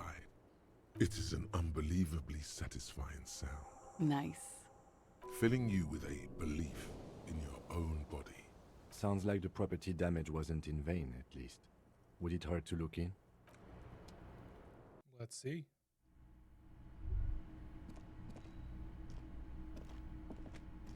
You clearly see footprints in the downy carpet of dust covering the workshop floor. Jackpot. These, unlike everything else here, are new. Someone's been here within the last week or two. 3 weeks maximum, from the dust coverage. It could easily have been 1 week too. You know, officer. This is good. He likes it. There's a little smile there, in the dark of the workshop. This isn't bad at all. It was a good idea to see where that door leads. Commendable work bringing us to this place. Let's have a closer look. Large prints, most likely made by boots. The size is hard to determine. Sole could be bigger than vamp. The soles have left a pattern, uniform, horizontal lines. This doesn't look like the worker boots from the hanging, does it? No. These little horizontal lines are different. They look custom-made to me. Or some kind of foreign print. Hard to say. Still a boot, though. Doesn't look like the odd-soled print we found at the hanging. The size looks about the same, actually. They're not the same shoe, but they could be the same person. Everything around you is quiet. The prints crisscross the workshop floor. What does this mean? It means someone snuck through what seems like a secret route, behind our rape victim's room, in the recent weeks. This may prove to be significant. Tools, flashlight.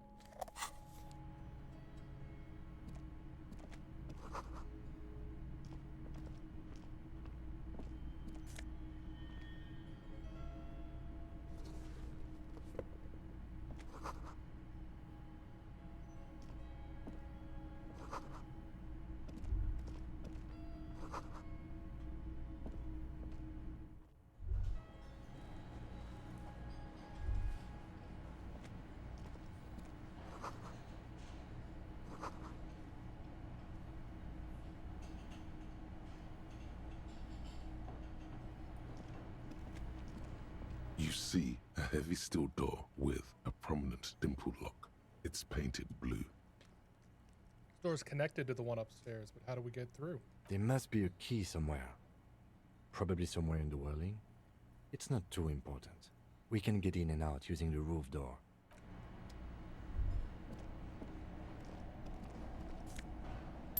$5, yeah! Over there, in the corner. Pinball machine? Not just any pinball machine. This is the pinnacle of pinball. Cornelius Gordy and the Mountain Goats. It's lit. You can't wait to get your hands on it. Seeing what I'm seeing? The pinball machine. Gordy's Goats. A classic. You've played it? A little. Feels like a lot. Too much to play it again. Let's take a closer look. Ah, great. Cornelius Gordy and the Mountain Goats reads the golden lettering on top of the back box. There's a small column of text underneath. The machine is coin operated. Get the game on, Fingerboy. Those flippers are ready. Come closer and read the text. Above the painting of a mustached man climbing a hill, a column reads, inspired by the legend of Cornelius Gordy, taken on the world's tallest peak, Corpus Muindi. The Mesk legend holds that when the nation is in danger, heroic Gordy shall return and save his people. Inspect the playing field. The theme of the game is to explore Gordy's climb through the perspective of goats and to ascend to the top of the mountain in a time of trouble. The peak of the mountain is at the top of the playfield. All the balls have small goat icons on them and represent the goats as they race up and down the mountain. Areas around the playfield represent Gordy's climb, places he was said to have camped, which the goats can discover. Get them to the summit.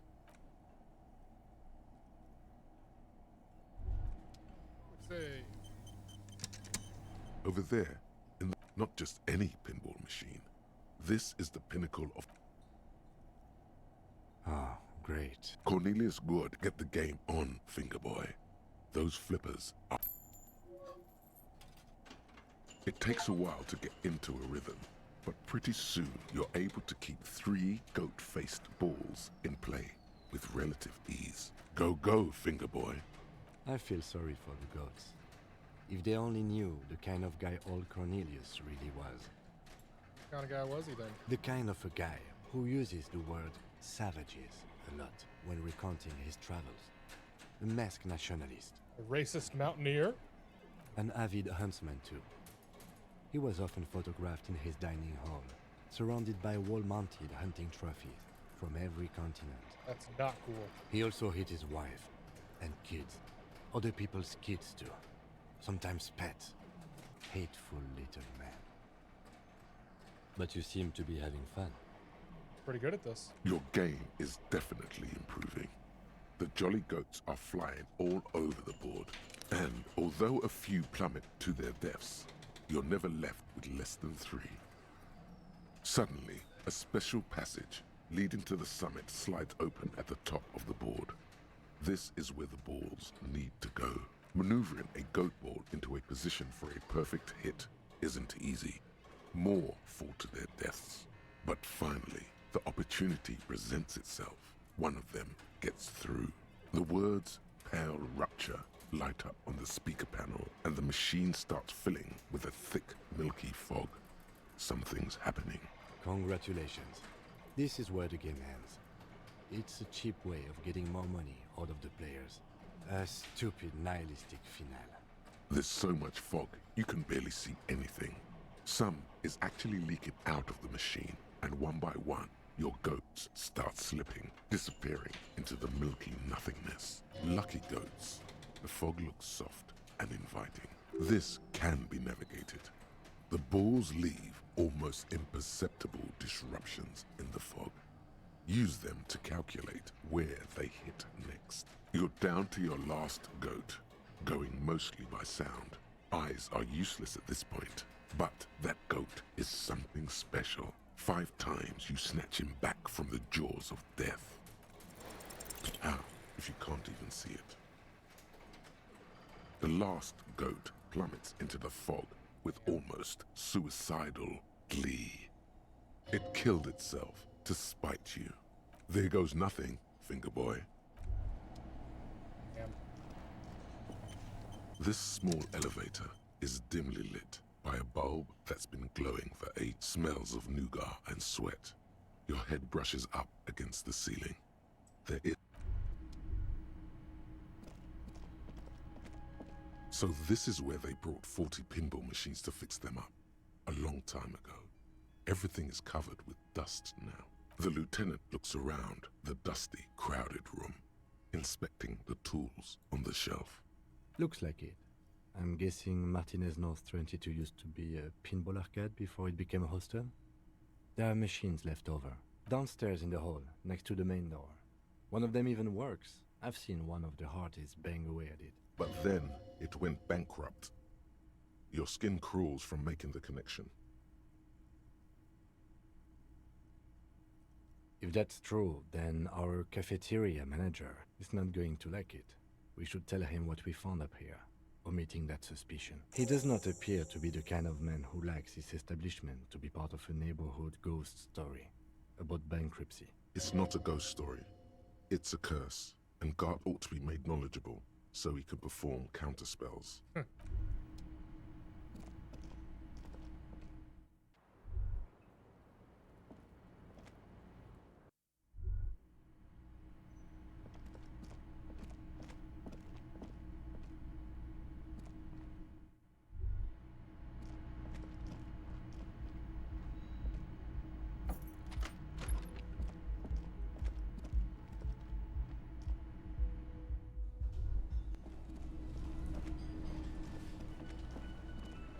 Go talk to Martin.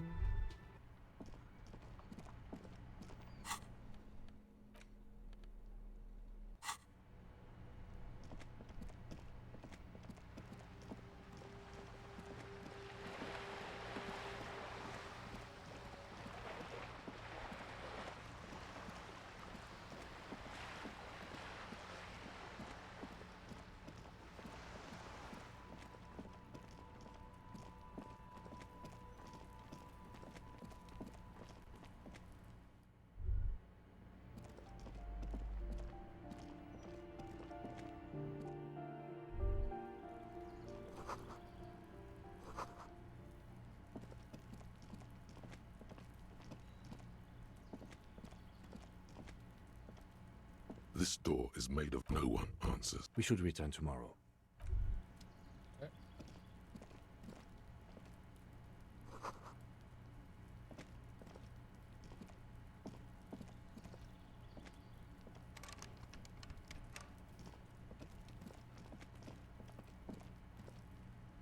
Let's go catch up with Kim and then hit the hay.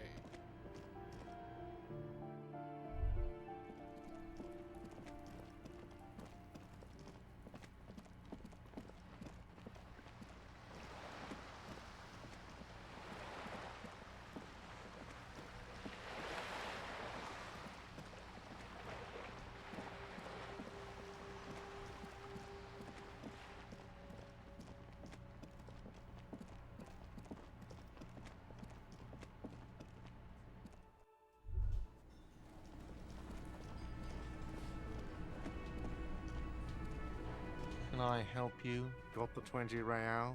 Good. You got the room for the night, but remember, you'll need another 20 real tomorrow.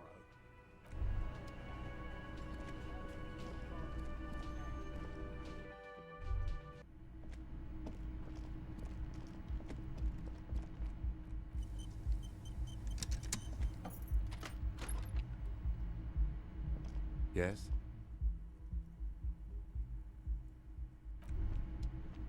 See you, Kim.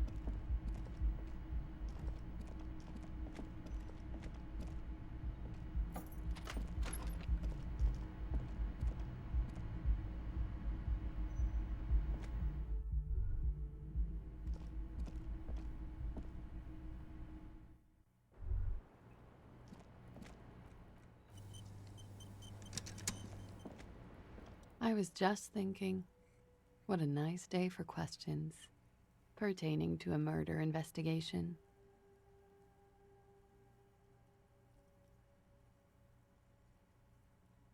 Let's talk about Sunday night. Ah, yes. The night before I saw you in the hallway and reminded you you're a police officer.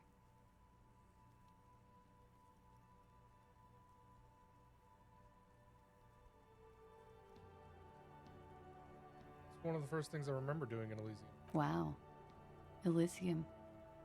You don't hear that term often. She's a glib girl, but she liked the wording. Did you hear something Sunday night from my room? There was the usual ruckus. Loud disco music. Did I have any visitors? I can't say. Probably not. Sounded like you were flying solo. Loud music. Oh, yes. Various artists. Ostentatious orchestrations prime among them. Oh, that? Yeah. Whoa. The less said about OO, the better. Oh, were huge where I come from. I was very young then, of course. Like 7. Life gets hard, but we go on. We go on, all right. It would appear so. At around 2 o'clock, the disco stopped and there was a change of pace. What happened? A slow, sad song started playing. Like organ music on repeat. That went on for quite a while.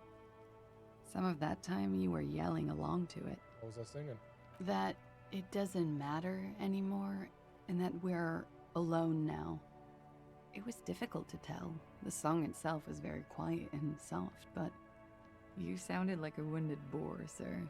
It was hard to understand what you were singing on top of it. Sorry. Don't be. I was going out later anyway.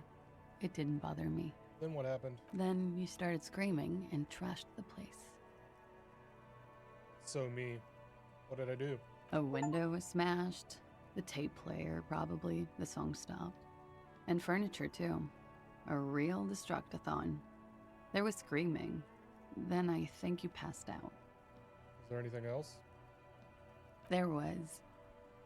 I think you screamed that you didn't want to be this type of animal anymore. I may have misheard, but it was sort of memorable. I went out afterwards. Everything was quiet by then. Around 4 or 5. And that was it. Thank you. No problem, sir.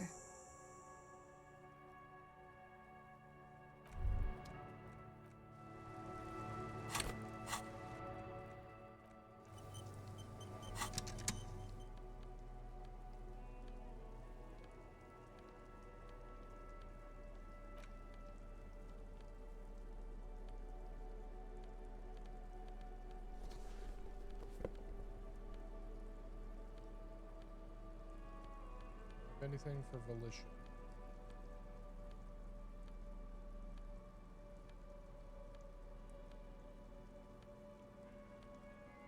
Nope.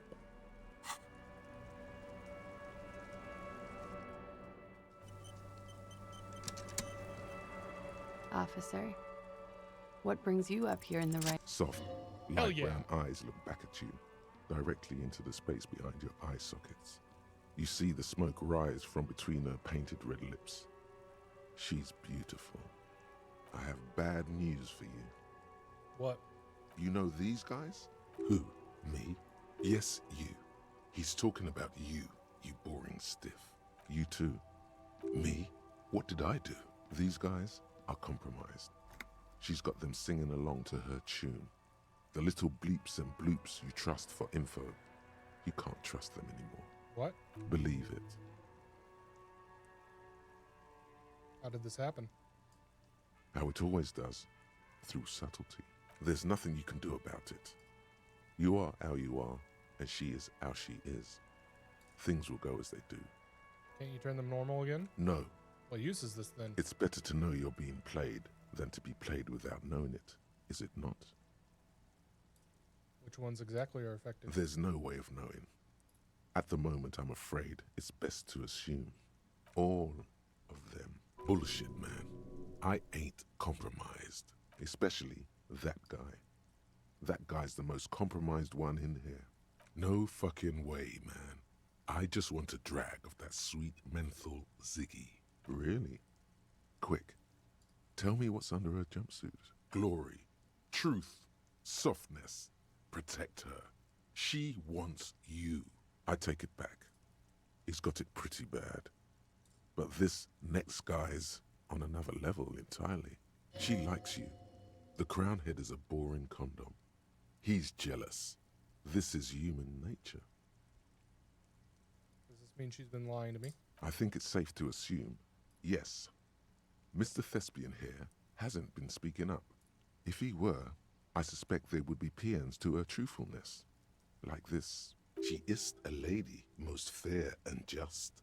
In his defense, to reduce him to such inadequacy, she probably had to employ half-truths more often than outright lies. That is correct. And omissions too. Can I trust that guy? A little. They're all still of limited use, interpreting things to the best of their ability. Maybe they add flair or something. I wouldn't know. I don't add flair. But when it comes to assessments of character and factual accuracy, they are not to be trusted. Not with her. Can I trust any of them ever again? Don't be melodramatic. You can trust them. Just not with her. What's her plan? You can't draw a sound conclusion. The one who usually does says, she may want to control the information rollout, not to become a suspect. She may have a past she's escaping, unrelated to this case. You doubt it's something truly insidious. See? It's oddly moderate, probably compromised. Let's get back to it. Don't worry. It's only been 4 or 5 seconds. You've got this. Miss, are you manipulating me? The silence broken. She exhales a little cloud of smoke and says, God, no. Yeah? You know it leads to a downstairs elevator. I did not. Mystery solved then. I kept wondering where it led. there may be more to this mystery at some later time. She's holding back. Let's make a mental note for now. There are tracks on the floor. Recent. Huh. This isn't good. An old pinball workshop. Okay. I'm glad someone's had fun. That's all for now. Mm-hmm. She's lost in thought. Eyes narrowed. Forehead furrowed. All right.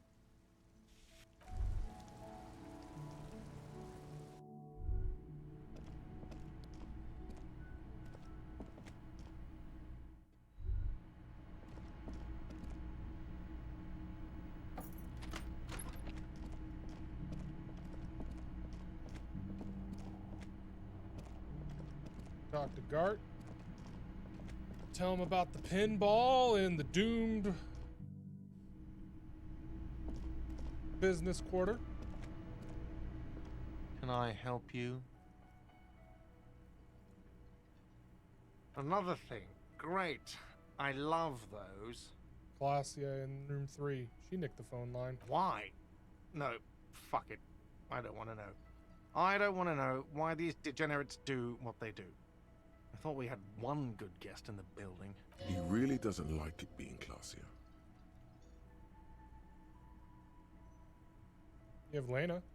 Lena's a good customer. Yeah, well, she's not a guest, is she? What? Did someone mention my name? We were just paying you a compliment. And finding out a degenerate from room 3 nicked the phone line. Everything is okay here.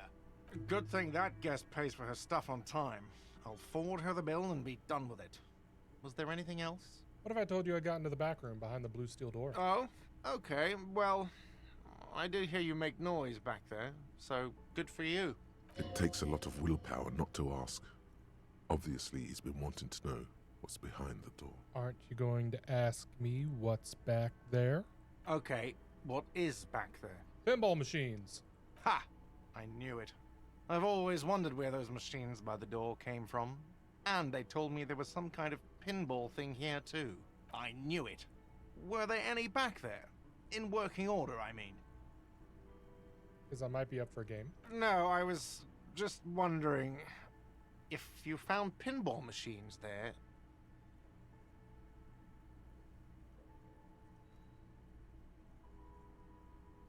If you're thinking about selling those pinball machines, I want a fat cut. C-suite shit. I'm a disruptor. Those machines are whirling property. But if it makes you feel any better, I'm not planning to sell them. It wouldn't hurt to get a little life in here. Other than the hellish karaoke machine. That one's always causing trouble. Yeah, those numbers he's adding up must be making good sense to him right now. Sounds like he cares about the place. He's not going to be overjoyed to hear that it's part of the doomed commercial area. He should still know. You have to be forewarned about these things. I have to warn you, I may have discovered that the whirling is part of the doomed commercial area. What? Why would you say that? We're at a completely different address from that whole thing. So he knows of the doomed commercial area and its address. He's thought about this. The whirling is listed on the intercom outside as one of the businesses in Building B of the doomed commercial area. I've been working here for a long time, and that intercom has never been used by the whirling.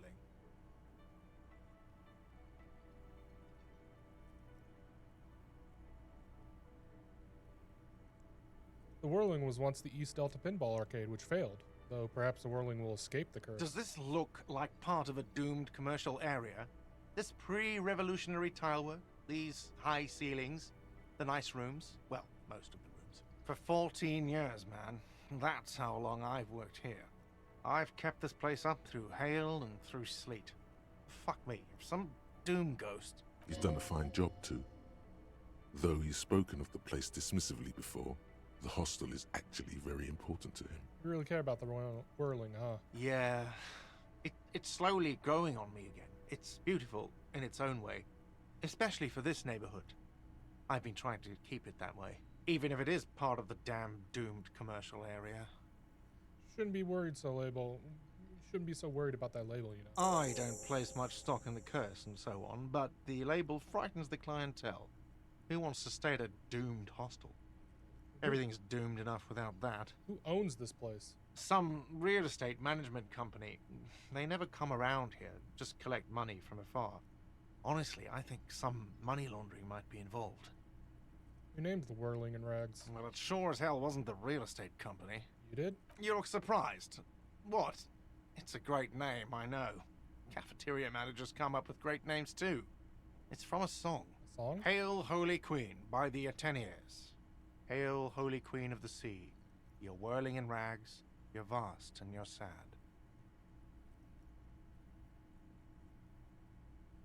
Good luck to you with the place, then. Luck has got nothing to do with it. I need to think about where I'm going to place those pinballs. I have a feeling they're going to help. So, if you didn't have anything else to tell me about my establishment, can we, wrap it up? Yes? Time to go to bed and dream of communism. Or whatever the hell else enters my head.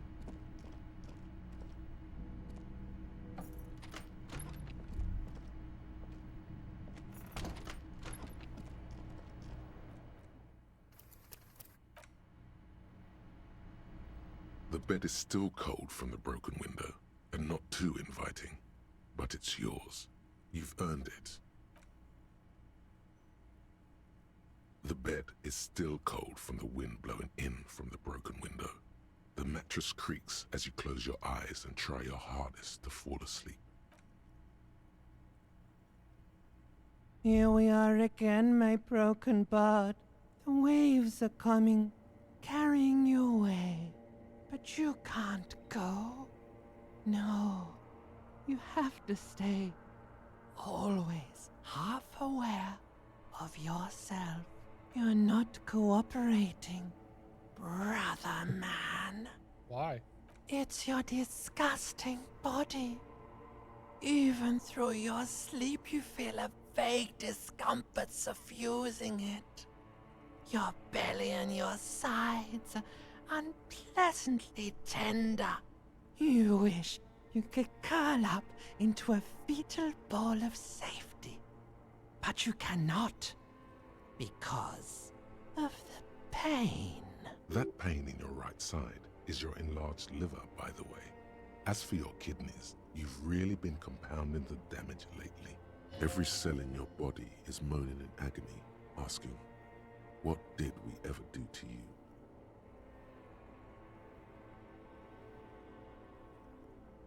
I'm sorry, Cells. It's all me. It's my fault. Now, you're finally thinking about something other than yourself. Let's see how far that'll get you.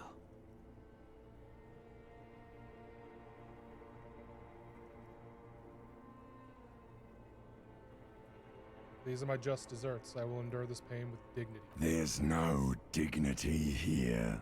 Only reflections of your body mass. Flashes of the day. You keep coming back to yourself in the mirror. But why? To admire all your accomplishments? You're just stuck here, in the half-world. Could try looking at other people. Really looking. But why would you want to start doing that? Just get me out of here then. Back to the other place. Oh, baby boy, you're already in the other place. There's no nourishment for you tonight.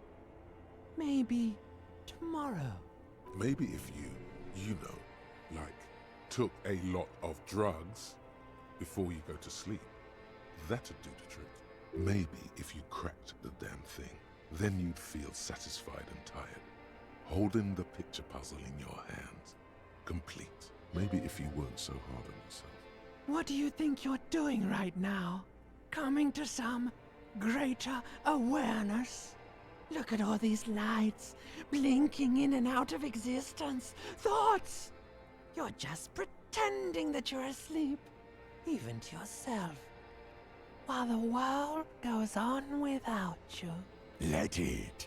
Let it. But it never seems to let you go, does it? Time to rise and wipe that shining sweat off as best you can. Gather your bearings.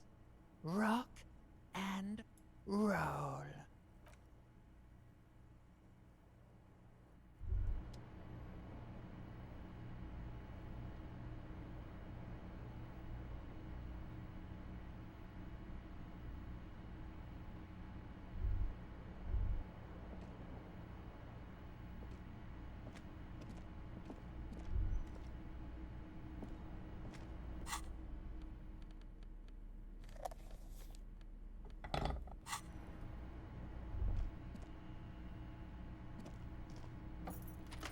Let's meet up with Kim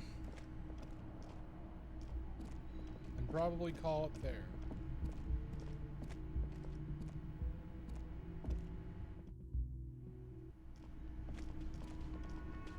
Morning, Kim. Yes? Save game.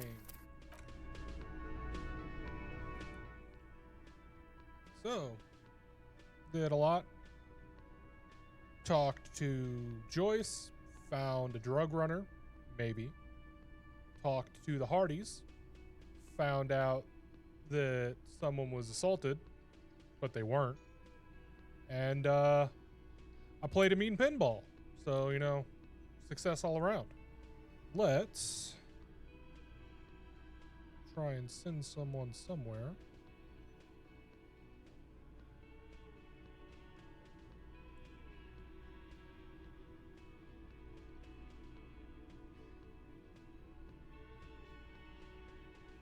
Nope, can't send it to Spoonie.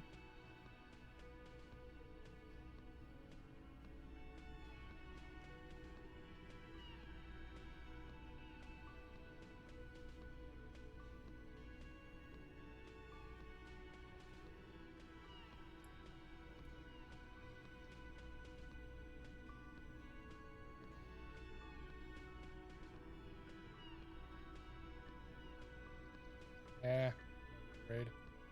I'll be back tomorrow at some point. I think I'm doing another evening stream with more Disco Elysium. We're gonna just hang out with Kim because Kim's the brost bro. Bye!